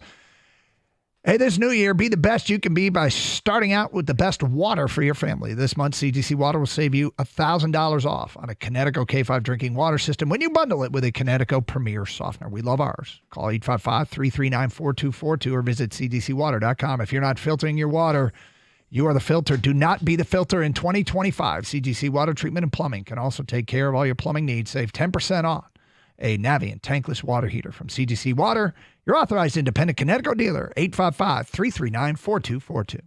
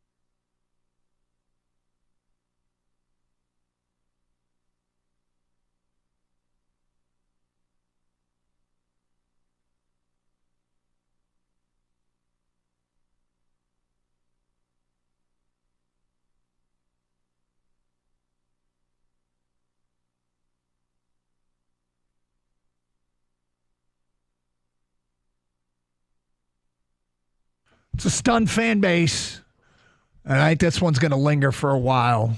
A very difficult Saturday night for the Detroit Lions. You want to turn the page. You want to start talking about next year, and there's a lot to be looking forward to. I think the model is set up that this is sustainable for a while here. The 1 seed is a great thing to earn, but there's a reason why only 50% of 1 seeds has made it to the Super Bowl, because it doesn't guarantee anything. It's still incredibly difficult because you're playing great opponents, and you can't have a bad day, and they had a bad day. No, I Washington, but they had a bad day. I really needed the Red Wings to do something last night, to win last night, to salvage the weekend. I mean, look, I'm not into college hoops yet, so it's great that both Michigan and Michigan State won close games, but it's still not there yet. I guess Spartan hockey fans are thrilled that they got a split. You know, they were able to avenge what happened on Friday night, but I mean, both fan bases split it, so it's there was nothing out of the weekend that was good. It was difficult because the Lions lost on Saturday night. I was excited going into the weekend of watching the games on Sunday. Like, this is going to be a lot of fun to see these teams play. There's going to be some weather, so from a fan standpoint of just watching it on TV, that's going to be fun. And I had no fun at all. It's a weird feeling, wasn't it? Watching those either other of those games. I didn't want to watch the by the time the Bills game came on, I'm like, I don't want to watch this. I found it depressing, but you want to say something about trick plays. I do, because they're getting a lot of heat for the interception thrown by Jamison Williams, and to a degree, rightfully so, in that either I'm sure they impress upon the young man an awful lot to, if it's not there, throw it away or take off running, right? One of the two. And that, I think, is the mantra of any trick play that's supposed to result in a pass. Like, unless the trick actually works, and the trick working isn't completing the pass. The trick working is that the player is so wide open that's when you throw it. That was not the case. He was well covered. He could have taken off and run, or he could have thrown it out of bounds, and he did neither of that. Instead, he threw it into traffic, into quintuple coverage or whatever it was, and gets intercepted. And that sucks. And I feel for him because he's trying to make a play. He's excited. He wants to. It feels like Jamison Williams is always trying to atone for past mistakes, and he's fine at it. But people don't want to get upset about too many trick plays. Was it too many trick plays when David Montgomery was able to give a little shovel pass to Amon-Ra St. Brown? The double pitch. Yeah, and he went for 20 yards. Was it too? You don't like the trick plays like when they were able to get it to Jamison Williams on an end around and he goes 61 yards for the touchdown? Or do you only not like the trick plays when they don't work? So the one thing I'd say about it, and the only reason I would be critical of that call, because they're not all going to work, and that's just a fact. It is so much of their DNA and makeup to keep a defense off guard and to be able to play, to execute those plays. The thing I'd be critical of is if for some reason they didn't run it enough and didn't give J-Mo enough looks at throwing it away. Like just run it. The moment I saw him hesitate, I said out loud, throw it away. Mm-hmm. And I couldn't see downfield, but I could tell, okay, he's hesitating. There's probably nobody open. Throw it away. Yeah, and he did not. He didn't. And from my vantage point up in the press box, seeing the whole field, and my thought was just go, tuck it and run. Pretend you've already caught the football and you're trying to make yards. Get something positive out of it. At the very least, you could have thrown it away. But please God, don't throw it. The net impact of the trick plays on the overall Detroit Lions season is an overwhelming positive. Exactly. It is who they are. When people want to complain about them going for it on fourth down, well, that's what they do. It's who they are. And it was watching Washington go for it time and again on fourth down was the same thing, because that's who they are. They've taken the same approach, and they've been incredibly successful on fourth down, and they carried that over on Saturday night, unfortunately, against the Lions. But you don't like the trick play interception? Great. But you got to like the other trick plays because they worked. And I think it's hypocritical to think both. The problem with the trick play that Jamison Williams threw interception on is that he made the wrong decision on that play. Eddie's on a cell next. Hi, Eddie. Hey, guys. Hey, real quick. Okay, so first and foremost, Dan and the staff did an absolute, Houdini magician job the whole year, okay? we lost arguably the defensive player of the year week 4. Okay, he had 9 sacks up to the left. What's that? Yeah, he was playing that. I think he had 7.5 sacks when he got hurt. Yeah, and I think through week 11 he still had the most pressures in the league. It was unbelievable. Okay, so this was a patchwork kind of. I mean, man, they put this thing together with Bondo. Okay, so to go out there and say that the offense. I kind of feel like we're all being hypercritical, including myself, on the offense. They literally needed to play a perfect game every single series so we could score, so then we wouldn't be able to let up any points. It was for me, I don't know how anyone else is feeling. This is how I'm feeling. I'm kind of relieved that I don't have to watch that defense anymore, because I was literally turning the game almost off. I was looking away every time they were on the field. The problem was in the game on Saturday was we did not make any negative plays or even plays. They were on first down. They were getting 4 yards, 5 yards, 6 yards. And what was happening is that with a team that's super aggressive like Washington, like us, is that they're going to go for on a 4th down no matter what. So we were putting ourselves in bad situations. Now the game is over. I mean, I feel completely different than what I felt last year. I was distraught last year. Honestly speaking, I'm kind of – this is going to help us, and I know it's hurting everybody, but this is going to help us next year. We literally get 7 free agents back on defense, game 1. Aiden's coming back, and the only ask I have from Brad Holmes is this, okay? Spend all your salary cap money and go all in, and now we can finally build a team and get people out there now we push it to the full throttle. Well, really curious to see what they do at defensive end. Opposite Aiden Hutchinson, are they going to be able to go out? Will there be an F them picks move where they give up a couple first-round picks and go after a stud? Is that possible? Do you talk to the Raiders about Max Crosby? Is that a possibility? Do you talk to Cleveland about Myles Garrett? Is that a possibility? I know a lot of people think those are pipe dreams, and maybe they are. But it's clear this team needs to have a pass rusher beyond Aiden Hutchinson because they didn't have one. As far as you said something I would disagree a little bit of pushback, not a ton. They did have some plays where they put them into negative territory. I mean, right off the bat in the game, the first drive for Washington, they were in a 3rd and 14 situation because of a false start. They get 13 yards on it. It gets to 4th and 1, and the Lions stuffed them.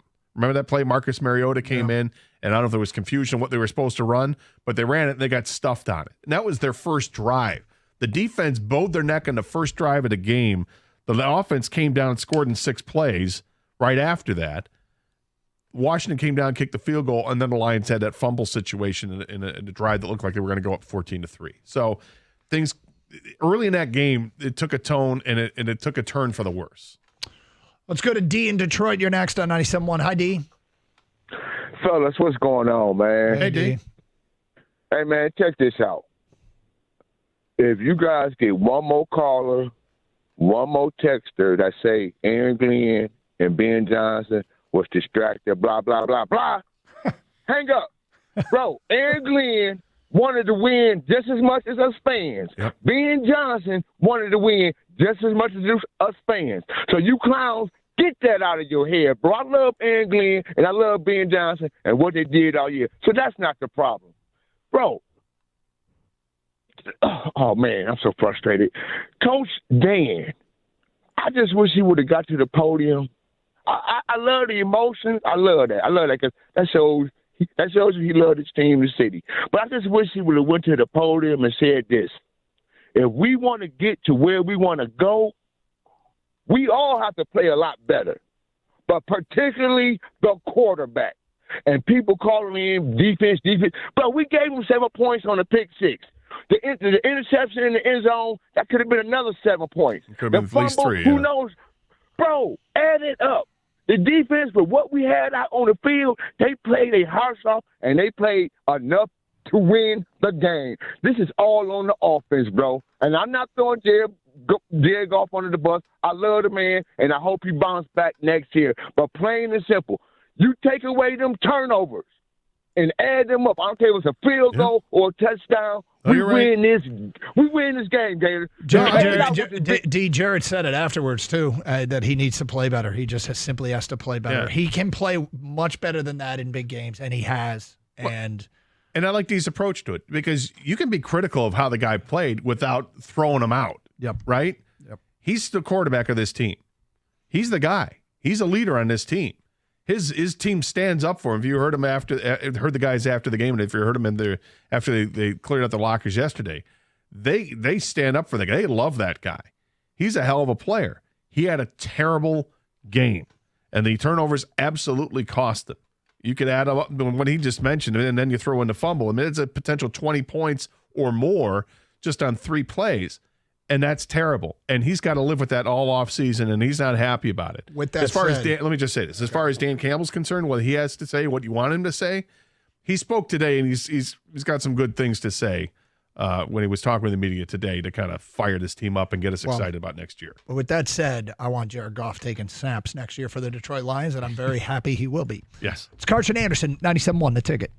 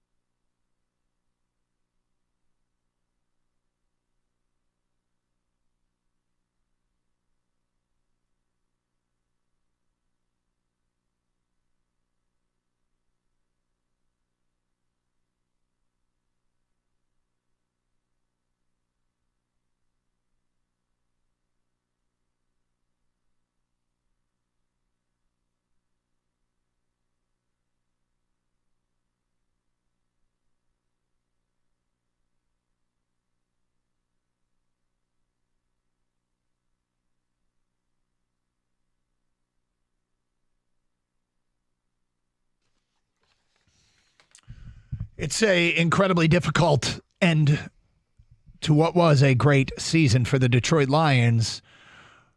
And look, football's done now, right? It was weird trying to watch games yesterday, which I did, but I found myself irritated thinking Philly's now playing for home field. Like they've stolen, they're getting what the Lions worked so hard to earn, and then the Lions unfortunately blew it.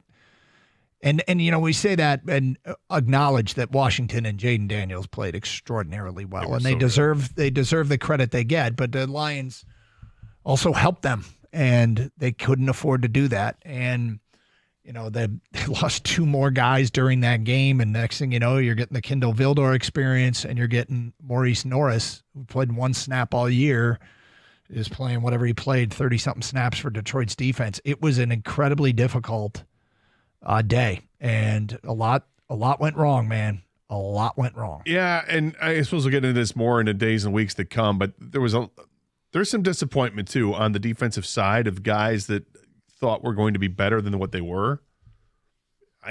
I mean, from moment one in the offseason, we were told about Onwuzurike and how much he had progressed, and he just wasn't that force at all. On the defensive line, they got to make a decision on him. Yep. And I don't know if it's going to be a terribly difficult one. They get to the trade deadline and they acquire Zadarius Smith. We all like the acquisition. I still do. But I'm not going to lie. I think it was disappointing, the output that we got out of Zadarius Smith. And he was, outside of dropping into coverage and knocking a pass down, was seemingly a complete non-factor in the pass rush game against Washington, and was a moderate factor. He didn't make 1 tackle during the regular season. Yeah, I mean, so that's 2 guys on the defensive line. Broderick Martin hardly got to play this year, right? So that's another thing that there's. Well, there's look, things again, to look. It's the postmortem thing. We'll get into, like I said, the days and weeks to come. But we're saying this a bunch because it's true. Brad Holmes isn't perfect either. He's really freaking good though, and they've really got the right guy in charge. Which has me curious as to what the next move is going to be, because when you look at the Rams, which is where he came from, and they built that thing up to the point where when they wanted to make the switch and F them picks, it worked out where they win the Super Bowl, and then they're still able to draft competently after that, and then they're playing the game yesterday. And their rookie defensive linemen, Fisk and Verse, are making one hell of an impact on the field. My God, those guys grew up to be men this year on the defensive line. And here the Rams are driving in the last minute of the game to win the game. They fell short, and I thank God they fell short, because I don't know if I could live in a world where Stafford's trying for another Super Bowl here. You're going but to it's just off yourself. Couldn't live in a world. Not another day. Not another day. But just, watching that, Brad Holmes has to cook here, and I want him to be aggressive. I want him to be super aggressive. I can tell already. F them picks is going to be the mantra of your offseason. It's going to be my mantra. 248-539-9797. Let's get back to your open line calls. Monday mean Champ and Chump, so get your Champ and Chump votes in. Greg is in Detroit and next. Hello, Greg. Hey, guys. Hey, Greg. Don't know what to do with myself. I'm feeling the same way that I felt a week from today last year. Yep. This is how I felt. I was so distraught. I didn't know what to do with myself. I didn't even watch the Super Bowl last year. And this year, I hated seeing Pro Bowl commercials, because I said, well, we don't have to worry about that, because none of our players are going to be in the Pro Bowl. We're going all the way. And it just, I love the team. I love Garrett Goff. You had a great quarterback who just had a bad day. And also, you have this quarterback, the Washington quarterback, who's just an uncanny ball player. He is uncanny. And so you got a quarterback, Garrett Goff, who's carrying the defense. So if he has a bad day, then it's going to be twice that we're going to have problems, because he's carrying the defense. He just had a great quarterback that had a bad day at the wrong time. Greg, I think you're spot on. I mean, it was a very bad day to have a bad day. And he had some bad days throughout this year, and they, as a team, had some bad days throughout this year. Less than pretty much everybody else. But, I mean, it was a bad day to have a bad day. 28 fan bases are lamenting the end of their season. And I bet, the funny thing is we've taken some calls and some people mad at Dan Campbell today, and I'm like, dude, if you let all those other fan bases trade for this head coach, I mean, he is the Lions are talked about as one of the model franchises. Nobody wants to really hear it today. Most people are venting. There's no reason not to believe this team won't be very good to great next year.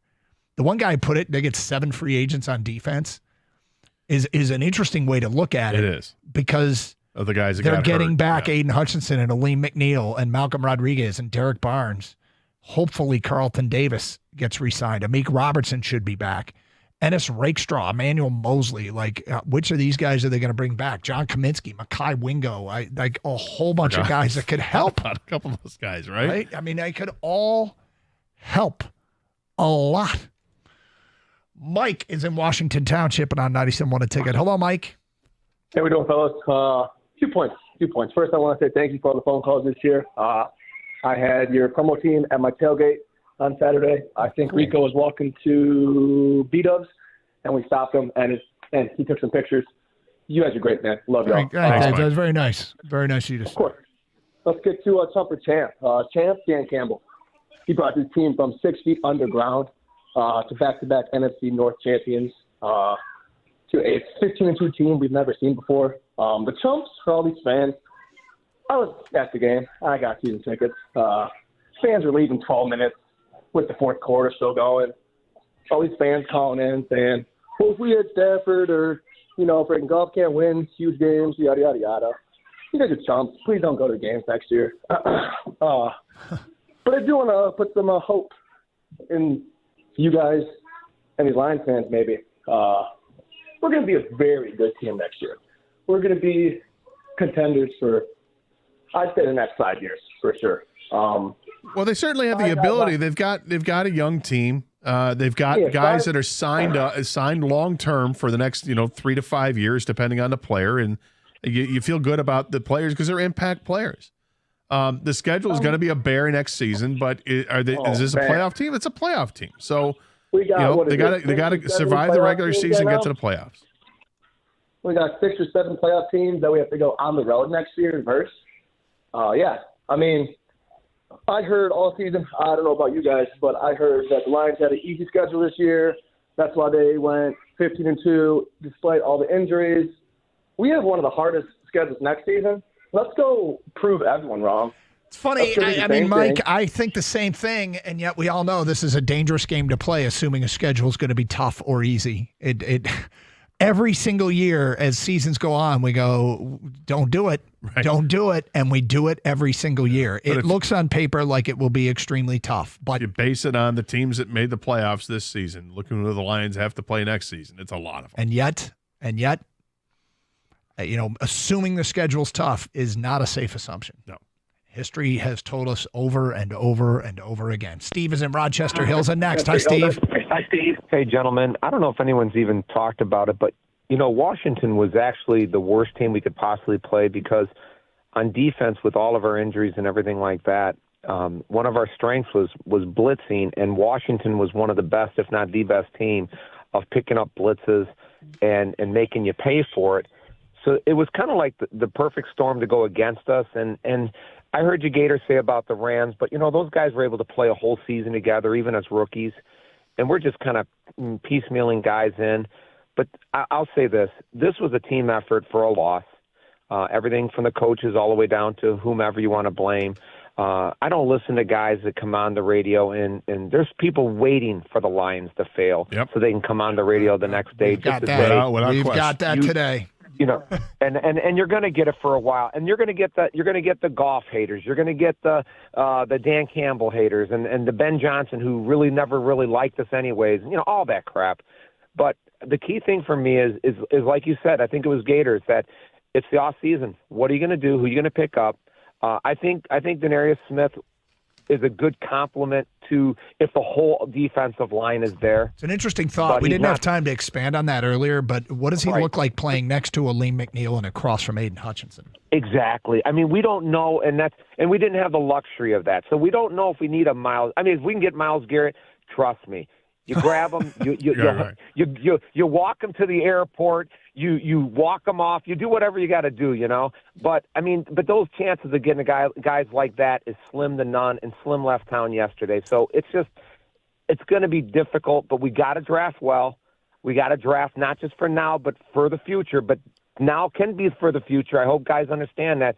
And it was a great season, but between you and me, guys, as the teams get tougher and tougher, the defense will get more exploited, and then it just puts more pressure on. I really feel bad for Goff, but he's a man. He's gonna man up. He's gonna come next year. He's gonna get even more ready, and we'll just see what happens, guys.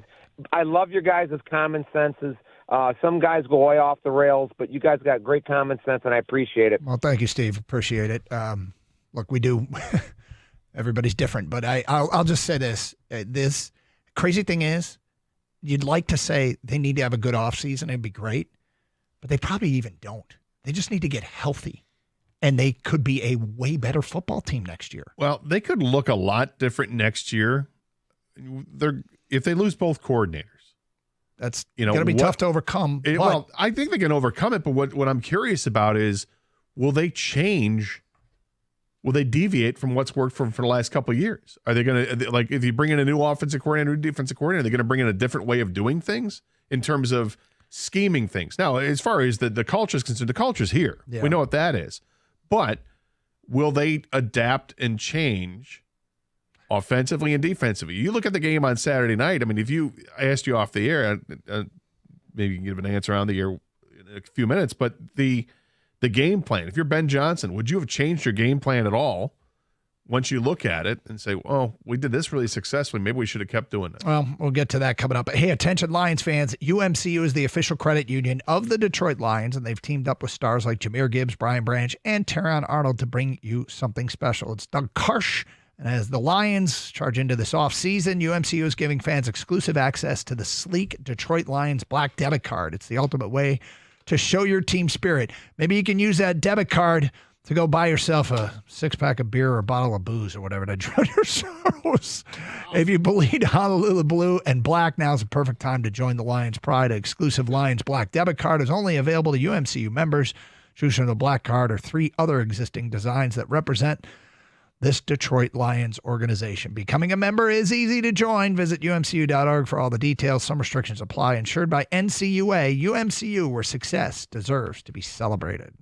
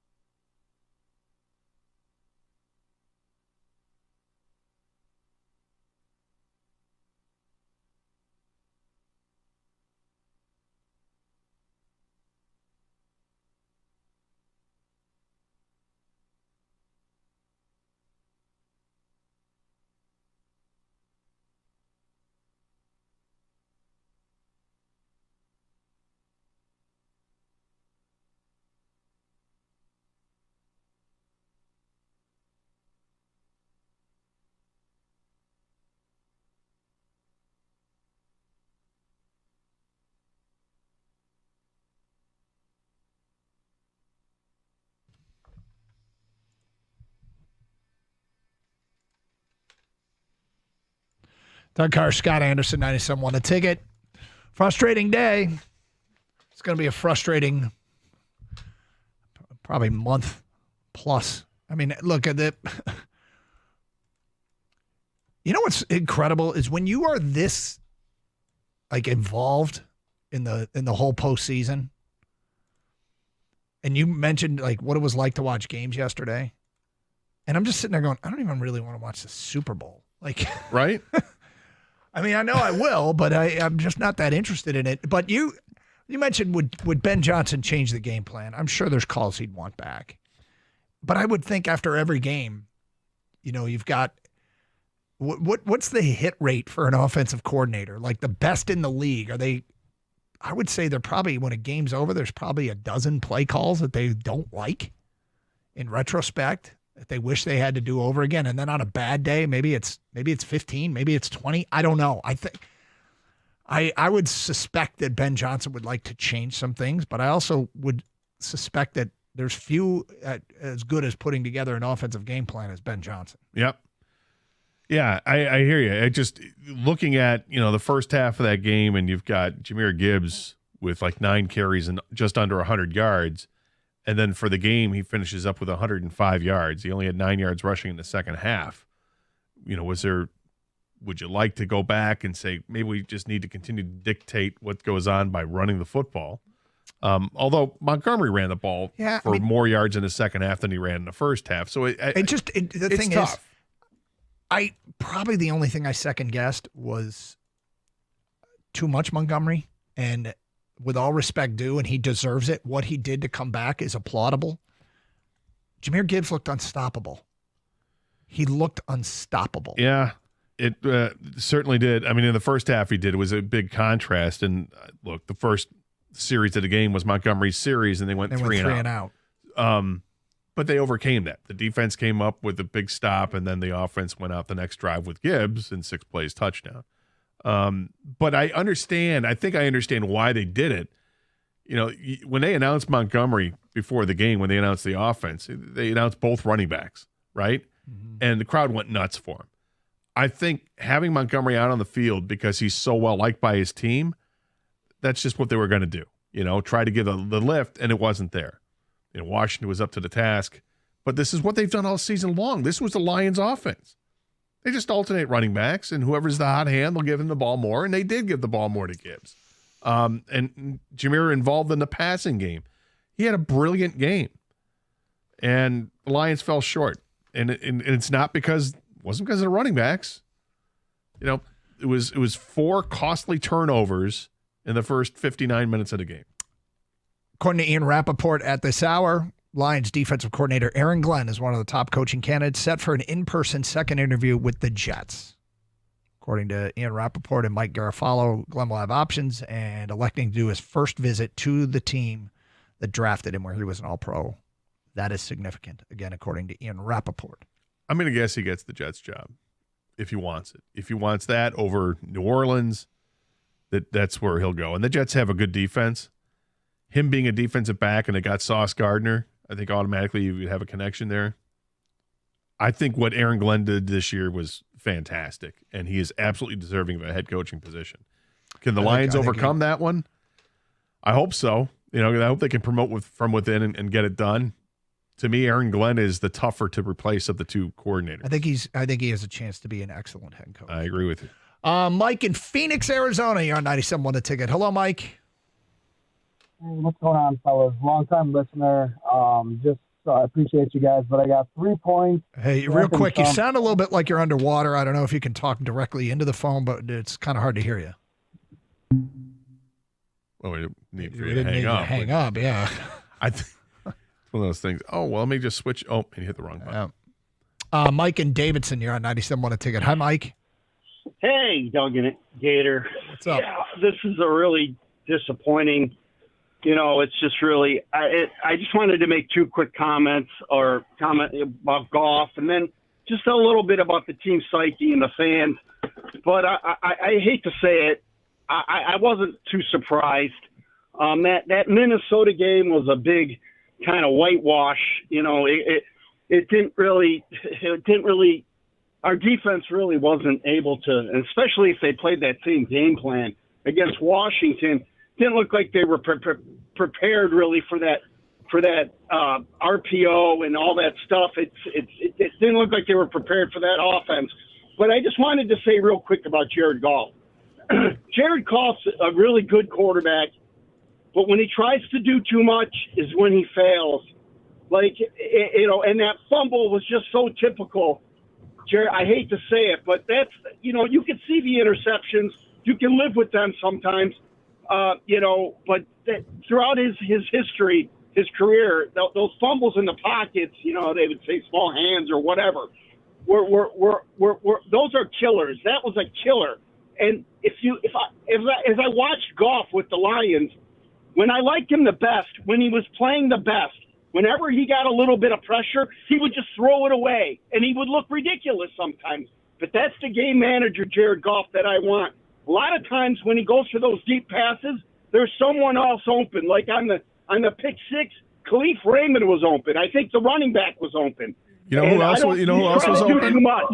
You know who else was open was Tim Patrick, who he tried throwing to. He just missed. He just airmailed it. It was a bad pass. Well, it wasn't. I don't know if it was a difficult pass. It was a bad pass. It was a bad pass, but other guys were. But his guy was wide open. Well, it looked like there was two guys in his area. So but the guy he threw to was wide open. Yeah. Well, it looked like he was playing. The defense and Goff looked like they were pressing. Even in the first half, they looked like they were playing kind of desperate. I won't disagree with that. I think there are certainly, you can make that argument that the offense was pressing. I think they felt like once Washington was scoring, the offense has to do their job and score because that's what they do. And the play at the end of the first half, you talk about a killer. That's a killer. You're in field goal range. Yes, it'd be like a 47-yard field goal, I think, where they were at. I think they were at the 30-yard line. And he takes a shot downfield. Jamison Williams looks like he's open. I don't know if that was just Sainristil still baiting Jared Goff into that throw, or did he just make one hell of a play? But, Goff tries to throw this line drive laser to the end zone to J-Mo, and J-Mo is open momentarily, but Sainristil still makes a great play on it. And like I said, maybe he was baiting him, but give credit to the defensive back. He did the job, and that play sucks because it's at the end of the half. And the Lions are desperate trying to get some points before the half to trim it to a one-score game, and instead it stays a 10-point lead for Washington. Do you know where Jared Goff ranks in the NFL as far as quarterback fumbles? I do not. 17th, tied with Stafford. So right in the middle. Right, smack dab in the middle. Stafford, Goff, Minshew, Herbert. What about Tyler games Huntley, you watched Justin that matter? Fields, C.J. Stroud, all with 6 fumbles. They're all tied for actually 16th through 22nd. And I don't know that it is. Who fumbles the ball the least? For guys that actually started 16, 17 games. I'm not sure. I just know that this list doesn't go that deep. I know that they've got it ranked down to Goff's spot. I was just curious if the guys who are still playing, were they better with the football? Well, at the top of the list was Kirk Cousins. At fumbling. Yes. Yeah. Lamar Jackson fumbled more.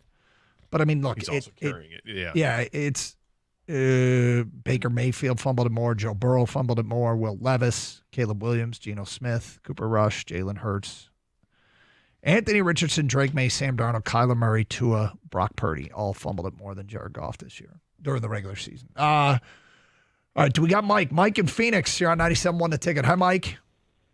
Hey, fellas. Again, long-time listener. Appreciate you guys. Thank you. But I have three points and then a champ and chump if you'll allow it. But, yeah, I feel like I could talk to you guys the next 3 hours for a good therapy session here. But I'll try and keep it quick here. But first thing is the heartache. I was lucky enough to go to the NFC Championship game last year.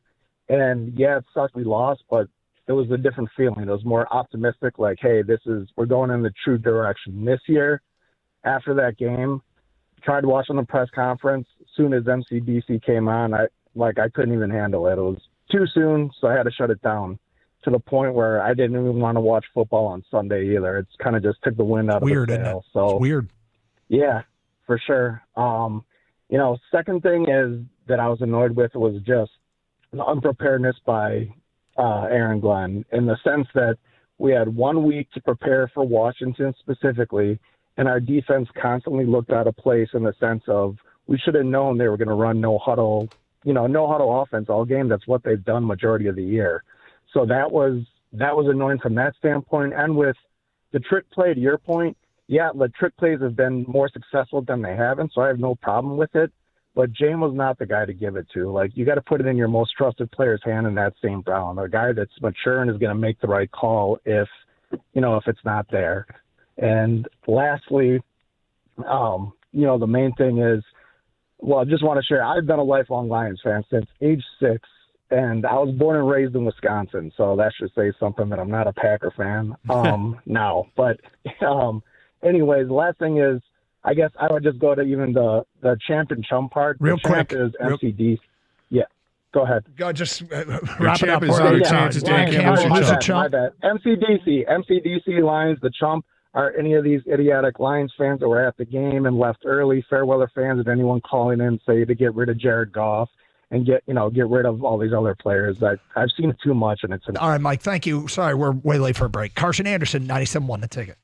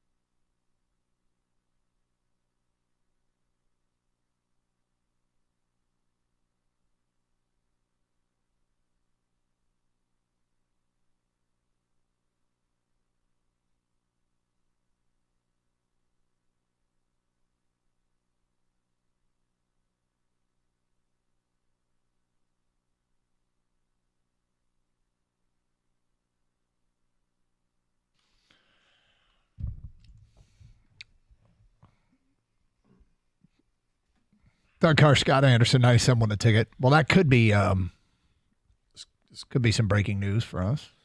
According to John Morosi, Anthony Santander and the Blue Jays are in agreement pending physical, sources say. This is about 11 minutes ago he said that.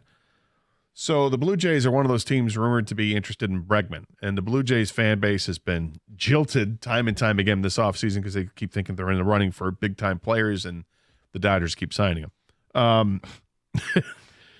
Here's Santander, who's one of the premier names on the market. Guy had a monster year last year, switch hitter, and if he goes to the Blue Jays, I'm going to guess that would take them out of the running for Bregman, which leaves the Tigers and the Red Sox as real contenders.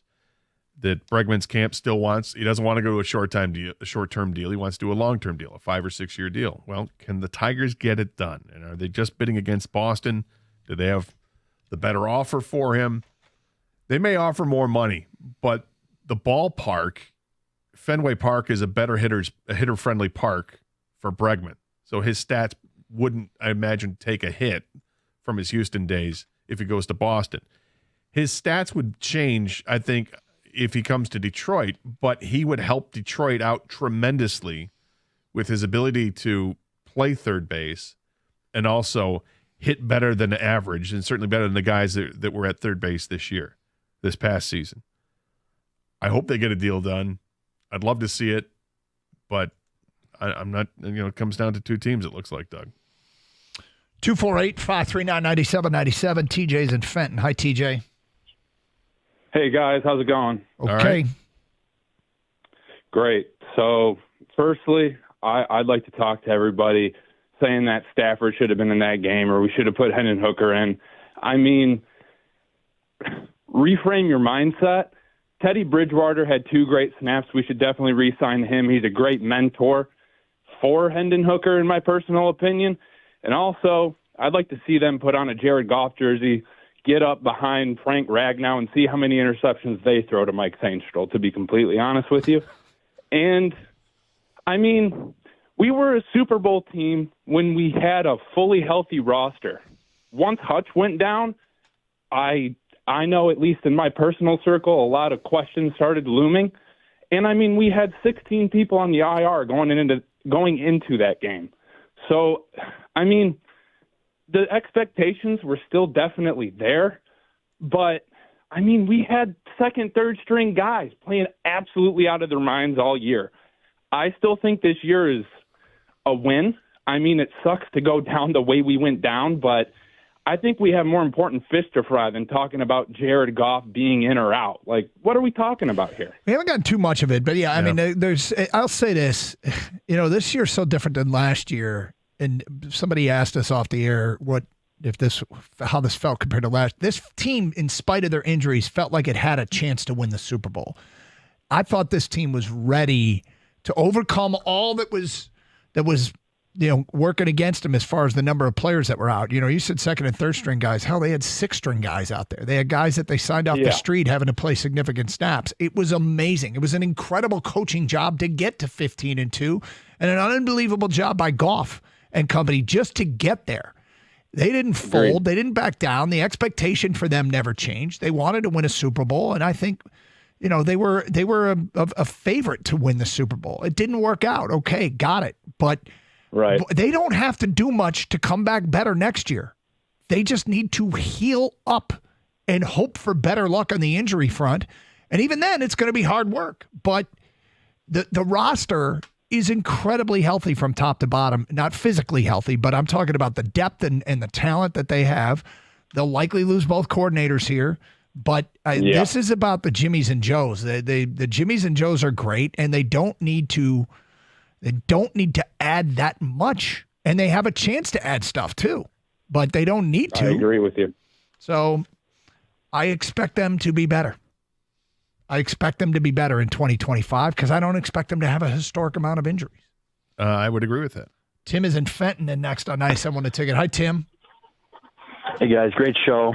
Hey, I've only been listening for about 40 minutes here, so this may have been talked about already, but this one must say, Jamison Williams, that thing that he did in that celebration he did, that's just embarrassing. That guy is so about himself. It drives me crazy. And I can't – maybe people are already talking about that, but the other thing is, in the last minutes of that game, him trotting back, jogging, Jared Goff's looking right at him. He's going, come on. I could just scream. What is that guy's problem? You know, people talk about the NFL being fixed. Look how much Jameson Williams could have changed that game by some of the decisions that he made. That guy, if I'm Dan Campbell and Holmes, I'm pulling him in a room. I'm putting up some video, and I'm saying, look at this. Does this look like you care about you, or does this look like you care about the Detroit Lions? Well, or does it look like or does it look like he's having fun when he drives jumps back into the end zone or whatever? And it's a 61-yard touchdown run. It's a brilliant play call. It works. He's not going to get stopped for the touchdown. You don't like that he's celebrating, and you're saying it's selfish. I just think he's having fun. 97-1 the ticket. When you look at how cold it's been, and it has been ridiculously cold, you got to think about your garage doors, okay? Because you got all these moving parts. They can get brittle. They can break, and that's not going to be fun to deal with in the wintertime, not with sub-zero temperatures. Do what I did. Call the professionals over at Precision Garage Door. They're going to come out. They're going to assess your garage doors, let you know what's right with them, what's more importantly, what's wrong with them. Maybe you just need to get them serviced. If they're making all types of weird noises, call them right now before something breaks down. And if you need new garage doors, this is the place to go because they've got a warehouse full of garage doors. Heck, they might even be able to install a new garage door for you in as little as 24 hours. So if you need a new garage door or maybe just some repairs or some service, Precision is the place. Just call 1-800-DOOR-REPAIR or schedule at precisiondoormi.com.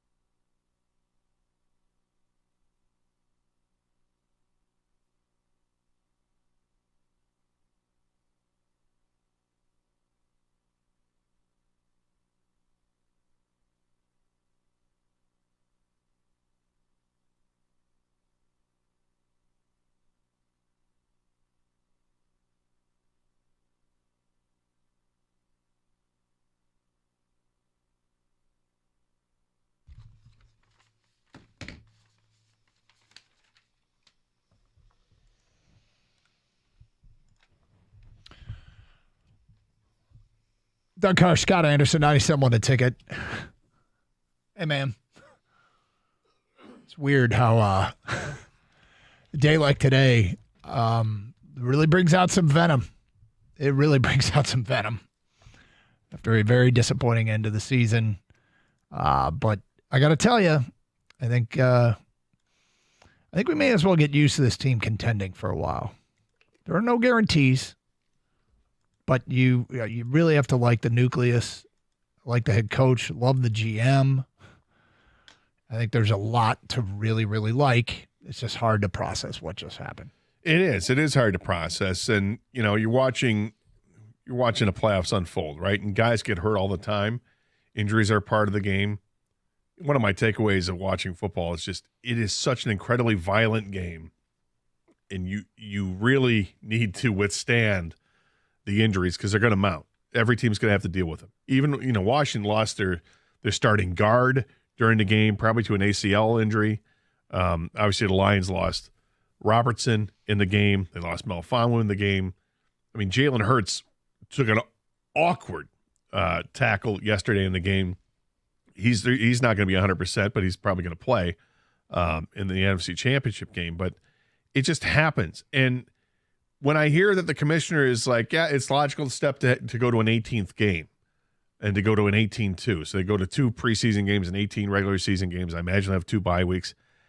I just keep thinking about how violent this game is and how it's impossible to avoid injuries.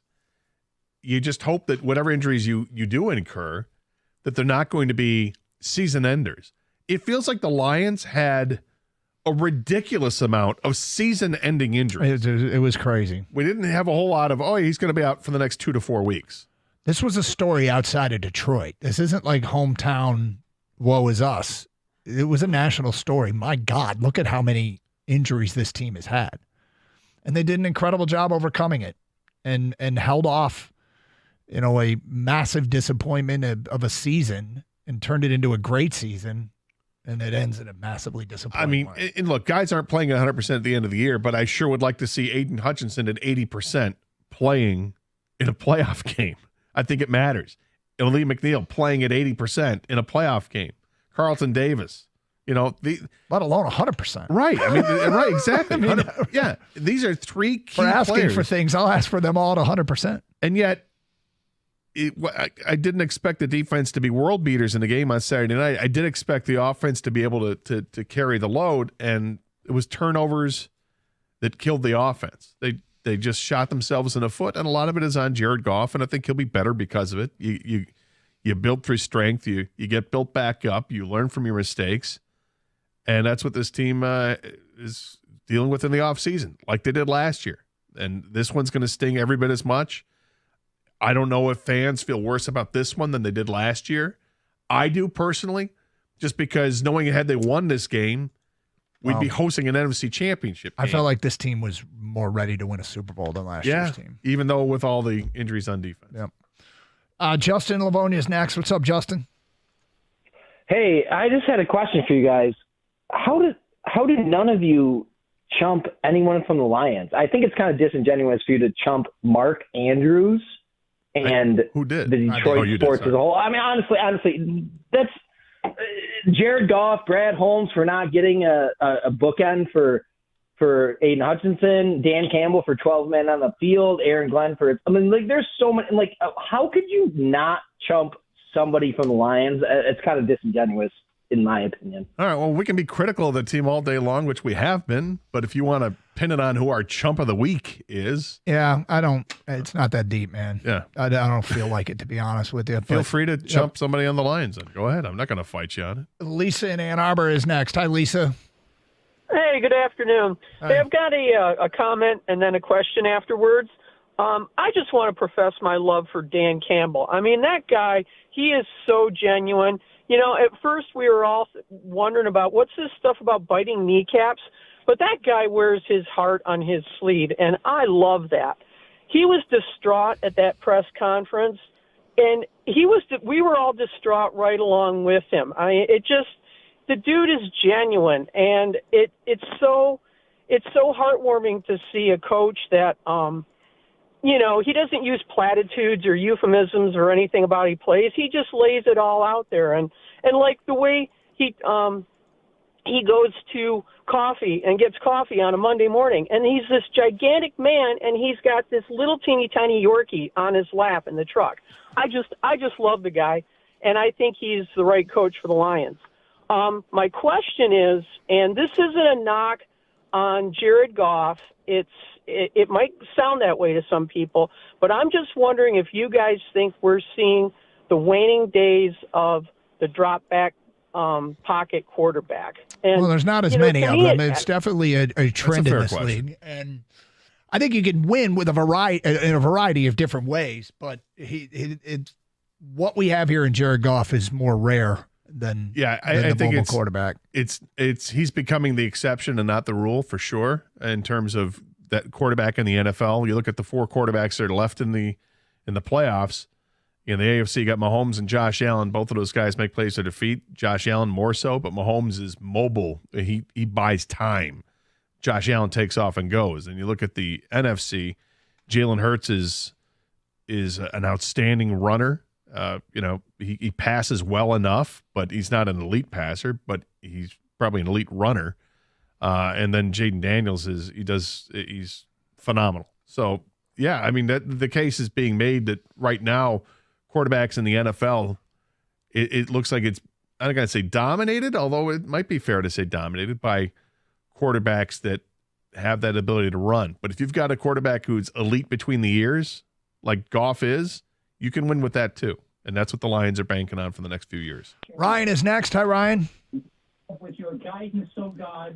Ryan, you gotta keep your radio down the background. Okay? Prosperity and understanding. Ryan? You there? Yeah. Oh, I think he's got the radio off now. Ryan, you ready? Yeah, I got the radio off. All right, go ahead. Hey, how you guys doing? Long-time listener. Thank you. All right, thanks, Ryan. You can't do it with the radio on in the radio background. Off. Jeffrey in Detroit is next. Hi, Jeffrey. Hey, how you guys doing? Okay. Obviously, I love this team, and they're so exciting and fun to watch. But I wanted to, something that I have not heard much about is the inconsistency of the New York office. There were 2 vicious hits on Sam Laporta in that San Francisco game. They tossed Branch out of a huge game in Green Bay, and that wasn't nearly, especially there was one in the end zone with San Francisco. The ball was gone. The guy spears him right in the face. Nothing. And then that hit by on Goff, which could have killed the guy, could have broken his neck. And again, if any, first of all, it wasn't caught. You breathe hard on Patrick Mahomes, you get a 15-yard penalty. But where's the league office enforcing this? Well, I wouldn't be surprised. I would say this, Jeffrey. I wouldn't be surprised if the player for Washington, it was Lutu, I think, or Lulu, whatever his name is. I wouldn't be surprised if he gets a fine. I bet he does. I bet he gets a fine. But did they miss the call? Sure, they missed the call. But they also missed a call in the Lions' favor when they called face mask on a 3rd and 2 that was stuffed for like a 1-yard loss. That was clearly not a face mask. I mean, it goes both ways. But you were complaining about the league not fining players or taking action here. Let it play out another couple days and see if it does. Because I think that was a play that's absolutely deserving of a fine. Should have been a penalty. It wasn't. Courtney in Detroit is next, and I sent one a ticket. Hi, Courtney. Hey, what's up, Jen? Hey. You guys kind of touched on everything offensively. Of course, the 2 interceptions by Goff and the 1 by Jameson Williams. But it was a play that was an important play that nobody talked about. It was Terrion Arnold. It was a 4th and 2 or 3, not on the goal line. It was the third quarter. And he was peeking on the inside looking, but he had supposed to be having contained. And if he'd have been in his right position, he would have been right there. Jaden Daniels wouldn't have got that first down. And I just need him to get better because Jared Verse, you guys talked about Jared Verse for the Rams, how much he impacted in the other guy. And Terry Nano was drafted before both of those guys. No. We just need more. I don't think Terry Arnold was not drafted before Jared Verse. When did he get drafted? Jared Verse was like a top 15 pick. I thought he was 19th. Yeah, so Arnold, they traded up, right? Yeah, Arnold was, they was drafted in the 20s. Yeah, Verse went 20th. Terry and Arnold went 24th. Okay. I'm sorry, Verse went 19th. Terry and Arnold went 24th. 19th. All right. Yep. Okay, my bad. I knew he was drafted 19th. I thought Terry Arnold went before him. But we just need more impact. Everybody was kind of trying to do more he than gets what better. they should have been. I mean, look, he got better as the year went on. The penalties alone were an example of how he got better. So hopefully that progresses. And that that timeout, I don't know why we didn't call timeout. We had 12 men on the field. That's so bad. And it's so out of character. I don't know. I didn't watch it on TV. So when that happened, there was not really an explanation, and I don't know how that happens. I saw some replay that showed that the sideline was like motioning, and then I thought, well, if you're motioning, then you know the problem's there to call timeout. Take the timeout. It's Carson Anderson, 97.1 The Ticket.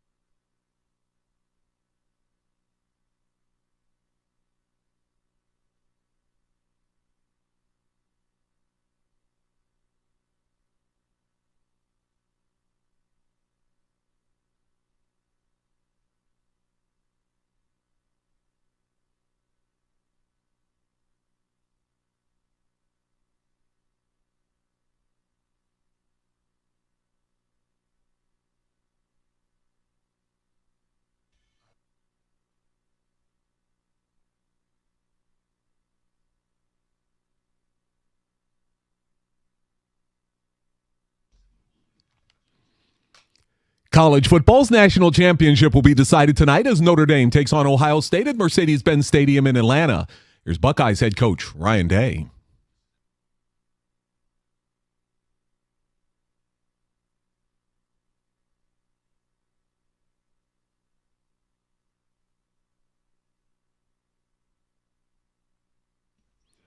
Ohio State is favored this evening, according to odds makers, by 8.5 points. Kickoff takes place tonight at 7:30. The Pistons begin a 5-game road trip this afternoon as they're in Houston for a clash with the Rockets. Our coverage here on the ticket begins at 1:35. Now, these are a pair of teams headed in opposite directions of late. The Pistons have lost 3 of the last 5, while Houston has won 5 of the last 6. The offseason is now officially underway for the Lions after Saturday night's stunning playoff loss to the Washington Commanders.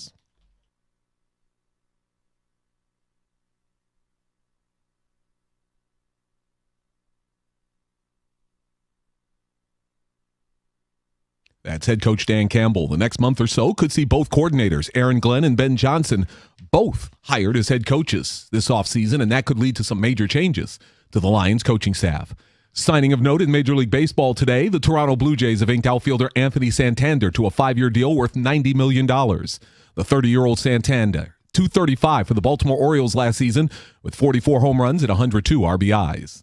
At the Corewell Health Sports Desk, I'm Tony Ortiz. For more, go to 97.1, The Ticket, or Odyssey.com.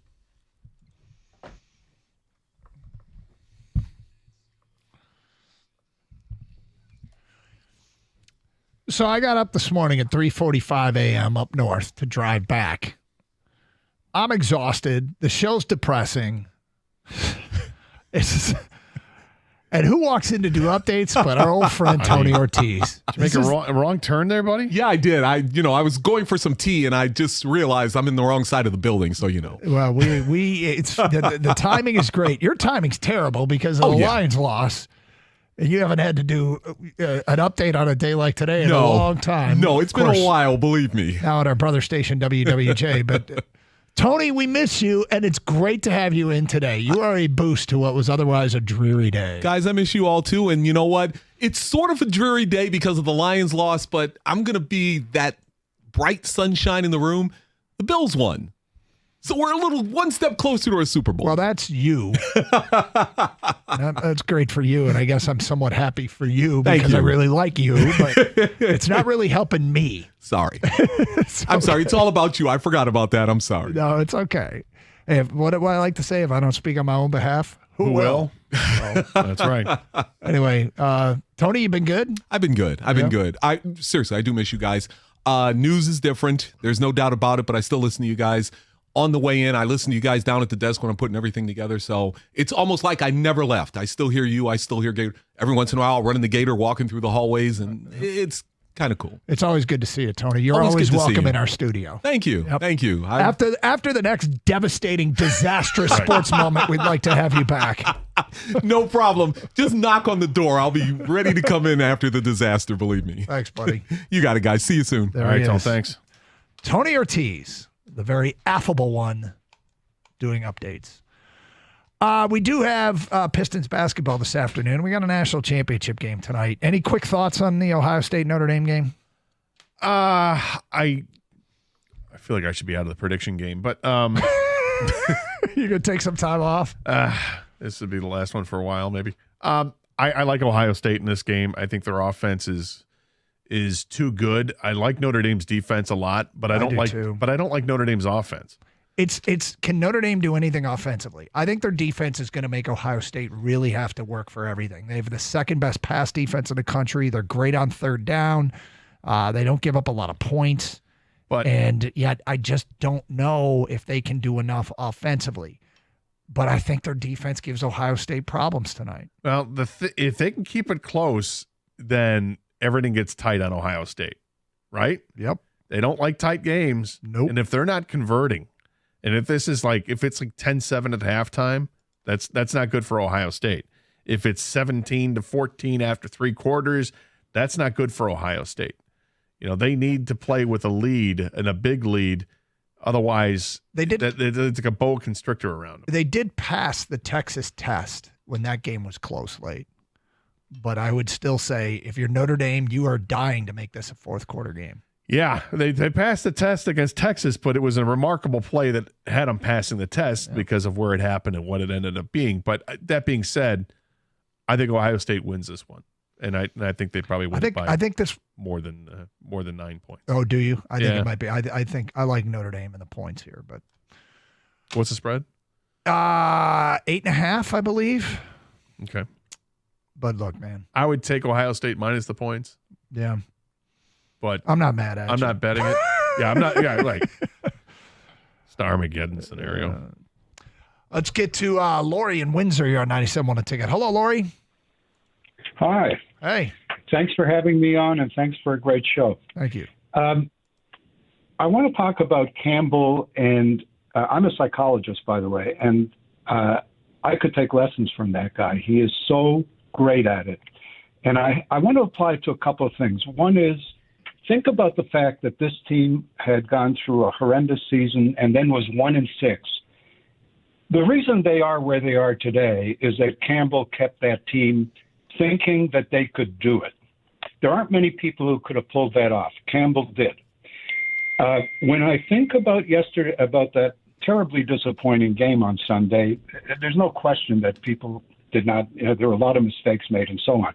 But I want to address two things that everybody's annoyed at. One of them is Montgomery coming in first at the beginning of the game, and the other is the 3rd and 1 situation. And I want to look at it in a broader context.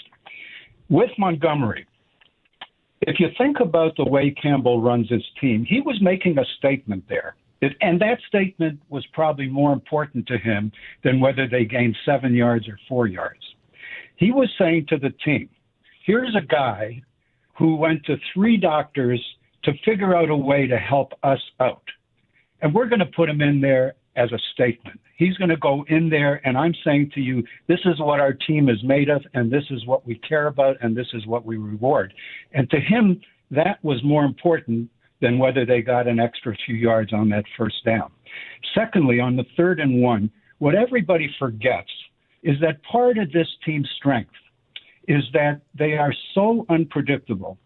And I can't think of the specifics offhand, but I know they've done exactly that in other situations where everybody would have expected them to run and they threw for a touchdown, or where everybody expected them to run and they picked up 100% 20 yards instead of 2 yards, and everybody was excited and cheered and thought how fantastic it was. These are some valid points. I do wonder to what extent the Montgomery thing. Was it worth it? But he did. You got to be so impressed with what he did. It was one possession. It was their only 3 and out of the day. But and then Gibbs looked. I just feel like every time Gibbs touched the ball, if I were a Washington fan, I would have been terrified. Yeah, and yet in the second half, Gibbs wasn't running well, and Montgomery actually got going a little bit. But the running back situation isn't what cost him the game. No. Marvin's in Flint, and on 97 want to take it. Hi, Marvin. How you guys doing today? Okay. Right, Marvin. Well, I know you guys are having a bad day, but I'm gonna give you guys a little ray of hope here. The last time I felt this bad about a sporting event was actually 2 years in a row when the Pistons, when Isaiah threw the ball away, and then when he hurt his ankle. I thought those 2 years that the Pistons should have won titles. Yeah, those are two tough years. Yeah. And I'm comparing the Lions to the same way. I mean, if you look at Chuck Daly and then look at Dan Campbell, you're looking at the same type of coach. So these Lions, they're going to learn. They're going to build for this. Jared Goff has to learn that if Magic Johnson can come back from Tragic Johnson and Isaiah can come back from the past, he can come back from this. Because this loss is on him. But he needs to know that his team is behind him and that he's going to come back. And Detroiters, stand tight. We still got a couple more years. Marvin, I made this point earlier, and I'm sure everybody wasn't listening to every second of today's show, but sometimes you have to have that absolute heartbreak and get close and lose before you win. The Bad Boy Pistons did it. The Red Wings did it. Michigan State basketball did it. Michigan football did it. You just don't want to be the 2004 or 2006 to 2014 Detroit Tigers who kept coming close and never won the title. But sometimes it helps long term. You build up. I talk about rungs on the ladder. This year they were the 1 seed. Of course, last year they went further in the postseason. But at the end of the day, that sometimes is the formula. We'll see, because there's no guarantees. Even when you're the 1 seed, there's a reason only 50% of 1 seeds have made the Super Bowl. I really like the comparison to the bad boy Pistons. The only thing I don't like about it is it's almost a 40-year-old comparison, and I hate to go back that they're far. More recent ones. Yeah, but the truth is that Pistons comparison is so apt. It was a very talented team. It looked like they were going to take care of the Celtics, and then Isaiah, bad pass. And the next year, they slay the Celtics. They get to the NBA Finals, and then Isaiah's ankle. But the next year, they slay everybody, and they end up getting the sweep of the Lakers and win that first championship of 2. And it was so rewarding to go through all that. I think, it's so different when if it just comes out of nowhere. Like even the '84 Tigers had to build up to that, right? Yeah. It wasn't just there. The '06 team that got to the World Series, that came out of nowhere.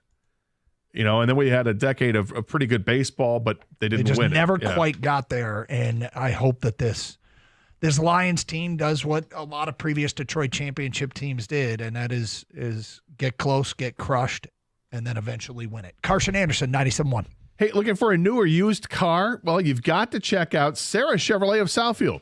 With one of the largest inventories in the area, you're going to find exactly what you're looking for, whether it's a sleek new model or a reliable pre-owned vehicle. And here's the best part. Guaranteed credit approval. No matter your credit situation, they've got your back. Sarah Chevrolet of Southfield is in the perfect spot. They're right there at 696 and Telegraph, making it easy for you to swing by and drive off with your dream car. And if you're short on time, no worries. They'll even bring your new ride right to your doorstep with at-home delivery. And if you're into the latest tech, you're going to be glad to know that Sarah Chevrolet of Southfield is one of the top EV dealers in the country, offering cutting-edge electric vehicles that are setting the standard for the future of driving. And best of all, they're open on Saturdays because they know weekends are the best time to shop for your next car. Come see why Sarah Chevrolet of Southfield is the place to go for your next vehicle. Together, let's drive.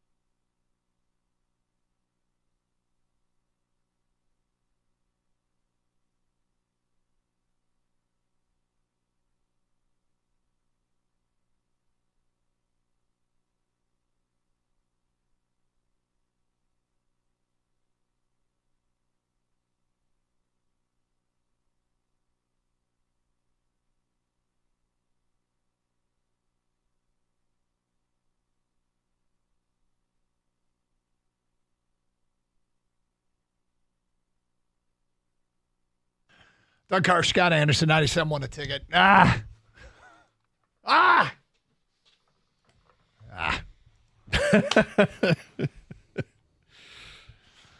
You want to sum it up? Yeah, that's pretty much it. We go to Jim and Canton. You're next on 97.1. Hi, Jim. This is the worst hold music ever. Were you preparing for a recital? It sounds very folksy. Luke in Lake Orion, you're on 97.1 a ticket. Hi, Luke. Hey, Doug. Hey, Gator. How you guys doing? Okay. All right, Luke.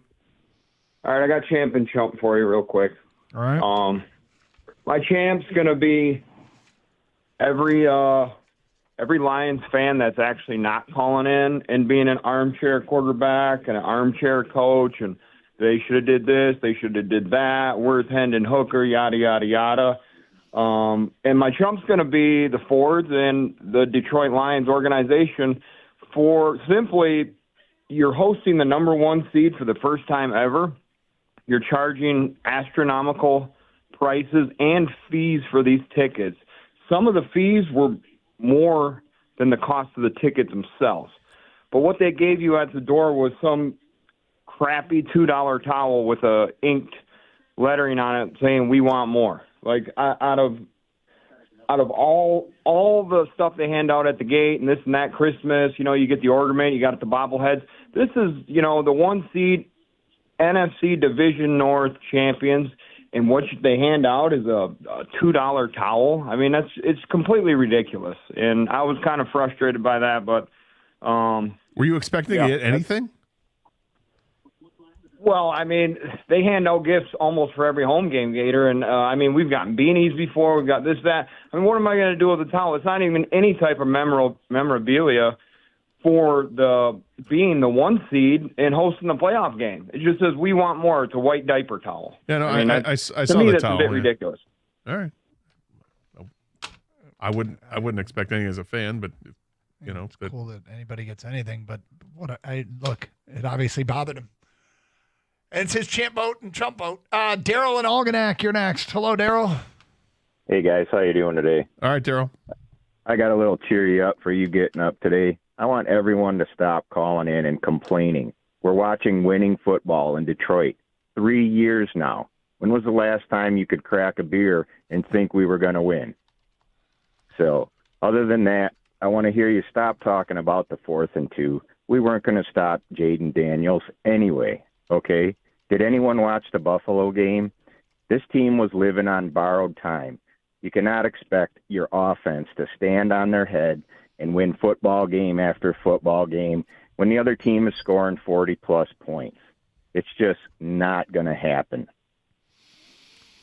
Well, it's disappointing because I think we had seen the offense be so good for so long, and for them to shoot themselves in the foot time and time again, it hurts. And when it results, like the one interception was a pick six, I mean, that's shooting yourselves in the foot to the point where you're not scoring points and you just gave up points. When you throw an interception at the end of the half. Well, I'm just saying they're going to have a bad game. Of course, they're going to have a bad game. Happen. They scored. But we've seen the bad game. 31 points. How many times has Kansas City scored 30 or more points this year? They haven't. They've been winning by the skin of their teeth. So the rest of what I have to say is our defense was just non-existent. The Buffalo game, like I said, we're living on borrowed time. Thank you for the phone call. Look, the defense should get measurably better just by sitting around in the offseason and getting healthy. Measurably better. They need to add some pieces for sure. I'd like to see them, add some help up front.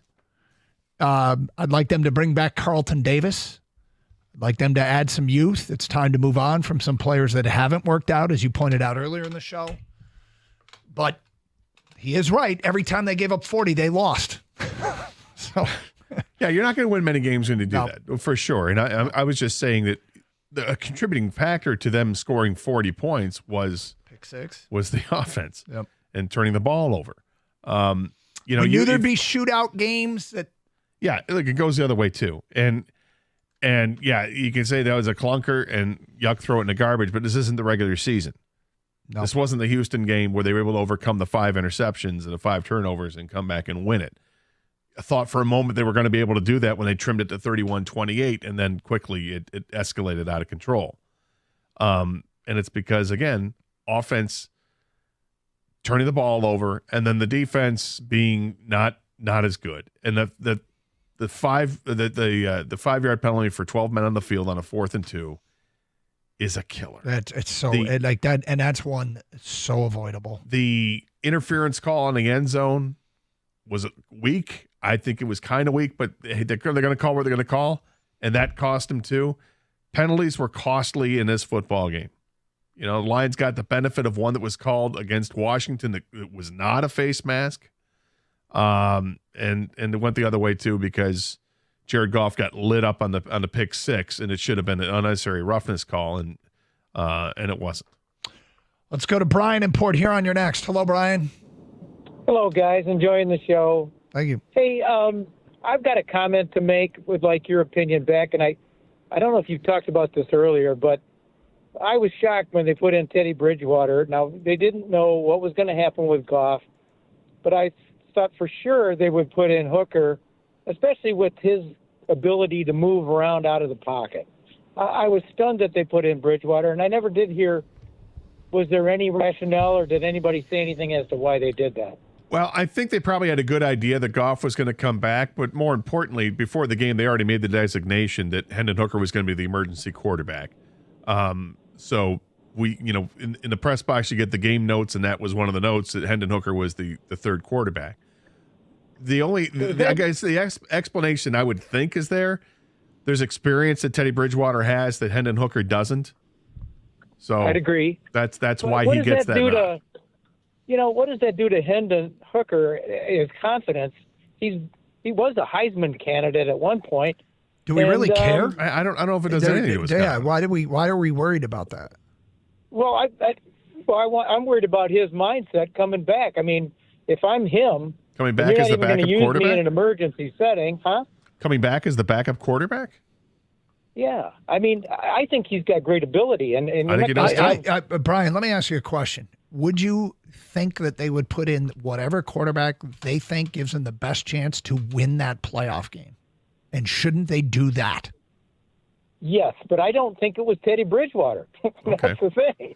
Well, fair enough, but I mean, they're at practice every day. They're the ones that have that on-field evaluation, and they know it. You're not going to find a bigger Hendon Hooker fan than me. All right? But I can step back and objectively defer to the team in making that decision and why they make that decision. And as far as long-term ramifications, if Hendon Hooker's going to get rattled because of a decision, he's not going to make it. Then he's not going to make it in this league. And I think league. He's going to be just fine. And in the end, he's being groomed as the backup quarterback for this team right now because they've got Jared Goff signed long-term. There's no question JG is the guy. Yeah, look, that his confidence should have nothing to do with the decision. That moment in time, they're trying to win a playoff game, and whoever gives them the best chance to win is who I'm going to assume that Ben Johnson and Dan Campbell and the offensive staff, Mark Brunell, decided to put in that game. Terry in Detroit. Hi, Terry. Hello. Hey. Hello there. Can you hear me okay? Yeah, go ahead, Terry.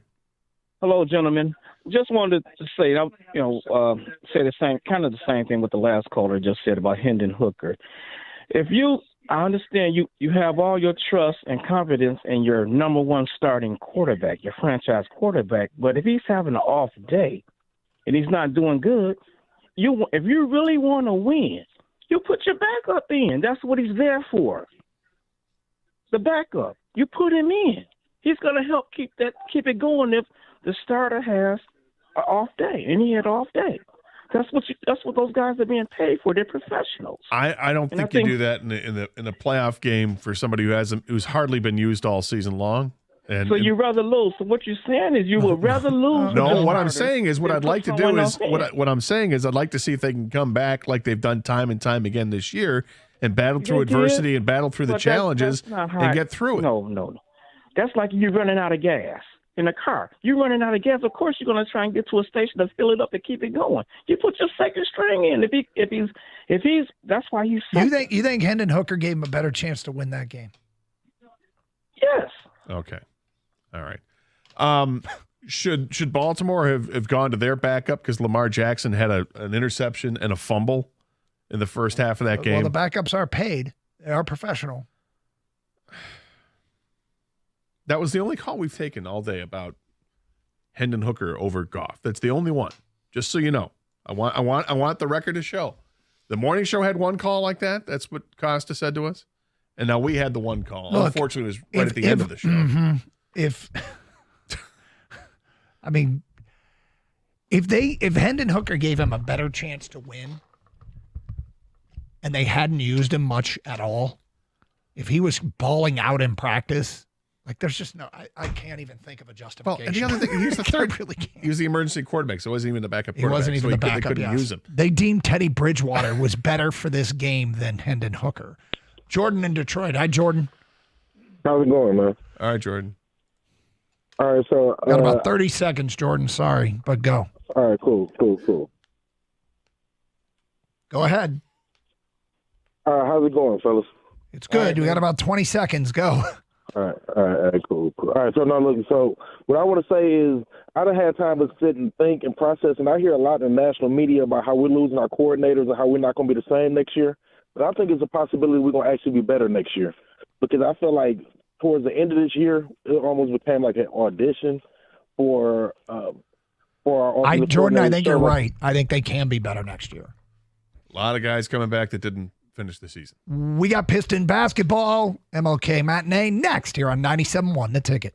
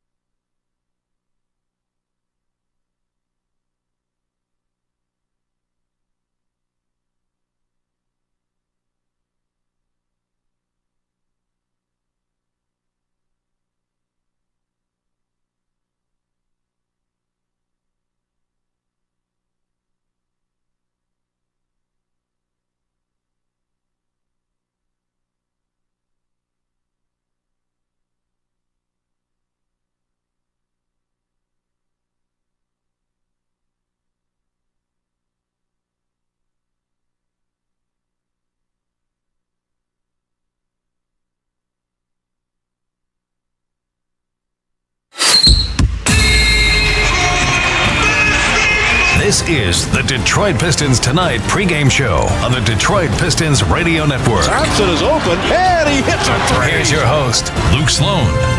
It's the Pistons and Rockets on Martin Luther King Jr. Day in Houston. This marks the start of a 5-game road trip against some good opponents for Detroit, and it all begins today with a key game against the Rockets this afternoon as the Pistons look to bounce back from back-to-back losses. But before we preview this holiday matinee matchup in Houston, let's take a look back at the latest loss for Detroit. It was Saturday against the Suns at home, 125-121 the final at Little Caesars Arena. This was a game, though, that the Pistons competed well in, but little mistakes kept them from victory this past weekend. Tobias Harris led the way with 21 points. He was red hot in the first half, first quarter specifically. Cade Cunningham had 20, 15 points, 10 boards for Jalen Duren in this one.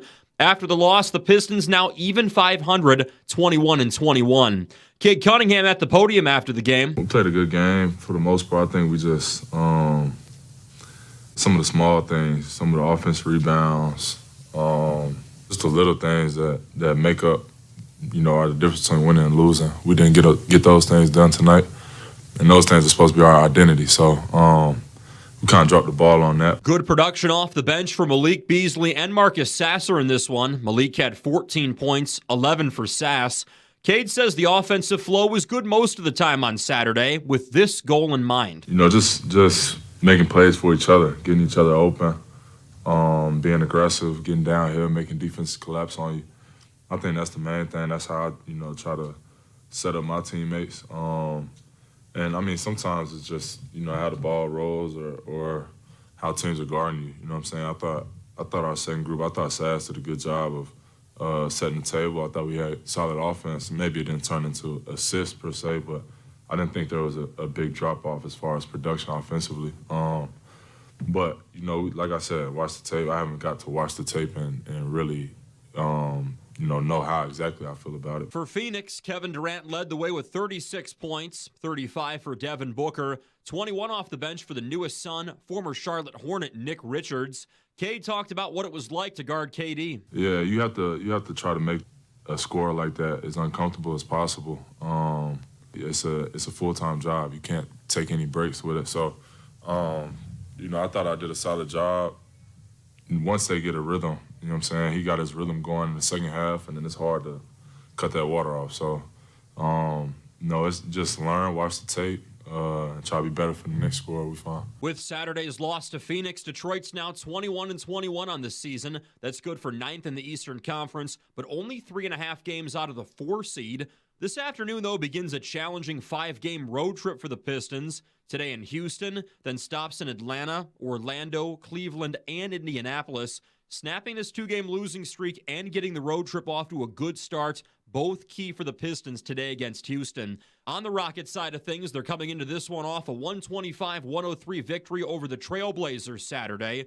Houston's dynamic duo, Green and Sengun, they combined for a great game in this one against Portland. Green had 26, 23 for Sengun. Rockets head coach Ime Udoka on what it means to have that partnership rolling. We're going to be really good when they both are clicking on the same night.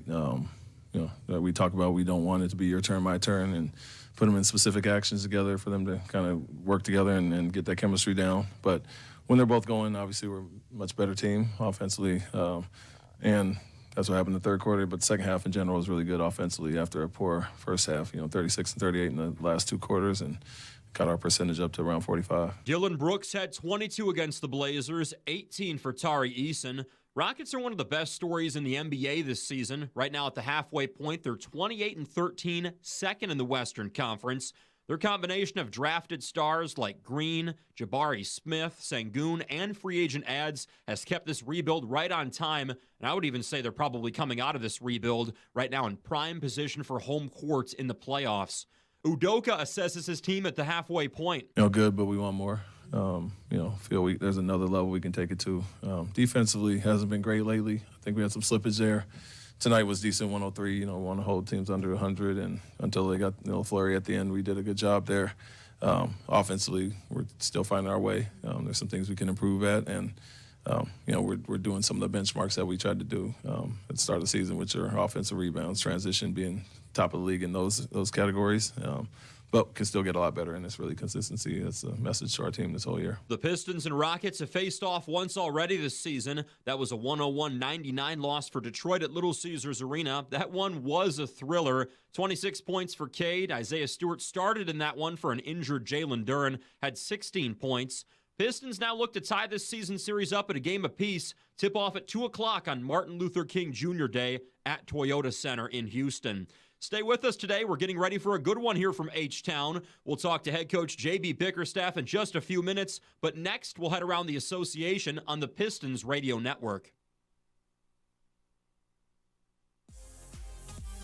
Missed the 4 for 4? The Pistons have a bigger and better deal for you and your crew. With the Family 4-Pack, score 4 tickets and 4 $15 concession vouchers for both dinner and Detroit basketball. The Family 4-Pack is the bundle for you.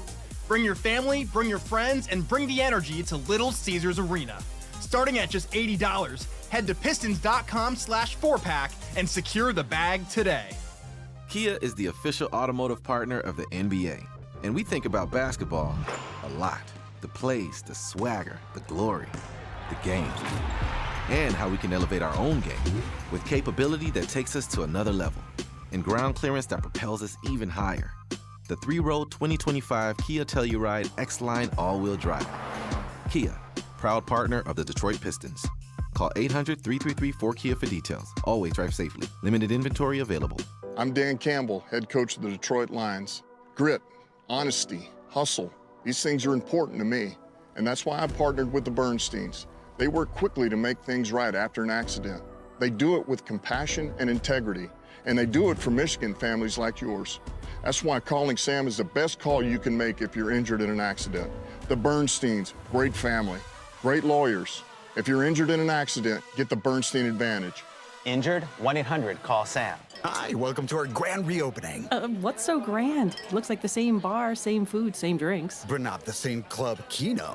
Welcome to the newly redesigned Club Keno from the Michigan Lottery. Now with the new +3, giving you more chances to match and win. I like. There's a new and improved kicker with more chances to multiply your winnings. Impressive. And even bigger jackpots with a jack. Wow, I just love what you've done with the place. Try the new Club Keno, only from the Michigan Lottery. Knowing your limits is always the best bet.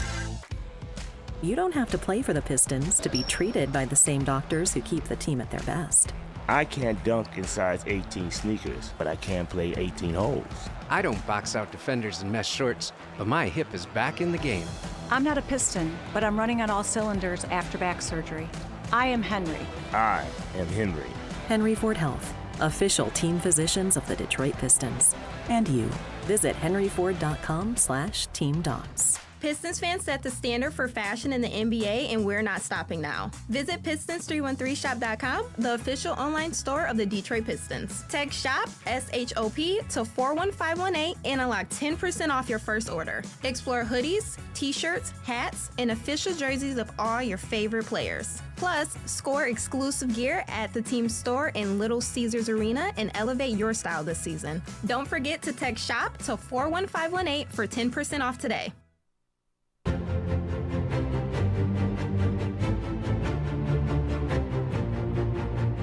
We're getting closer to tip-off. Pistons and Rockets on Martin Luther King Jr. Day in Houston. Mark Champion will sit down with head coach J.B. Bickerstaff in just a few minutes. But first, let's head around the association. Including Detroit and Houston, there are 8 games on the holiday today. Mavericks and Hornets underway now from the Spectrum Center in Charlotte. At 2:30, a good one in the West as the 27-15 Grizzlies host Anthony Edwards and the Timberwolves in Memphis. Knicks host the Hawks at 3 at Madison Square Garden. This could be a playoff preview. New York's the 3 seed, Atlanta 6, and these two teams don't like each other very much. Hawks coming off a great 119-115 win over the Celtics this weekend. Head coach Quinn Snyder says, though, they're still aiming higher. The ebb and flow of the game for us to be up, and then they went on a run, and for us to respond to that, to respond after, a really rough first quarter. They're a terrific team, and I think we did the things we needed to do to win the game. I'm not taking anything away from our guys, but, I just want us to keep getting better. And as you said, every game's different. Neither team shot well. It was, a gritty game. And it's good to have Jalen back. You know, his presence in the game, it doesn't matter if he's scoring. You know, there's different ways to impact the game, and I was impressed with, as the game went on, you know, the things that he did. And can't say enough about, particularly the rebound that he came up with. A lot of really good efforts. I thought Dyson's aggressiveness offensively gave us a lot. You know, and Trey didn't have a great shooting night, but he kept shooting. At 3:30, the Eastern Conference and NBA best 35-6 Cleveland Cavaliers host the Pistons' last opponent, the Phoenix Suns, at Rocket Mortgage Fieldhouse. Last time out for the Cavs, they beat the T-Wolves 124-117 the final in Minneapolis. 36 in that one for Donovan Mitchell, and he says Cleveland right now trying to work on responding to success. Understanding that, yeah, you know, we started the game off pretty crappy. You know, we didn't really do. We looked like we were on the back-to-back, like I said, and then for us to respond, which is great. Now, how do you respond throughout with success? You know, we've done it all year. We've won games. We've blown teams out and come back and be ready for the next game. So now, not like tonight, you know, we responded off of a loss. Can we continue to be that team on a night-to-night basis? And I believe we will. But that's just every day it's a challenge. Every day that's the challenge. All right, can we continue to do it? We go back home for one game, then we go to Houston, then we go to Philly. Can we continue to be that team through this stretch? I believe we will. I have no doubt we will, but that's the challenge. There's a rematch of the 2022 NBA Finals at 5 o'clock when the Warriors host the Celtics in the Bay Area. Golden State's coming off a 122-114 over the Wizards Saturday. Andrew Wiggins led the way with 31. I mean, I'm just trying to stay aggressive, you know, just keep attacking and, you know, keep, you know, taking what the defense gives me. How do you kind of weigh out the balance between, you know, knowing that you like to play within the flow of the offense, but also kind of picking your spots when to isolate and attack and provide force at the rim? I feel like it all comes within the rhythm of the game and just, you know, a mindset. You know, certain moments you just feel like you can go, you see an angle, or you feel like you have a mismatch, you know, so certain things that get your mind going. The late games on this MLK Day, the Pelicans host the Jazz at 8, the Clippers welcome in the Bulls at 10:30. We're getting closer to tip-off, Pistons and Rockets this afternoon in Houston. Mark Champion standing by now with head coach J.B. Bickerstaff. Mark Champion with J.B. Bickerstaff. We begin I don't know if grueling is the word, but a challenging 5-game road trip. Do you like these challenges?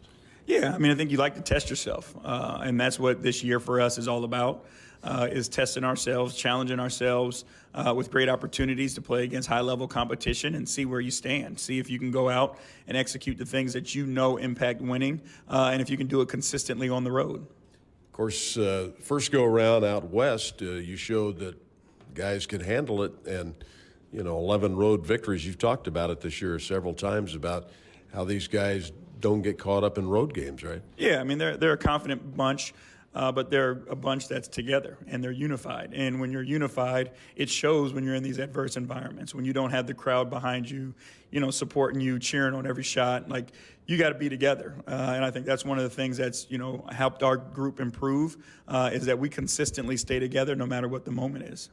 Last 2 games, anything sticking out that needs to be cleaned up to get the W? Yeah, I mean, I think we've done a really good job of creating opportunities. You know, shots didn't fall the past couple of games at the level that we've, you know, been making shots. So just continue to do the things that we've done. Tonight's going to be a great challenge, or this afternoon, excuse me, it's going to be a great challenge because of the way they defend, because of the way they attack the offensive boards. You know, our thing is we want to try to win the possession game every night. And, you know, defensive reboundings are key. Taking care of the basketball is key. If we do that, we'll give ourselves a chance any night.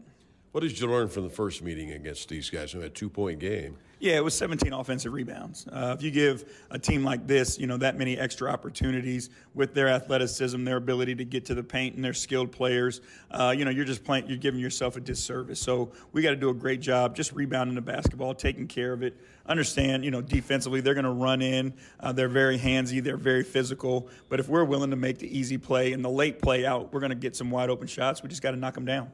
We always look for talking points during a game, and certainly there's a couple here with numbers 1 and 2 in the 21 draft going at it. So Ime talked about how Green has stepped his game up.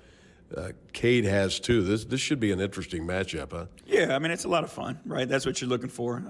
You're looking for, the reason why some nights. But anytime you get on the floor where there is the conversation, you look to see, who rises to the occasion. And that's what competitors do. So expecting both of these guys who are really talented basketball players, really good team basketball players as well, to try to rise and help their team get a win. And the Thompson brothers. Amen's probably got a little bit of an edge because he's just played more, right? Yeah, and that's the thing. And again, I don't want it to go unnoticed, what Asar has had to go through and just how difficult it's been for him. Obviously coming back from the blood clots, the minute restrictions doesn't make it easy, then having the groin issue and then getting ill for a little bit. So, he's had some in and out and back and forth that hasn't made this very easy. But to his credit, he keeps showing up. And showing how he can help us win basketball games and how dynamic of a player he can be on both ends of the floor. All right, all the best here this afternoon. Right, thank you. JB Bickerstaff, and that's our Coach's Corner. Pistons and the Rockets coming up. To celebrate the auto show, Ford has just announced Auto Show Trade Assist Cash. Come check out the 2024 Ford F-150. From workdays to weekends, the F-150 will get the job done. With a great in-stock selection, you're sure to find the perfect F-150 just for you. Returning AZ Plan customers who trade in their vehicle can lease a 2024 Ford F-150 XLT 4x4 Super Crew for $399 a month for 24 months, with $3,069 due at signing. Payment includes waived security deposit, excludes title, taxes, and license fees. Not all lessees will qualify for Ford Credit Red Carpet Low Mileage Lease. Payment includes $1,000 RCL cash, $2,500 Open Trade Assist, and $500 Auto Show Trade Assist cash. Offer ends February 3rd. See dealer for qualifications and complete details. Some exclusions may apply. So get to your Southeast Michigan Ford dealer today and take advantage of this $399 F-150 lease offer before it ends. I'm a geologist, and Little Caesar Stuffed Crazy Crust Pizza is not only tastier than the Earth's crust, but it's the lowest price in stuffed crust. With a buttery garlic-flavored crust that's stuffed with cheese, geologists agree Stuffed Crazy Crust rocks. Let's rock! Try Little Caesar Stuffed Crazy Crust for only $9.49. Pizza, pizza. Price comparison of Little Caesar Stuffed Crazy Crust Pizza against menu prices of comparable stuffed crust pizza from top national pizza chains, plus tax where applicable. Available at participating locations. Prices may vary. Prices higher in Alaska, Hawaii, and third-party online sites. Little Caesars rocks! Did you know StockX was born in Detroit? From the small desk of a few back in 2016 to a now global platform, our real-time marketplace offers you unprecedented access to buy and sell verified sneakers, streetwear, apparel, and more. From the greatest grails to the latest trends, every release you're looking for is here, even after it sells out. Plus, every item you order from us is StockX verified, backed up by our buyer promise. So join the millions who already know, because Detroit got it on StockX. Start shopping now at StockX.com. At Corewell Health, we know time doesn't heal all wounds. Hard work, innovation, and we do. We're fighting cancer with proton therapy and music therapy. We're turning back the clock on Parkinson's with deep brain stimulation and outsmarting blood clots in seconds instead of days. Because this is your time to take control of your health. And it's time to show that together, we can. Corewell Health. The Pistons are locked in this season and ready to do work. Watch rising star Cade Cunningham lead our young core against the biggest stars in the NBA. Be a part of the best game day experience in the 313, featuring thrilling theme nights, epic giveaways, performances from Pistons entertainment teams, and much more. Go to pistons.com/tickets now to lock in the best seats at the best prices.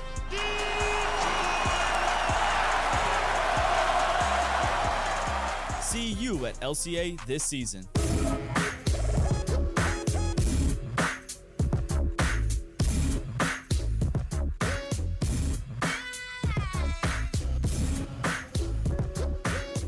Happy Martin Luther King Jr. Day. Luke Sloan here getting you ready for Pistons and Rockets. 2 o'clock tip-off, just a few minutes.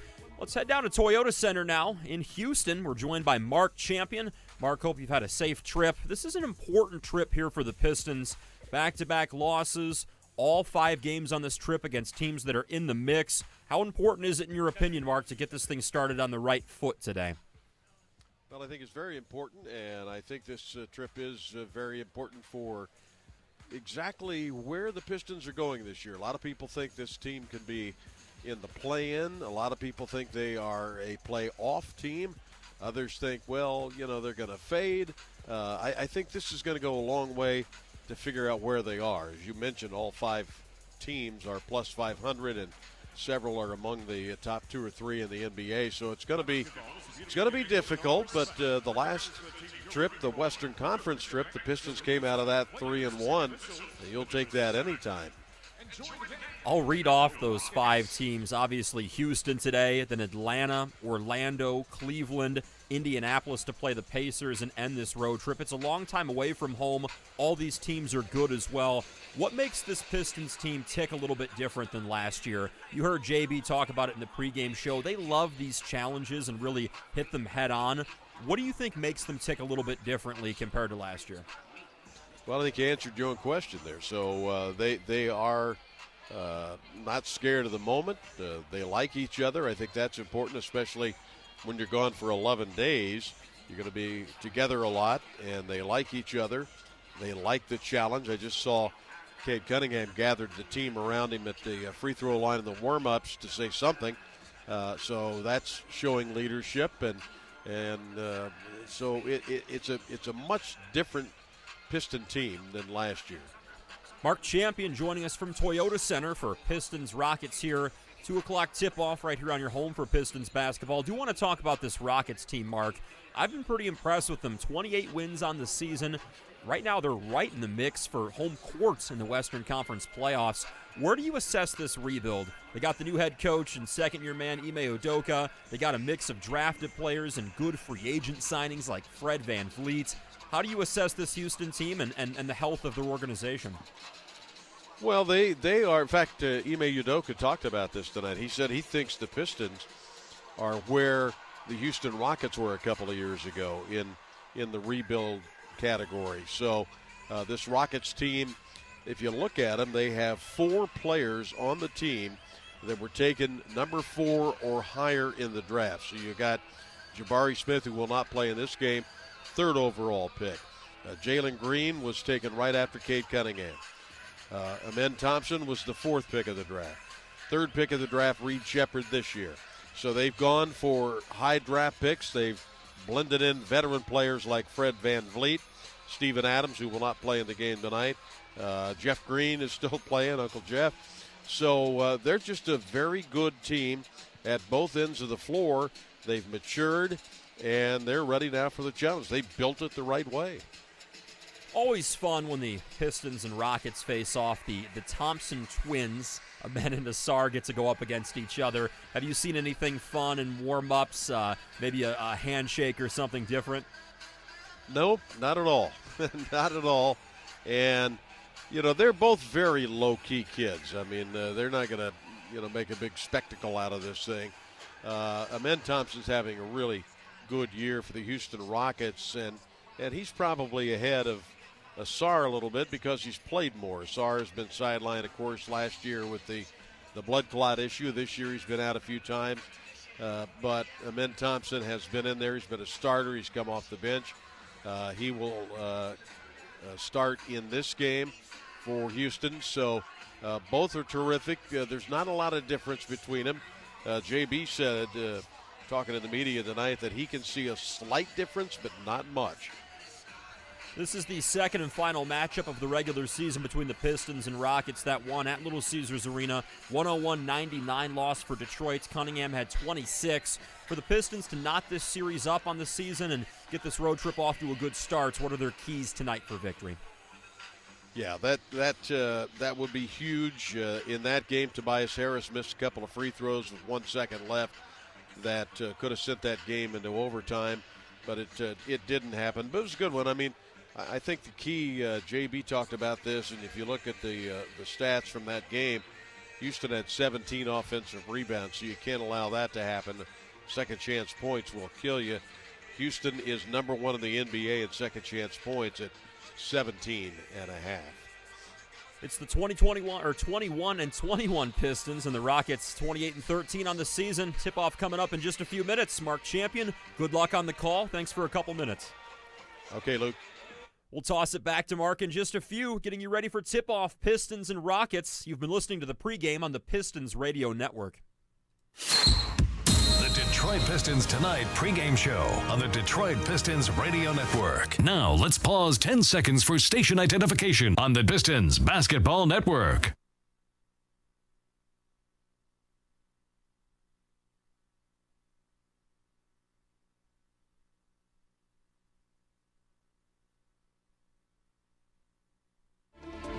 We're going to do this together. We've got a lot of hard work ahead of us, but it's going to be fun. I want to do it with high character, hard-working, competitive people with a Detroit Pistons mindset first. And when we win, we're going to feel joy, and I want everybody in this building when we lose to feel pain. This is Detroit Pistons basketball. Cunningham on the move, kicks left corner, Stewart for three! Are you kidding me? Here's Mark Champion. And good afternoon, everybody, as we celebrate Martin Luther King Jr. Day in Houston, Texas. They're expecting a little nasty weather here, so we're going to get out of Dodge as quickly as we can after this game. They've got snow. I think I saw somewhere where they may have as much as 5 inches in particular areas, but they're more concerned about ice. They just cannot handle the ice here in Texas. They're not prepared for it. We went through this a couple of years ago in Dallas, got stuck there about 4 days. We don't want to have that happen here in Houston, Texas, so we'll be getting out of here as soon as possible. But this is a big game.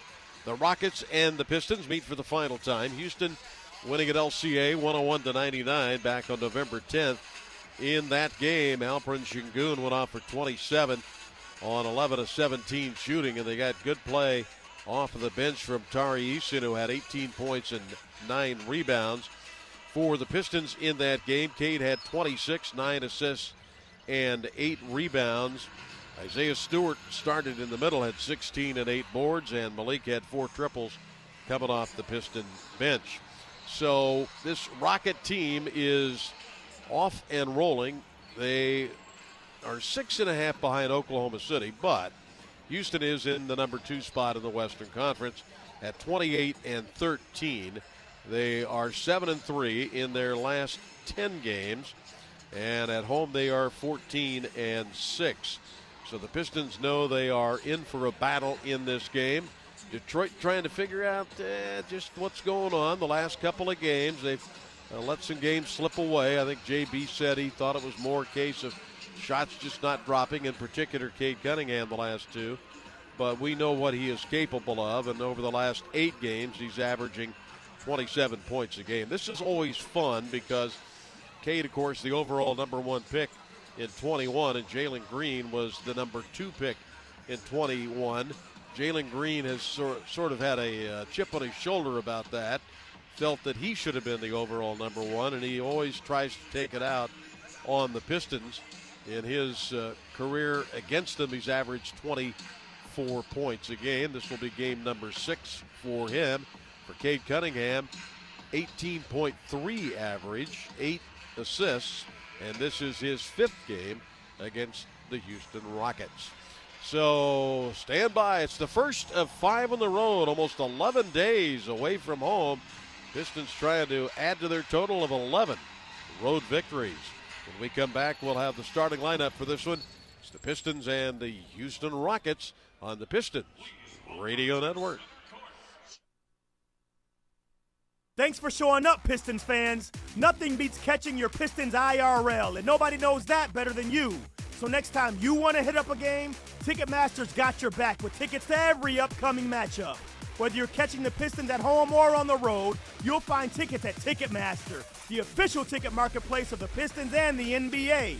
Keep putting that jersey collection to use and get Piston tickets today. There's no better brag than saying you saw it live. See you courtside again soon, Detroit. I'm a geologist, and Little Caesar's stuffed Crazy Crust Pizza is not only tastier than the Earth's crust, but it's the lowest price in stuffed crust. With a buttery garlic-flavored crust that's stuffed with cheese, geologists agree stuffed Crazy Crust rocks. Let's rock! Try Little Caesar's stuffed Crazy Crust for only $9.49. Pizza, pizza. Price comparison of Little Caesar's stuffed Crazy Crust Pizza against menu prices of comparable stuffed crust pizza from top national pizza chains, plus tax where applicable. Available at participating locations. Prices may vary. Prices higher in Alaska, Hawaii, and third-party online sites. Little Caesar's rocks!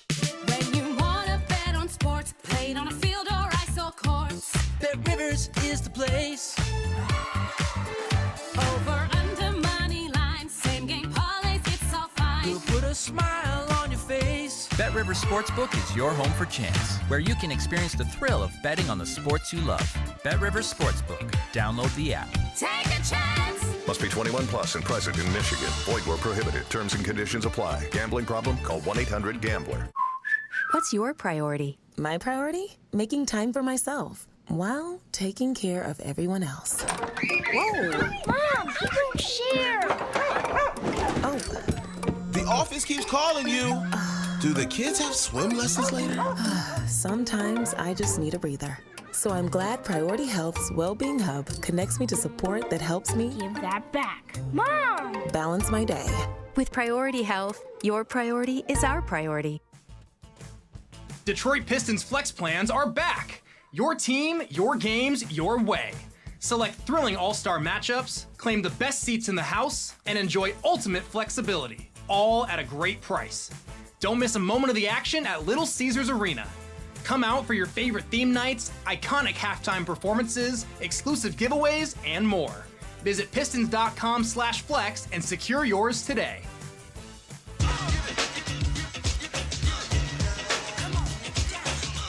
Welcome back to Houston, Texas. Henry Ford Health Report. Henry Ford Health, all for you. He brought you the break, the health report. Of course, the same for the Pistons. Jaden Ivey on the mend for the left fibula fracture. For the Houston Rockets, Jabari Smith out with a left finger fracture. Steven Adams out, suffering from migraine headache today. So that's never any fun. Starting lineup presented by Southeastern Michigan Ford dealers. For the Pistons, they will go with Asar Thompson making his 10th start of the year, averaging 9 points, a little over 5 rebounds a game. Tobias Harris, oh man, is he playing well in the month of January, averaging 15.5 and 6.5 rebounds. Jalen Duren will be in the middle, and he's been putting up the double-doubles lately, up to 15 on the season. The last two averaging 16 points and almost 14 rebounds. The backcourt, Tim Hardaway Jr. and Cade Cunningham. For the Houston Rockets, Ime Udoka is the head coach, and he has done a terrific job. They are 28-13, 7-2 now in the month of January. And they will go with Dylan the Villain, Dylan Brooks, in his 8th season out of Oregon. Amen Thompson will be in the starting lineup, making his 12th start, averaging about 17 points and almost 11 boards as a starter. Alperen Şengün in his 4th season out of Turkey will be in the middle. 26 double-doubles on the year for him. Jalen Green, second player taken in the draft in 2021, will be joined by the veteran in his 9th season, Freddie Van Vliet. Those are your lineups. We'll have keys to the game and the tip-off coming up on the Pistons Radio Network.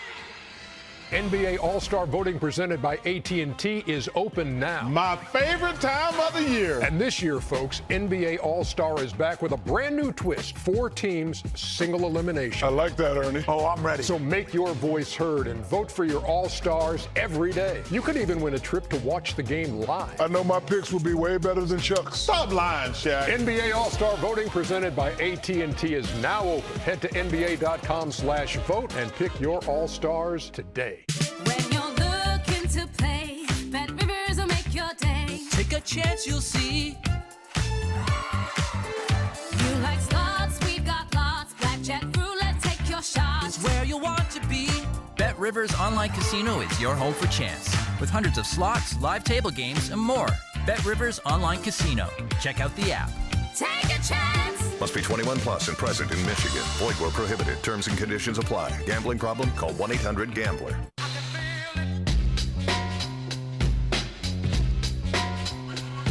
Mark Champion back with you at the Toyota Center in downtown Houston. Big crowd gathering here. Kind of wondered if that would be the case with the weather forecast. They're going to close down the airport at midnight here. Kia is the vehicle partner of the Detroit Pistons. Our crew, Paul Serra, our network coordinator. And Jeanette Munchow is our engineer-producer. Luke Sloan is your host. Officiating crew, Zach Zarba in his 22nd year. The crew chief, Andy Nagy, 5th-year referee. Shea Flores, 3rd-year umpire. John Goebel, Mark Lindsay, Marat Kogan are back in Secaucus. Keys of the game presented by StockX. And for the Pistons, always the key not to turn that ball over. And they've had games where they have handled that very well. In fact, even though they lost the game, the Pistons against the Phoenix Suns only had 9 turnovers for 11 points. The problem is Phoenix only had 10 turnovers for 13 points. But you got to avoid turning it over against this Houston Rockets team. They are 7th best in the league in turning teams over. So that's probably the biggest one. And the other is figure out a way to make life a lot easier for Cade Cunningham. It's just been so difficult for him. He gets to his spots. He has to work so hard. They're blitzing him every time defensively. And this is really an indication of how much they miss Jaden Ivey. Ivey was having a spectacular year, almost 19 points a game, and he meant so much to him. Spaced that floor, gave him another element, obviously, offensively. So Cade's got to find that help, whether it's Beasley or Harris or Hardaway. Detroit will be in the white uniforms, and the Rockets will be in the black uniforms. We'll get this thing underway. Matinee affair on Martin Luther King Jr. Day. Jalen Duren will jump it up with Şengün.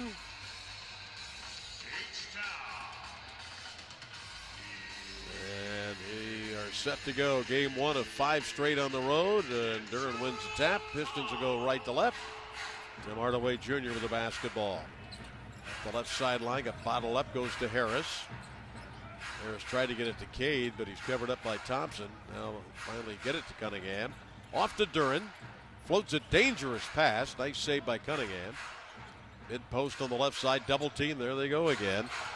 And now Harris gets a jump shot. A little off balance at the buzzer. He had to throw it up there. That's a shot clock violation. So that ball got stuck right on the same side of the floor.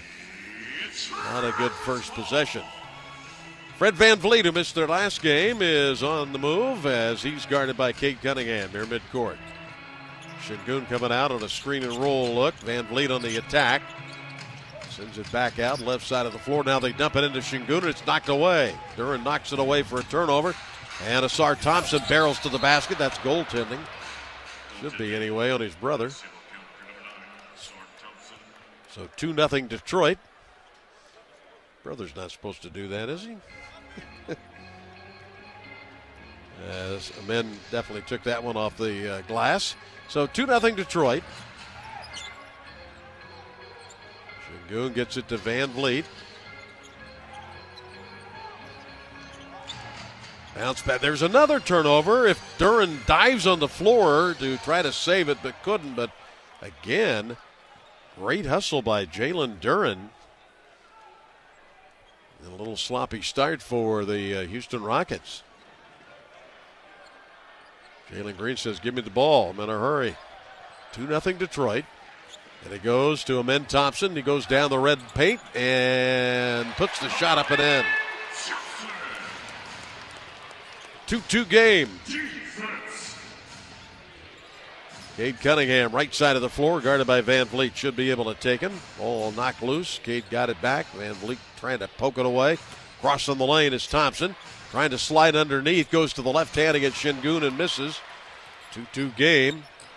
Nice spin away move by Green. Screen by Şengün. Green on the attack. To the basket and scores. Just like that, the Rockets take a 4-2 lead. Thompson quickly up the left corner to Harris. He'll attack the free throw line. Kicks to Duren, now Cade.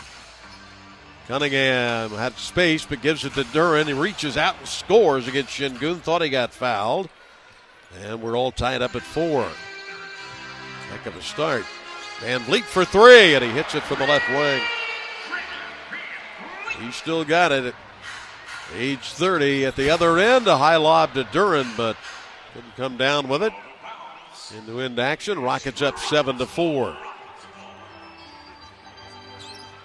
Dylan Brooks with a handoff to Amen Thompson.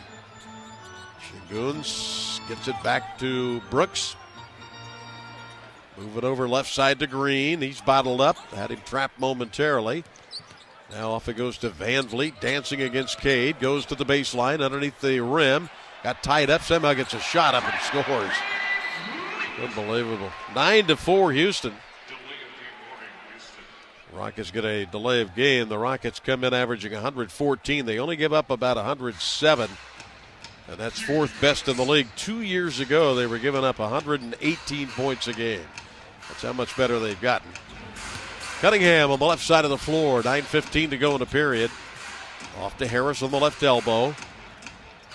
Brooks poking at it. Nice turnaround shot by Harris. Drops off, but Duren is there. 9-6 Houston. JD often playing well here. Left side of the floor, Green to the left corner, jump shot, and that's good for three. 12-6 Rockets. Down the lane goes Cade, gathers and scores. Took it right at Şengün. We've got games within games. The Thompson brothers, you got Cade and Green going at it. Van Vliet weaving his way, a little side pick and roll. Nice job by Duren cutting off Şengün. Keeps the dribble, trying to back it down. Tough fadeaway shot on the way. That's no good. Cade with a rebound. Outlet Thompson up the right wing. Asar down the lane, now wheels out of there. Sends a pass to Duren. Duren a couple of pirouette moves. Fadeaway shot good. Jalen Duren. 12-10 Rockets, 8:10 to go in the period. Amen Thompson, left side for Houston. We're at number one. Spin move to the basket against Hardaway. Too strong off the glass. Harris to Cunningham up the right side. Crosses over in traffic. Up and under and scores. And a foul on the play. Game tied. What a move by Cade Cunningham. Brooks picks up the foul for Houston. Early change. Malik Beasley will come in. Asar Thompson will take a seat. JB was asked about Thompson's minutes limitation. He said, I just kind of do it by feel. Sometimes the athletic trainers will say something, but mostly by feel. And the free throw is a make, and the Pistons take the lead at 13-12. Training staff over there talking to Asar right now. Keep an eye on that. Van Vliet with it. Right side of the floor. Inches his way in. Nice pass to Şengün. Easy shot, and he blew it for the dotted line. Now Malik Beasley coming right to left. Pistons by one. Beasley slides it to Harris for a three ball, and it rims out. Duren keeps it alive, but then Thompson comes out with it. Van Vliet ahead to Green. Leaves it back, and stepping into one, Freddie Van Vliet hits his second triple of the game. 15-13, Houston by two. Pistons 6 of 10, Rockets 6 of 9. Cade with a crossover move, lays it up, lays it in. Ties the game at 15. This is a dandy. Gotta love it. Jalen Green against Cade Cunningham. Left baseline, bounce pass goes inside to Brooks. Brooks sweeps it up and under and scores. 17-15, nobody missing. Rockets by two. Cunningham with the ball on the right wing. Floats one in to Harris. Guarded by Green. Harris backing him down. Hedging over there is Brooks. But too late as Harris gets a jump shot up and ties the game at 17. Not a whole lot of defense being played right now. 6.5 minutes to go, and the attack Green. Slides to a stop at the baseline. Then Beasley almost steals it. Green with a lob inside, and that was a tough break there. And then Thompson on the dunk. Good hustle by Detroit, but it ends up with a Rockets bucket. 2-point lead Houston. Cunningham makes a move to the left baseline. Jumper over Green. Missed it. Duren taps it in. Reached up with the left paw, knocked it back. Timeout Houston. Oh my goodness, how about the pace of this thing? Pistons 64%, Houston 72%. And it's a 19-19 game on the Pistons Radio Network. At Corewell Health, we know time doesn't heal all wounds. Hard work, innovation, and we do. We're fighting cancer with proton therapy and music therapy. We're turning back the clock on Parkinson's with deep brain stimulation and outsmarting blood clots in seconds instead of days. Because this is your time to take control of your health. And it's time to show that together, we can. Corewell Health. Behind the scenes, Michigan's public health team is working to make Michiganders across the state healthier. Bringing healthcare closer to home with mobile clinics, increasing access to healthy food through farmers markets and WIC, doing hearing and vision screenings in schools, helping families navigate healthcare challenges. Learn more about how public health workers protect us all at michigan.gov/public health. A message from the Michigan Department of Health and Human Services. I'm Dan Campbell, head coach of the Detroit Lions. I know from experience, a football team is like a family. You trust each other, you support each other, you rely on each other. That's how it is in life, especially when you've been hurt in an accident. You don't call just anyone. You turn to family for help when you're injured. And everyone knows the Bernsteins will treat you like family. And you can trust them like family. They're Michigan's first family of law for a reason. Get the Bernstein advantage. After all, we're all family around here. Injured? 1-800-CALL-SAM. Our champion back with you. Kia brought you the break. Pistons College Nights are back and better than ever. Each college night package starts at just $30. Includes a game ticket, donation to your college or university, and a limited edition co-branded hoodie. Find your school today, Pistons.com/college night. Open up the BetRivers online casino and sportsbook app every home Pistons game. And spin to win up to $25 in bonus money when you deposit $10 with code PISTONS. Little concern about Asar initially. As he went over to the bench, training staff came over, talked to him, but he's up, standing up there, and apparently okay. Pistons shooting 64%. JD, 6 points, 2 boards. It's 4 for 4. Pistons have scored 18 of their 19 points in the paint. They've only attempted 1 3. That was Tobias Harris. And for the Rockets, Van Vliet's hit 2 triples, has 8 points. They are 8 of 11 shooting so far on the afternoon.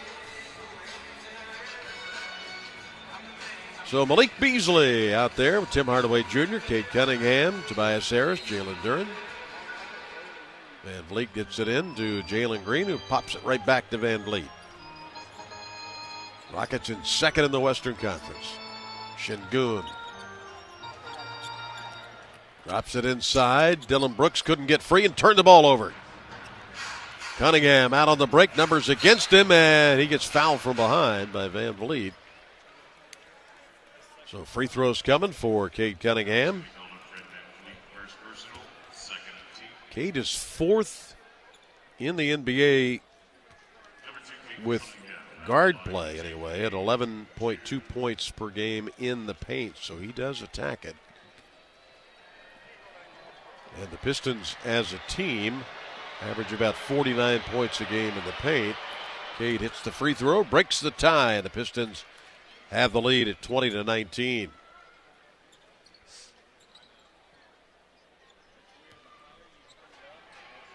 Tari Eason has checked in for Houston.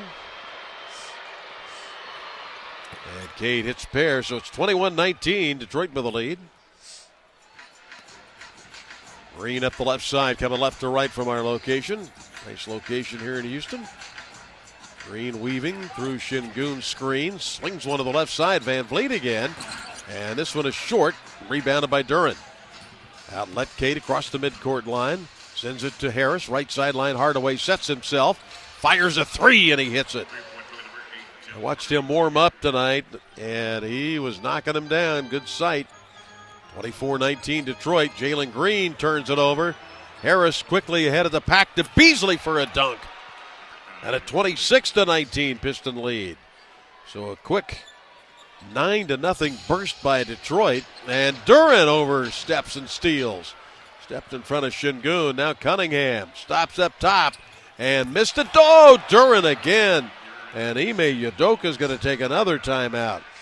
Jalen Duren is having himself a night. 10 points, 5 for 5, 4 rebounds. And the Pistons have scored 8 points off 5 Houston Rocket turnovers. Detroit 28, the Rockets 19 on the Pistons Radio Network. You don't have to play for the Pistons to be treated by the same doctors who keep the team at their best. I can't dunk in size 18 sneakers, but I can play 18 holes. I don't box out defenders in mesh shorts, but my hip is back in the game. I'm not a Piston, but I'm running on all cylinders after back surgery. I am Henry. I am Henry. Henry Ford Health, official team physicians of the Detroit Pistons. And you. Visit henryford.com/teamdocs. When you wanna bet on sports, played on a field or ice or courts, Bet Rivers is the place. over, under, money line, same game parlays, it's all fine. We'll put a smile on your face. Bet Rivers Sportsbook is your home for chance, where you can experience the thrill of betting on the sports you love. Bet Rivers Sportsbook. Download the app. Take a chance. Must be 21 plus and present in Michigan. Void where prohibited. Terms and conditions apply. Gambling problem? Call 1-800-GAMBLER. You have one new message from the Detroit Pistons. Hey, chat. Read message. Want to stay up to date on all things Detroit basketball? Tell me to text Pistons to 41518 and get instant updates straight to your mobile device. Get notified about exclusive retail drops. Enter to wins, theme nights, giveaways, and more. Do you want to opt in? Hey, chat. Yes. Text Pistons to 41518.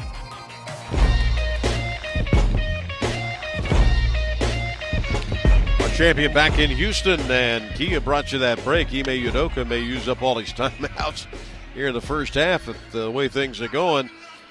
Well, this game was tied at 17, and since that time, an 11-2 Piston run.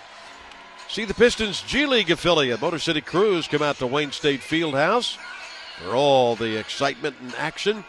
And the tickets start at just $10, always include free parking. Head to cruisebasketball.com to get yours. Team Leaders brought to you by the Sam Bernstein Law Firm, Michigan's first family of law. 1-800-CALL-SAM. As they say, we are family. For the Pistons in this game, it's been Jalen Duren. 10 points, 2 steals, 4 rebounds, 5 for 5 shooting. Cade Cunningham has added 9 and 2 assists. Pistons have cashed in 8 points off 5 Houston Rocket turnovers, and Detroit has 22 points in the paint. So out of that timeout, Simone Fontecchio's come in for Detroit. Jock Landale has come in. Steven Adams not available, so Landale the backup center now. Tari Eason tried to attack, couldn't, gets it out to Green. Right side Van Vliet. Off a screen, gets a jump shot on the way.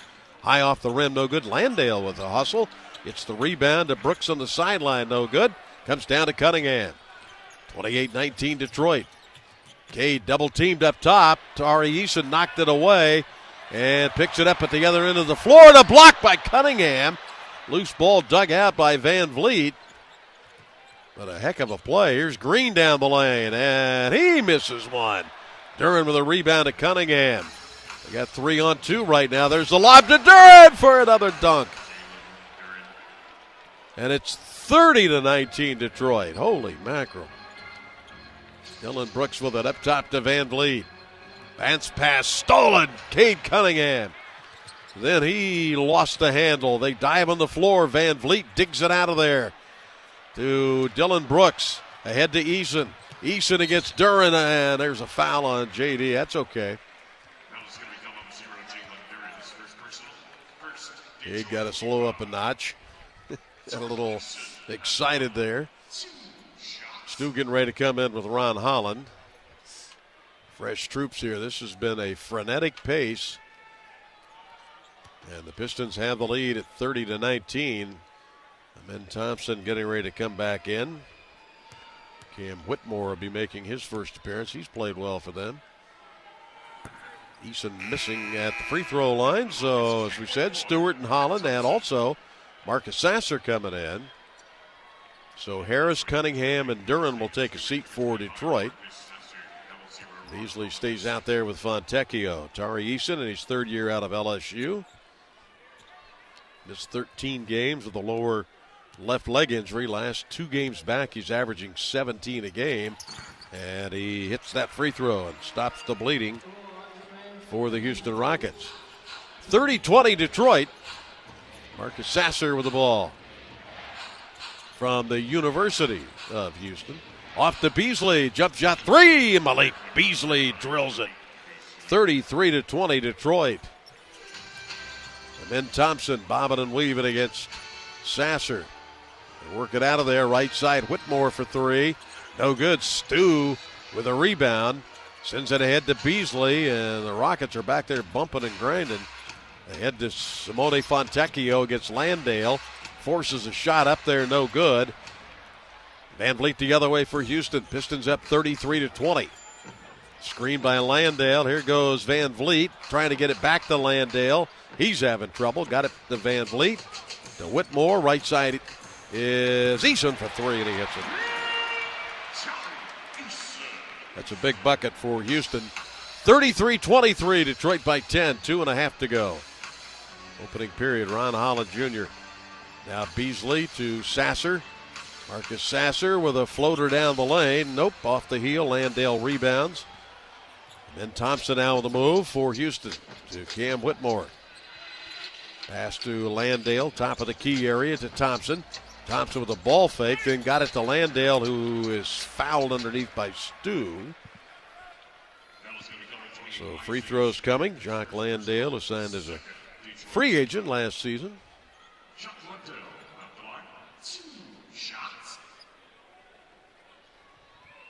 Both teams still shooting extremely well. Pistons at 63%. The Rockets have dipped a touch to 50 as the free throws are made by Landale. They've got it below double figures, 33-24. As we know in the NBA, no lead is ever safe, so you're just happy with the way you're playing now and hope to keep it going. Second one on the way, and that's a make. Marcus Sasser will work it across. Flips it ahead to Stu. Dribble handoff, Holland. The left elbow to the mid-post. Look out. Eason grabbed a hold of him. But they're going to call it on Amin Thompson. This will be a sideline out now for Detroit. On to Atlanta, and then Orlando, Cleveland, and Indiana. Fontecchio for the left sideline to get it in. Marcus Sasser to a cutting Malik Beasley. Left corner is Holland. Good looking one for three, and he hits it. And the lights suddenly dim here at the Toyota Center.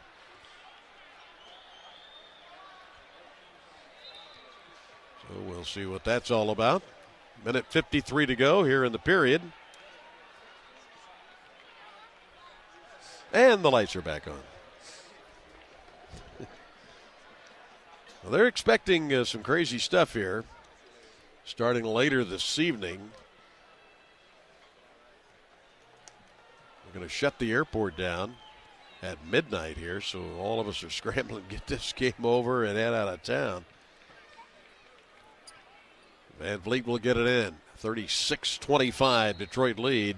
Game was tied at 17, and then Pistons went on a nice run. And then Thompson up the left side. Screen Landale. Thompson on the attack. Sweeps it up over Stu. Rolls off, no good. But Landale gets an offensive board. Rockets hurt the Pistons last time with offensive rebounding. Cam Whitmore from the left side. Posts up Landale. He steps out on the wing, turns, shoots, and hits. Oh. 36-27. 9-point game. Landale, the nice shot. Marcus Sasser slides it to Holland. He sees a lane, drives to the rim, and missed the shot. Comes down to Thompson. Nobody stopped him. Thompson going all the way to the rim against Stu and banked it in. That's not good defense. Did not stop the ball. 36-29. Piston lead down to 7. Here's Beasley pulling up off a screen from Stu for three. Beasley with his second three ball of the afternoon. Van Vliet near midcourt. Fontecchio on him. Right sideline doing a lot of spinning for no reason. And then almost turned it over. Got it to Landale. Shot is short. And it goes off Detroit. 4.7 on the shot clock. 37.5 to go in the opening period. Good start for the Pistons.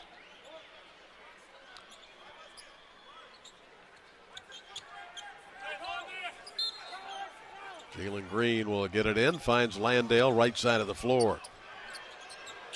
Back to Green, launches at the shot clock buzzer, no. And a violation.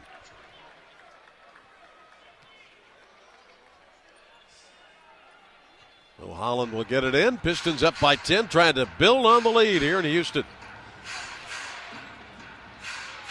Sasser to Beasley, now to Sasser, right side of the floor. Attacks.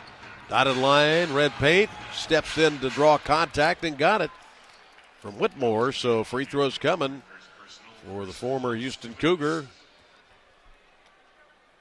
Sasser will step to the line.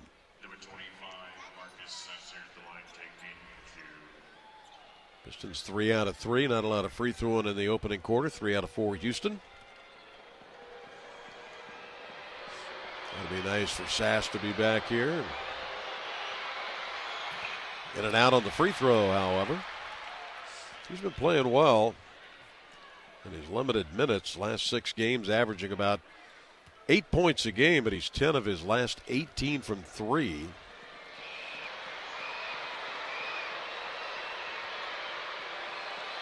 Second free throw, that's a make. And the Pistons have 40 in the opening period. Green will walk it across. 5 points in the opening period for him. Got Sasser on him, working the clock down. 11 seconds and ticking. Thompson sets a screen. Green on the move. Right elbow, jump shot on the way. Way short. Fontecchio with a rebound. Tries to get it ahead to Sasser. Counts if it goes, and he throws it off the glass. Now the Pistons jumped on the Houston Rockets after the game was tied at 17. Next thing you know, the Pistons were up 33-20.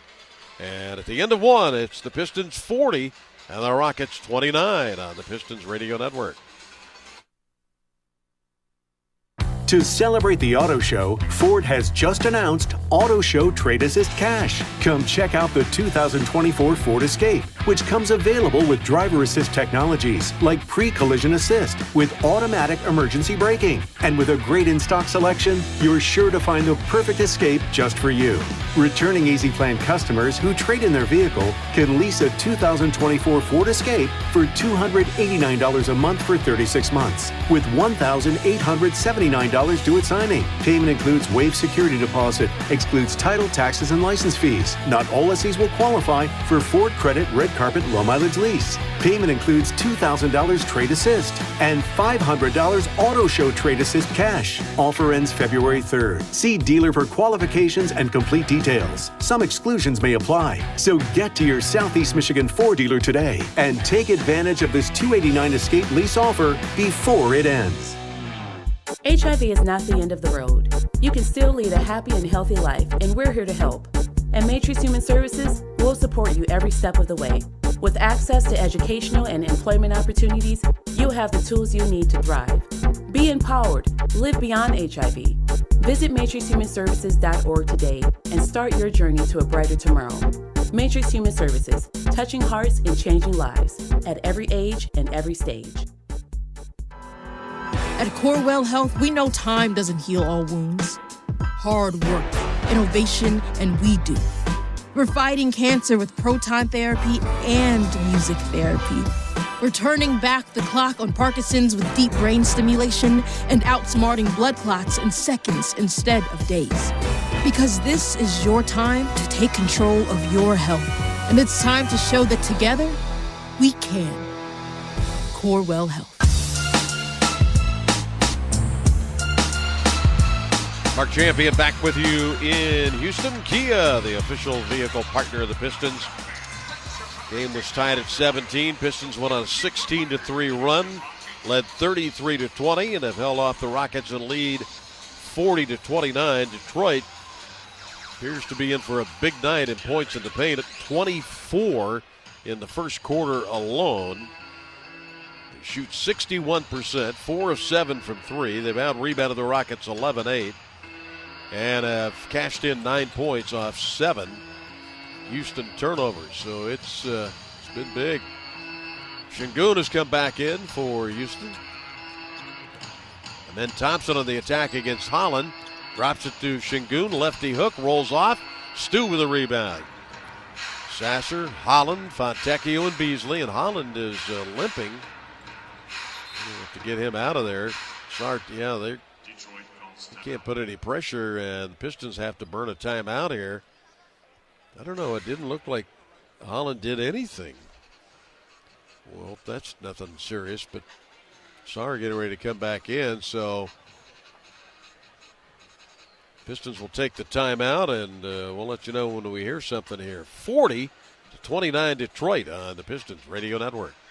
Hey, did you see that game last weekend? It was crazy. Actually, we were there. Wait, like in person? How'd you swing that? Allegiant had a super affordable nonstop flight out there. And with how low the airfare was, buying tickets to the game was a no-brainer. Hold my beer. I'm going to Allegiant.com right now. Allegiant, the official airline of the Detroit Pistons. Non-stop flights from Flint to Destin, Florida. One way for as low as $47. Must be purchased by 1/9/2025 for travel between 12/16/2024 and 5/12/2025. Seats and dates are limited. Restrictions apply. See Allegiant.com for details. Hi, welcome to our grand reopening. What's so grand? Looks like the same bar, same food, same drinks. But not the same Club Kino. Welcome to the newly redesigned Club Kino from the Michigan Lottery. Now with the new +3, giving you more chances to match and win. I like. There's a new and improved kicker with more chances to multiply your winnings. Impressive. And even bigger jackpots with a jack. Wow, I just love what you've done with the place. Try the new Club Kino, only from the Michigan Lottery. Knowing your limits is always the best bet. Kia is the official automotive partner of the NBA. And we think about basketball a lot. The plays, the swagger, the glory, the game. And how we can elevate our own game with capability that takes us to another level. And ground clearance that propels us even higher. The 3-row 2025 Kia Telluride X-Line all-wheel drive. Kia, proud partner of the Detroit Pistons. Call 800-333-4KIA for details. Always drive safely. Limited inventory available. Our champion back in Houston. Kia brought you the break. We were looking at the video on Ron Holland to try to get an idea of what he did. Grabbed a hold of his knee. Might have been a knee-to-knee thing. Flexing that right leg, and hopefully okay. I mean, it might have just been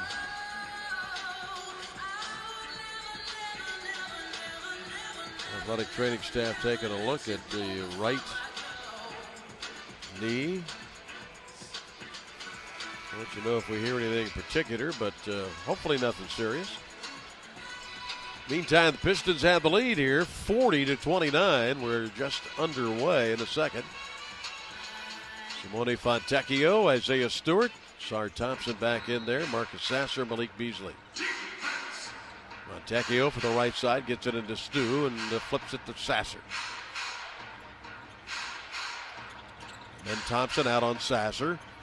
Pass to Beasley, now back to Sass, left side of the floor, drops it into Stu. Mid-post back down.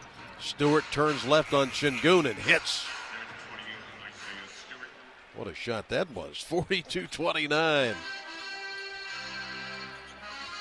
So the Aaron Holiday's come in for the first time for Houston. And then Thompson up top on the dribble, off to Holiday on the right wing. One of the three Holiday brothers on the move.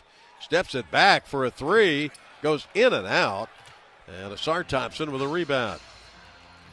Attacks the middle of the floor, now brings it back out to the baseline. Slings one to Fontecchio. Back to Thompson. And now to Sasser. Slides it to Fontecchio. Great ball movement. Sasser back to Fontecchio. Too strong on a three. Long rebound. Sass to the lefty layup, and he got it. Pistons have their biggest lead. It's 44-29. 10.5 to go. Second period. Şengün making a move on Stu. Lost the handle. Got it back. He's been frustrated. Drops it into Brooks on the right elbow. Brooks double team. And the ball's knocked loose. Stu kicks it ahead to Malik Beasley. To Fontecchio. Guarded by Amen Thompson. Off it goes to Sasser. Wheels out of the red paint. Brings it out to the left side. 2 minutes gone here in the second period. Sasser against Şengün, working him over. A rainbow three. Off the rim, no good. And yanked down by the Houston Rockets as Whitmore came out with it. 44-29. They drop it into Şengün.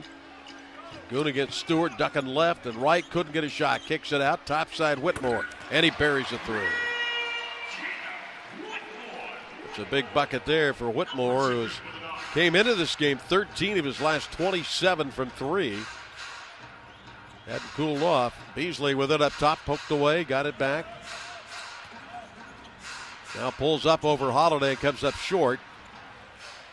Rebound to Whitmore, 44-32. Detroit with the lead, 9:15 to go. Whitmore with a heat check. That three's no good. Sasser with a rebound. Sends it to Asar Thompson. Thompson barreling in, lost the handle. Whitmore ahead to Amen Thompson, and he will score at the other end. 44-34. And now Asar's trying to barrel it in and do it all himself here. Missed the shot, got it back, and got forced out of bounds. A little frustration by Asar on that one, I think. As we said, the game within the game, the battle of the Thompson brothers. Dylan Brooks called for the foul. Cunningham's coming back, had a nice rest. Cade with 9 points, 3 assists, couple of rebounds. So Cunningham will get it in. 8:47 to go before the break. Cunningham with Holiday on him up top. And then a turnover. And Beasley almost steals it back on the outlet pass to Amen Thompson. Both teams with 7 turnovers in this game. Very quiet crowd here in this building. There's not a lot of noise. Only the music seems to make it. Cam Whitmore right side, couldn't get a shot. Skips one over to Thompson, guarded by Fontecchio. Now Whitmore up top for 3. That's short and falls into the lap of Cade Cunningham. 44-34, Detroit with the lead. Fontecchio from 3. That's no good. Everybody's cooled off. Amen Thompson coming left to right. Lob ahead, catch and dunk. Whitmore, and he's fouled by Fontecchio. So the Rockets are inching back, a 7-0 run with a free throw coming.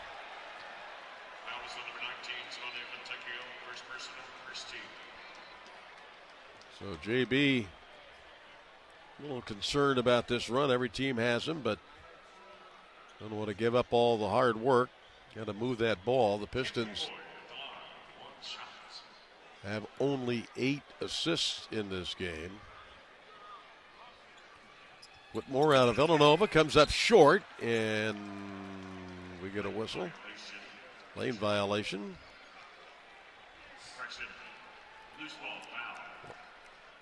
Well, now they say it's a loose ball foul. Called on Stewart. So that's 2 on him. Fred Van Vliet will check back in. Torrey Eason also coming in. Brooks and Thompson sit down. Sideline out for the Rockets. Houston at 28-13 on the year. Van Vliet on the move, off a screen. 3 on the way, and it's good. Yep, timeout time for the Pistons. A 10-0 run by the Houston Rockets, and it's a 5-point game. 44-39 Detroit on the Pistons Radio Network. When you have a gambling problem, you have a money problem.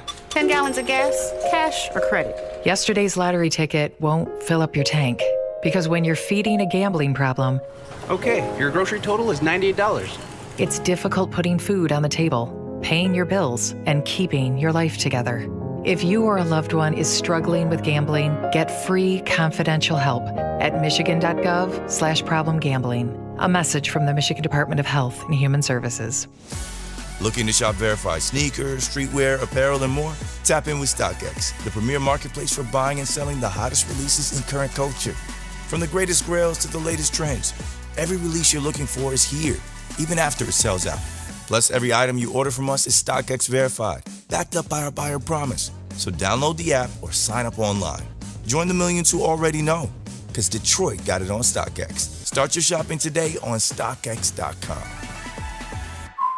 What's your priority? My priority? Making time for myself while taking care of everyone else. Whoa! Mom, he won't share! Oh. The office keeps calling you. Do the kids have swim lessons later? Sometimes I just need a breather. So I'm glad Priority Health's Wellbeing Hub connects me to support that helps me give that back. Mom! Balance my day. With Priority Health, your priority is our priority. Our champion back in Houston. Kia brought you the break. One theme night isn't enough. Pistons Flex Plan. You choose 7 or more of your favorite theme nights and giveaways. And the more games you add, the more you save. Visit pistons.com/flex to build your plan.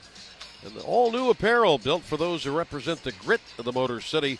Check out the Bad Boys collection, available now. Pistons313shop.com, official online store of the Pistons. Pistons have won 8 games this year. They've played 22 against teams 500 or better. They won 8 of them. They're 13-7 against sub-500 teams. The Rockets, meantime, really good. 17-9 against teams that are 500 or better. So a 10-0 run by Houston. They are right back in this thing as if they were ever out of it. Tobias Harris back in. So you got Harris and Cunningham. Stewart still on the floor. Sar Thompson, Malik Beasley. Holiday on the guard, good defender. You would expect a Holiday to be. Cade pulls up on the right elbow and missed it. Stu short arms the putback. Keeps fighting though, 2 or 3 times, but it comes out to Whitmore. Now to Van Vliet. Duran getting ready to come back in. Eason running baseline to the basket. Reverse layup is good. And the run continues. 44-41 Detroit. Cunningham left side. Thompson for 3. No good. Stewart was being held underneath. Van Vliet's going to be called for the foul. So the Pistons have hit a little funk here offensively. Hardaway and Duran both coming back. JD with a great start, 12 points, 5 rebounds. See if he can pick up where he left off. Sideline out. Tobias Harris will get it in. Only 2 points for Tobias so far. Gets it into Hardaway. Now back to Harris. Floats it into Cunningham. Cade holding. Now attacks the paint. Double clutches one up there, no. And Şengün comes out with it. Van Vliet now on the attack. Down the lane, kicks it out to Eason. Eason, a 15-footer, is short. Rebound Şengün. Missed it, tapped around twice and in by Şengün. And it's a 1-point game, 44-43. 14-0 run by the Rockets. Holy mackerel. Harris trying to avoid a trap on the left side of the floor. Little spin move to the free throw line, and he missed it badly. Rockets can take the lead. Holiday drops it back, and Eason kicked it off his leg, but a foul on the play. Boy, did this game turn around. Harris picks up the foul. Pistons just kind of lost all of their mojo.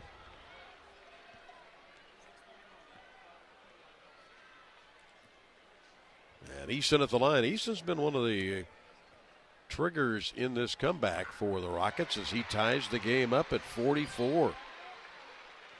Pistons were up 44-29. And now we're tied at 44.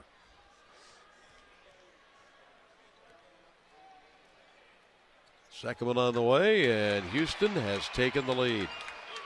45-44 Rockets. Unbelievable. Cunningham, left side of the floor.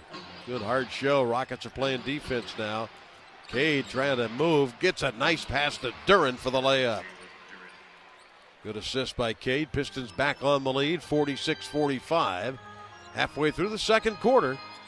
Alperen Şengün on the move. Kicks it up top. There's Van Vliet. Too strong on 3. Duran with a rebound. Falls down. Got it ahead to Thompson.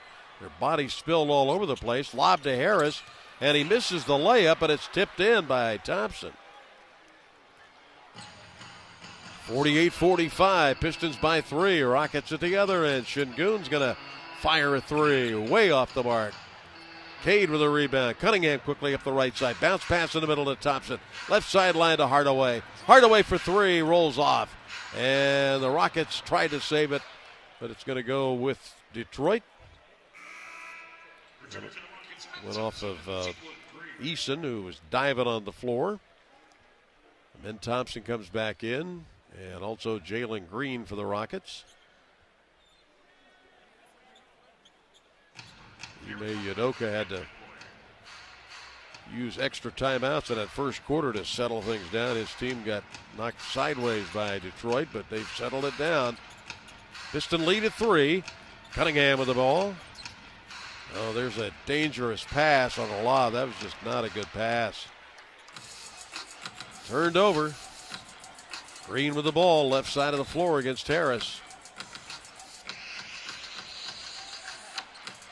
Green working his way down the lane to the layup. Oh, man, he just probed his way in and scored, and it's 48-47. Piston lead at 1. Green with 7. Cade Cunningham in between the circles, takes it right elbow.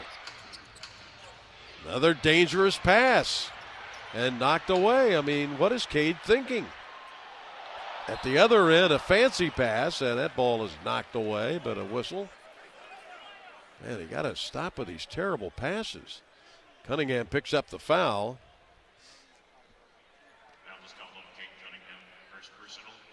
9 turnovers for Detroit, and at the free throw line is Amen Thompson.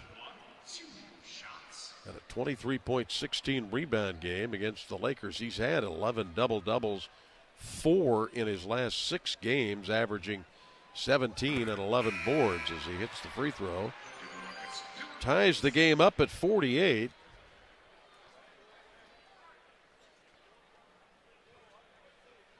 Now trying to break the tie. Once again, a deadly silent building here at the Toyota Center. Free throws to make. And the Rockets get the lead back, 49-48. 4:39 and ticking. Cade Cunningham guarded by Amen Thompson. Right side of the floor goes to Harris. Back Cade. And there's another turnover. Unbelievable.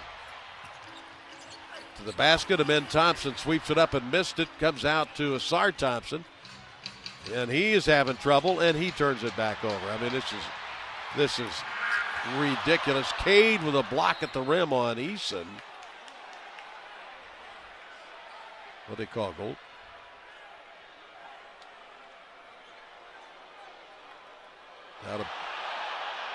Fans saw a replay here and looked like a foul, but it's called an out-of-bounds play, so it's Piston basketball.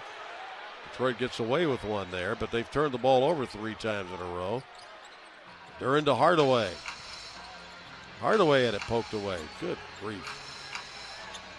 Now he picks up the dribbles, got to have help. Finds Ausar with a turnaround shot and rattles it in for the right elbow. 50-49, Detroit gets the lead back. And what's turned into an ugly game here in this second quarter. Jalen Green, screen from Thompson. Gives it back to him, and there's a dunk. Pick and roll works perfectly. 51-50, Rockets by 1. Thompson with 12. Harris backing it down. Drops a bounce pass, and there's another turnover. Jalen Green gets bumped by Harris. Okay, somebody's got to speak up to this team. And looks like Cade's trying to gather his teammates. I mean, this is ridiculous what they're doing. They're up to 12 turnovers in this game. So Jalen Green will head to the line. Second pick of the draft, taken right after Cade. Cade talking to Ausar as the free throws are make. Beasley back in. Ausar Thompson will take a seat. Sorry, with 6 points, 6 rebounds, but you can just see pressing a little bit. Playing against his brother, I mean, he's got to relax. Second free throw coming, and that's a miss. Rebound, Duren. So the Rocket lead is 2 at 52-50. Cunningham with 9 points, 4 boards, and 4 assists. Has it right side of the floor. Nice crossover on Eason. Got tangled up, throws it up, and it goes in. Just powered it up. Game tied at 52. Van Vliet. Now Eason on the right side. Dumps it back to Green. Green on the move. Drive, steps back off Duren, and hits. Oh, what a shot. 54-52. 2-point game. Cunningham up top for Detroit. Trying to get that mojo back. Cade on the move. In the restricted area, missed the shot.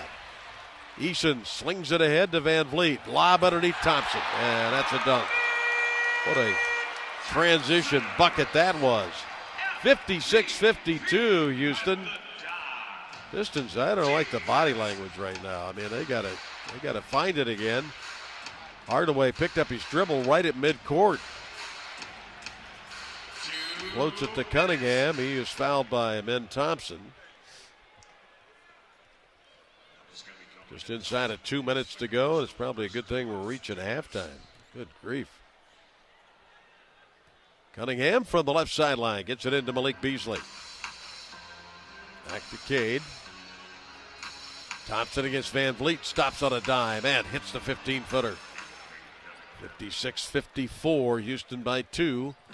Pistons 47%, Rockets 47%. Jalen Green near midcourt.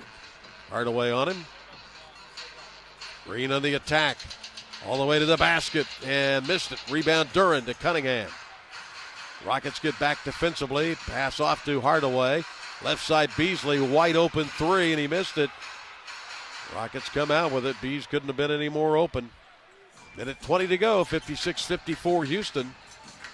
Ben Thompson, right side. Gives it to Torrey Eason. Skips it over to Green on the left side with 8 to shoot. Green goes baseline. Underneath to a cutter. Thompson, no, but a whistle. Free throws coming. Rockets 8 of 11 at the line.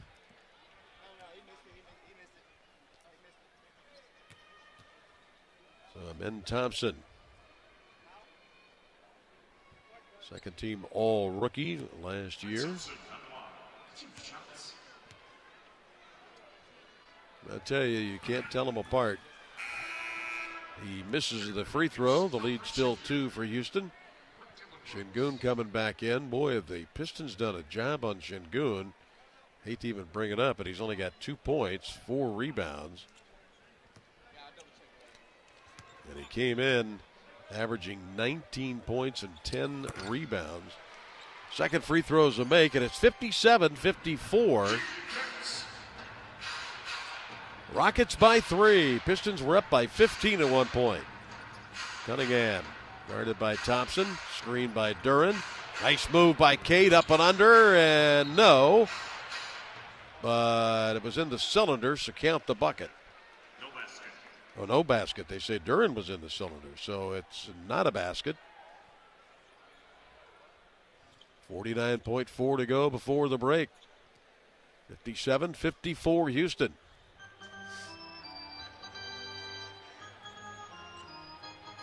Jalen Green near midcourt. Şengün sets a screen. Green on the move, right side of the floor. Dumps it underneath to Thompson. Kick out top. Van Vliet for a topside 3. That's no good. Şengün with a rebound. Sends it out to Green. Right wing 3. That's no good. Cade with a rebound.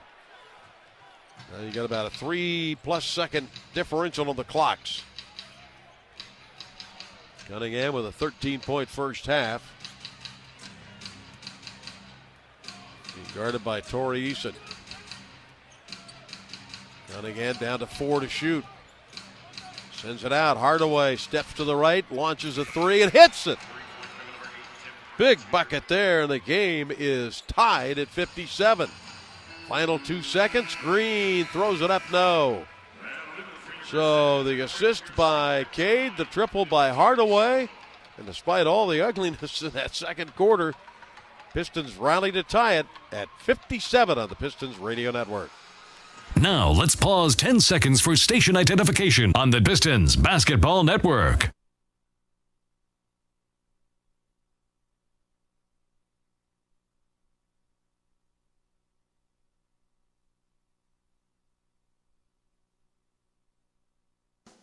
Fuel your child's love for the game with Pistons Academy, the official youth basketball program of the Detroit Pistons.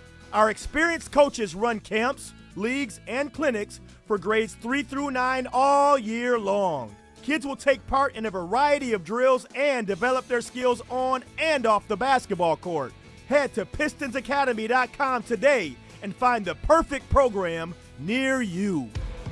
You don't have to play for the Pistons to be treated by the same doctors who keep the team at their best. I can't dunk in size 18 sneakers, but I can play 18 holes. I don't box out defenders in mesh shorts, but my hip is back in the game. I'm not a Piston, but I'm running on all cylinders after back surgery. I am Henry. I am Henry. Henry Ford Health, official team physicians of the Detroit Pistons. And you. Visit henryford.com/team docs. Take a chance, you'll see. You like slots, we've got lots. Blackjack, roulette, take your shot. It's where you want to be. Bet Rivers Online Casino is your home for chance. With hundreds of slots, live table games, and more. Bet Rivers Online Casino. Check out the app. Take a chance. Must be 21 plus and present in Michigan. Void where prohibited. Terms and conditions apply. Gambling problem? Call 1-800-GAMBLER. I'm Dan Campbell, head coach of the Detroit Lions. What if I told you there's a legal team whose winning record goes back over 50 years? What if this team had a roster of some of the best and brightest in their field? And what if I said that every time this team wins, you win too? I'm talking about Michigan's first family of law, Sam Bernstein Law. If you've been injured in an accident, calling Sam will be the best call you ever make. Get a winning team to fight for you. Get the Bernstein advantage. Call Sam. Injured? 1-800-CALL-SAM. Thanks for showing up, Detroit. Nothing compares to catching your Pistons IRL. And that all starts with buying tickets at Ticketmaster, the official ticket marketplace of the Pistons and the NBA. Ticketmaster gets you to the game so you can catch every highlight. Put that jersey collection to use for the next game and get Piston tickets at Ticketmaster. Whether they're here at Little Caesars Arena or on the road, Ticketmaster's got your back when it comes to scoring tickets. And there's no better brag than saying you saw it live. This is the Detroit Pistons halftime show on the Pistons Radio Network. Here's your host, Luke Sloan.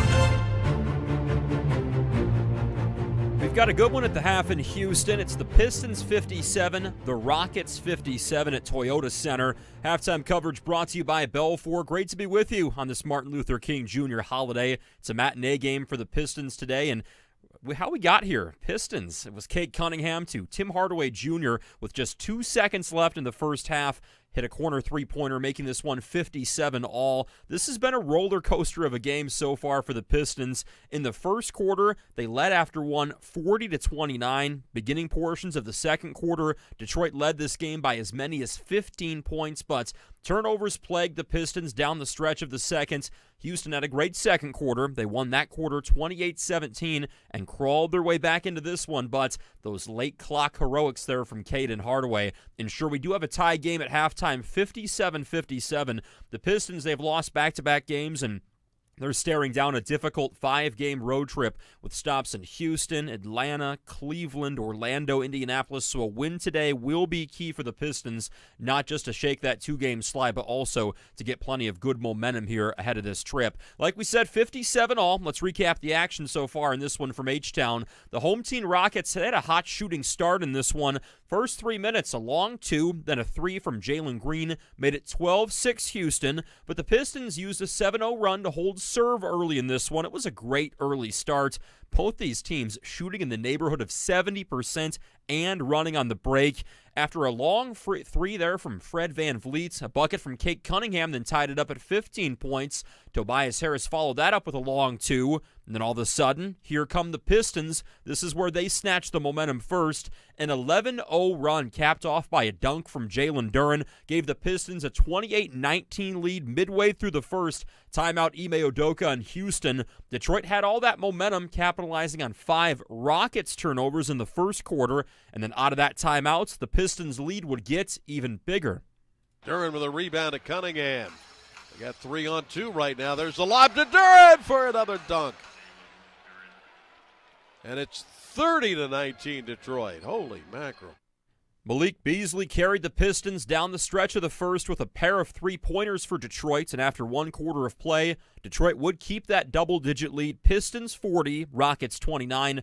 Duren led the way early, 12 points for him, 8 for Beasley. That Pistons lead was as big as 13 in the first quarter. Opening minutes of the second now, the Pistons would grow their lead to a new biggest of the afternoon, 15 points like we mentioned, 44-29 after back-to-back baskets from Isaiah Stewart and Marcus Sasser. But unfortunately, like we talked about, this is where the Rockets would then snatch that Pistons momentum right away. 10-0 run for Houston, capped off by a VanVleet 3, made it 44-39 Pistons, 4 minutes into the second. Timeout JB Bickerstaff now. And it would just get worse. Out of the timeout, that 10-0 run would turn into a 16-0 run and a 45-44 Rockets lead. That was Houston's first lead since early in the first quarter. The Pistons, though, would grab it right back. Buckets for Duren and Nassar Thompson made it 48-45 Detroit. We're now halfway through the second. The Rockets, though, would retake the lead as these two teams went back and forth down the stretch of the first half. Inside of 2 minutes to go, Green hit a step back, and Amen Thompson hammered home a dunk, making it 56-52 Rockets. 2 seconds left. Cade found Tim Hardaway Jr. for a 3, and at the half, despite a shaky second quarter for the Pistons, right now we're all tied up at 57 points apiece. I think the first place to start when you look at the stats in this one is the turnovers for the Pistons, but really both these teams. That big run for Detroit midway through the first quarter was propelled by 5 Rockets turnovers. You can say the same. Pistons turning the ball over to the Rockets in the second quarter. 11 total turnovers, actually make it 13 total turnovers as I refresh my page for the Pistons in the first half. Detroit shooting 46%, 42 for the Rockets. Also out-rebounding the Rockets 29-20. Looking at the individual stats, leading the way 14 points, Jalen Duren for the Pistons. He's also got 5 boards, 13 for Cade Cunningham, and 8 off the bench for Malik Beasley. And on the Houston side of things, Amen Thompson in the starting lineup with no Jabari Smith for Houston. He's got 15 points and 1 dime. Jalen Green's got 10, 11 for Fred VanVleet, and Tari Eason, he's a good bench scorer for this Houston team. He's got 8. Once again, it's 57-57, Pistons and Rockets all tied up at the half, leading the way for Detroit. 14 points for Jalen Duren. They had a lead of as many as 15 points, working through turnover problems, but very happy to be in that halftime locker room with this one all tied up at 15. It's a great tradition across the NBA. Lots of basketball on Martin Luther King Jr. Day. Pistons and Rockets, just one of 8 games on the slate today. We'll check the out-of-town scoreboard next. Halftime brought to you by Belfour. Did you know StockX was born in Detroit? From the small desk of a few back in 2016 to a now global platform, our real-time marketplace offers you unprecedented access to buy and sell verified sneakers, streetwear, apparel, and more. From the greatest grails to the latest trends, every release you're looking for is here, even after it sells out. Plus, every item you order from us is StockX verified, backed up by our buyer promise. So join the millions who already know, because Detroit got it on StockX. Start shopping now at StockX.com. You don't have to play for the Pistons to be treated by the same doctors who keep the team at their best. I can't dunk in size 18 sneakers, but I can play 18 holes. I don't box out defenders in mesh shorts, but my hip is back in the game. I'm not a Piston, but I'm running on all cylinders after back surgery. I am Henry. I am Henry. Henry Ford Health, official team physicians of the Detroit Pistons. And you. Visit henryford.com/teamdocs. I'm a geologist, and Little Caesar Stuffed Crazy Crust Pizza is not only tastier than the Earth's crust, but it's the lowest price in stuffed crust. With a buttery garlic-flavored crust that's stuffed with cheese, geologists agree Stuffed Crazy Crust rocks. Let's rock! Try Little Caesars Stuffed Crazy Crust for only $9.49. Pizza, pizza. Price comparison of Little Caesars Stuffed Crazy Crust Pizza against menu prices of comparable stuffed crust pizza from top national pizza chains, plus tax where applicable. Available at participating locations. Prices may vary. Prices higher in Alaska, Hawaii, and third-party online sites. Little Caesars rocks! Missed the 4 for $4? The Pistons have a bigger and better deal for you and your crew. With the Family 4-Pack, score 4 tickets and 4 $15 concession vouchers for both dinner and Detroit basketball.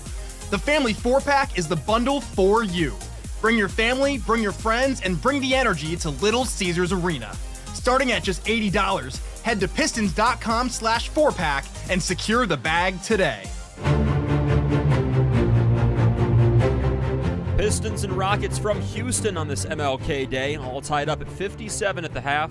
Right now, Jalen Duren leading the way for Detroit with 14, 15 for Amen Thompson. Pistons and Rockets, one of 8 games on the holiday. Let's head around the association now. One final score, the Mavericks falling to the Charlotte Hornets at the Spectrum Center in Charlotte. 110-105 the final. 23 for LaMelo Ball leads the way in this one for Charlotte. Kyrie Irving had 33 for the Mavericks. Couple in action right now, 8:22 to go second quarter. It's the Timberwolves leading the Grizzlies 32-26. T-Wolves being led so far by no one else other than Anthony Edwards, 12 points for him. And in this one, Jaren Jackson, the former Spartans, got 7. Hawks and New York Knicks, this one just underway from the Garden. 2 minutes in, it's 6-2. The Hawks are on top early. Coming up at 3:30, the NBA best 35-6 Cleveland Cavs play host to the Phoenix Suns. At 5, a 2022 NBA Finals rematch between the Celtics and Warriors. Then the late games at 8 o'clock, Jazz Pelicans, and Bulls Clippers is at 10:30 from the West Coast. In Houston at the half, it's Pistons 57, Rockets 52nd. Second half action with Mark Champion next. Halftime brought to you by Belfour. To celebrate the auto show, Ford has just announced Auto Show Trade Assist Cash. Come check out the 2024 Ford F-150. From workdays to weekends, the F-150 will get the job done. With a great in-stock selection, you're sure to find the perfect F-150 just for you. Returning AZ Plant customers who trade in their vehicle can lease a 2024 Ford F-150 XLT 4x4 Super Crew for $399 a month for 24 months, with $3,069 due at signing. Payment includes waive security deposit, excludes title, taxes, and license fees. Not all lessees will qualify for Ford Credit Red Carpet Low Mileage Lease. Payment includes $1,000 RCL cash, $2,500 Open Trade Assist, and $500 Auto Show Trade Assist cash. Offer ends February 3rd. See dealer for qualifications and complete details. Some exclusions may apply. So get to your Southeast Michigan Ford dealer today and take advantage of this $399 F-150 lease offer before it ends. HIV is not the end of the road. You can still lead a happy and healthy life, and we're here to help. At Matrix Human Services, we'll support you every step of the way. With access to educational and employment opportunities, you'll have the tools you need to thrive. Be empowered. Live beyond HIV. Visit matrixhumanservices.org today and start your journey to a brighter tomorrow. Matrix Human Services, touching hearts and changing lives at every age and every stage. At Corewell Health, we know time doesn't heal all wounds. Hard work, innovation, and we do. We're fighting cancer with proton therapy and music therapy. We're turning back the clock on Parkinson's with deep brain stimulation and outsmarting blood clots in seconds instead of days. Because this is your time to take control of your health. And it's time to show that together, we can. Corewell Health.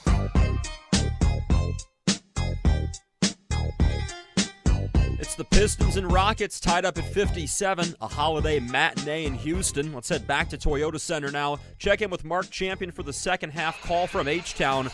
It's been a bit of a roller coaster, Mark. A 15-point lead for the Pistons early in the second, and then these turnover problems. How does Detroit clean that up? Well, that's the $64 question, isn't it? It's been a problem, and they know it. I mean, Cade had 6 turnovers in that first half, and nobody wants to clean it up worse than him. So hopefully they can get it done. But that 16-0 run by the Houston Rockets turned this game around. It was 44-29. Pistons were cruising, and then suddenly the Rockets were leading. But it's all tied up now. And in a game where the Pistons have done a terrific job on Alperen Şengün, just 2 points on 1 for 6. And for that matter, not bad on Jalen Green, 4 for 10 shooting, has just 10 points. So their top 2 players you've held in check, and yet here the game is tied. So you got to get your own offense going here and see if Cade can get some help. Jalen Duren has been terrific, but Cade has assisted on a lot of the dunks by Jalen Duren with 14 points and 8 rebounds. The bench tonight, Malik Beasley has 8 of the 16 for the Piston bench, 2 out of 4. He's only attempted 5 shots, so maybe he needs a few more attempts. We'll see.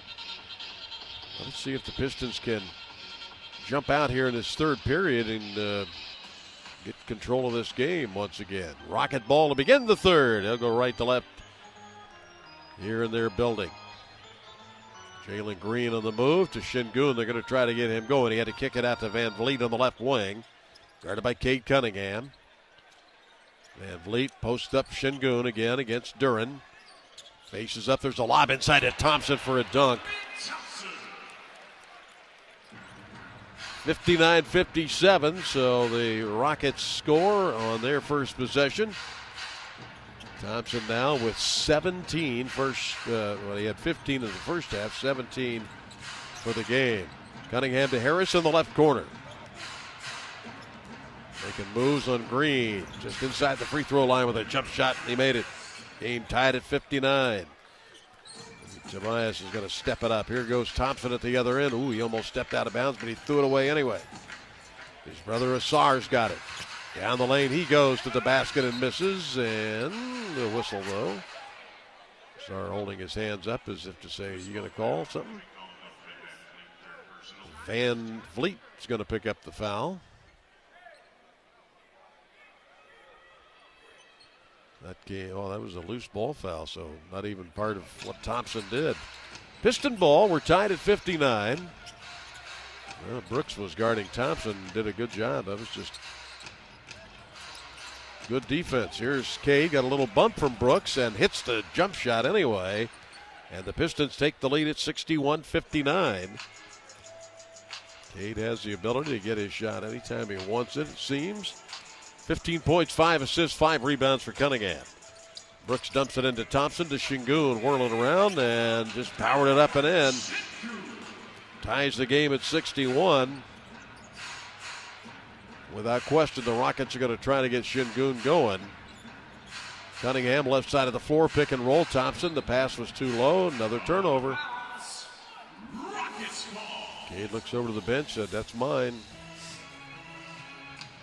Been a rough go with turnovers for Cade. 10:15 to go here in the third. Tied at 61. 14th Piston turnover. Jalen Green guarded by Asar Thompson. 2 young stars. Green trying to cross over Hardaway. Does so. A little fadeaway right side of the lane. No good. Rebound Jalen Duren. Outlet ahead to Cunningham. Cunningham all the way going 94 feet and missed the layup. He tumbles to the floor. Şengün coming the other way for the Rockets. Sends it out to Brooks on the left side. He's short and no good for 3. Rebound Thompson. And that frenetic pace again. Lob into Thompson from Cade. Terrific dunk. And 2-man game there. And it's 63-61. Pistons lead by 2. I think Cade's trying to get Asar going. There's a pick and roll with Amen Thompson. He kicks it out. Green, 3, rims off. No good. Cade with a rebound. Coming left to right, pass ahead. Duren knocked away Şengün. And it's out of bounds. And again, another turnover. There's just no need to make that kind of pass. Fred Van Vliet the other way. 3 triples for Van Vliet. Floats one into Şengün, right side of the lane to the basket. Good power move, but he missed it. And Tobias Harris with the rebound. Pistons by 2. Harris to Cade. Cade launches a 3. Hits a 3 for the left wing. 66-61. Detroit by 5. 18 for Cunningham. Van Vliet got a screen from Şengün. Right wing gets it to him. big fella couldn't get a shot. Back to Van Vliet for three, and that's good. 2-point game, 66-64. 4 triples for Van Vliet. Sar Thompson flips it to Cunningham. Left side of the floor. Then the ball is booted away. 8:24 left in the third. We head on to Atlanta. Second of the 5-game trip. Another good club to face, the Hawks. Tim Hardaway Jr. to get it in for the left sideline for Detroit. Finds Cunningham. He made a move on a men. Thompson and drills another three. 69-64, Detroit by 5. Back-to-back triples for Cade Cunningham. Şengün down to Green. Turns the corner, down the lane against Duren and missed it. Rebound to Sar Thompson. And Green was draped all over him, and Green's going to be called for the foul. First of the evening on him, or the afternoon. Afternoon affair here on Martin Luther King Jr. Day. So Cunningham with 21 points on the afternoon has the basketball. Got it up top, finds Harris. Harris against the smaller Van Vliet. Tries to sweep into the paint, but forced out of there. Coming in to get it is Thompson. Thompson goes high up off, and Duren with a finish. He's going to get a million dunks in this game, and it's 71-64 Detroit. Duren came in with 95 on the season, 4th best in the league. Jalen Green double team ball slapped away by Thompson. Green lost it, and that should be an over back, yeah, because it was not deflected by Detroit. It was deflected by a Rockets player. Good play by Sar Thompson. Yeah, he just lost the ball. So the Pistons get it back, 7:22 to go here in the third. Detroit leading 71-64. Cunningham against Thompson on the move. Baseline left shot, good. Cade is locked in. Ime Udoka senses it as well, as he's going to take the timeout. So Cade Cunningham with a 10-point third quarter has lifted the Pistons to a 73-64 lead on the Pistons Radio Network. I'm Dan Campbell, head coach of the Detroit Lions. What if I told you there's a legal team whose winning record goes back over 50 years? What if this team had a roster of some of the best and brightest in their field? And what if I said that every time this team wins, you win too? I'm talking about Michigan's first family of law, Sam Bernstein Law. If you've been injured in an accident, calling Sam will be the best call you ever make. Get a winning team to fight for you. Get the Bernstein advantage. Call Sam. Injured? 1-800-CALL-SAM. At Corewell Health, we know time doesn't heal all wounds. Hard work, innovation, and we do. We're fighting cancer with proton therapy and music therapy. We're turning back the clock on Parkinson's with deep brain stimulation and outsmarting blood clots in seconds instead of days. Because this is your time to take control of your health. And it's time to show that together, we can. Corewell Health. Hi, welcome to our grand reopening. What's so grand? Looks like the same bar, same food, same drinks. But not the same Club Keno.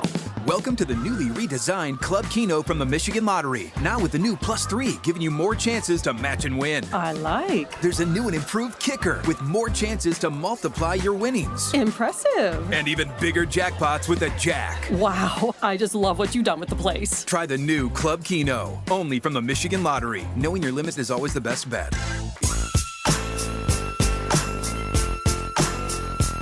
Our champion.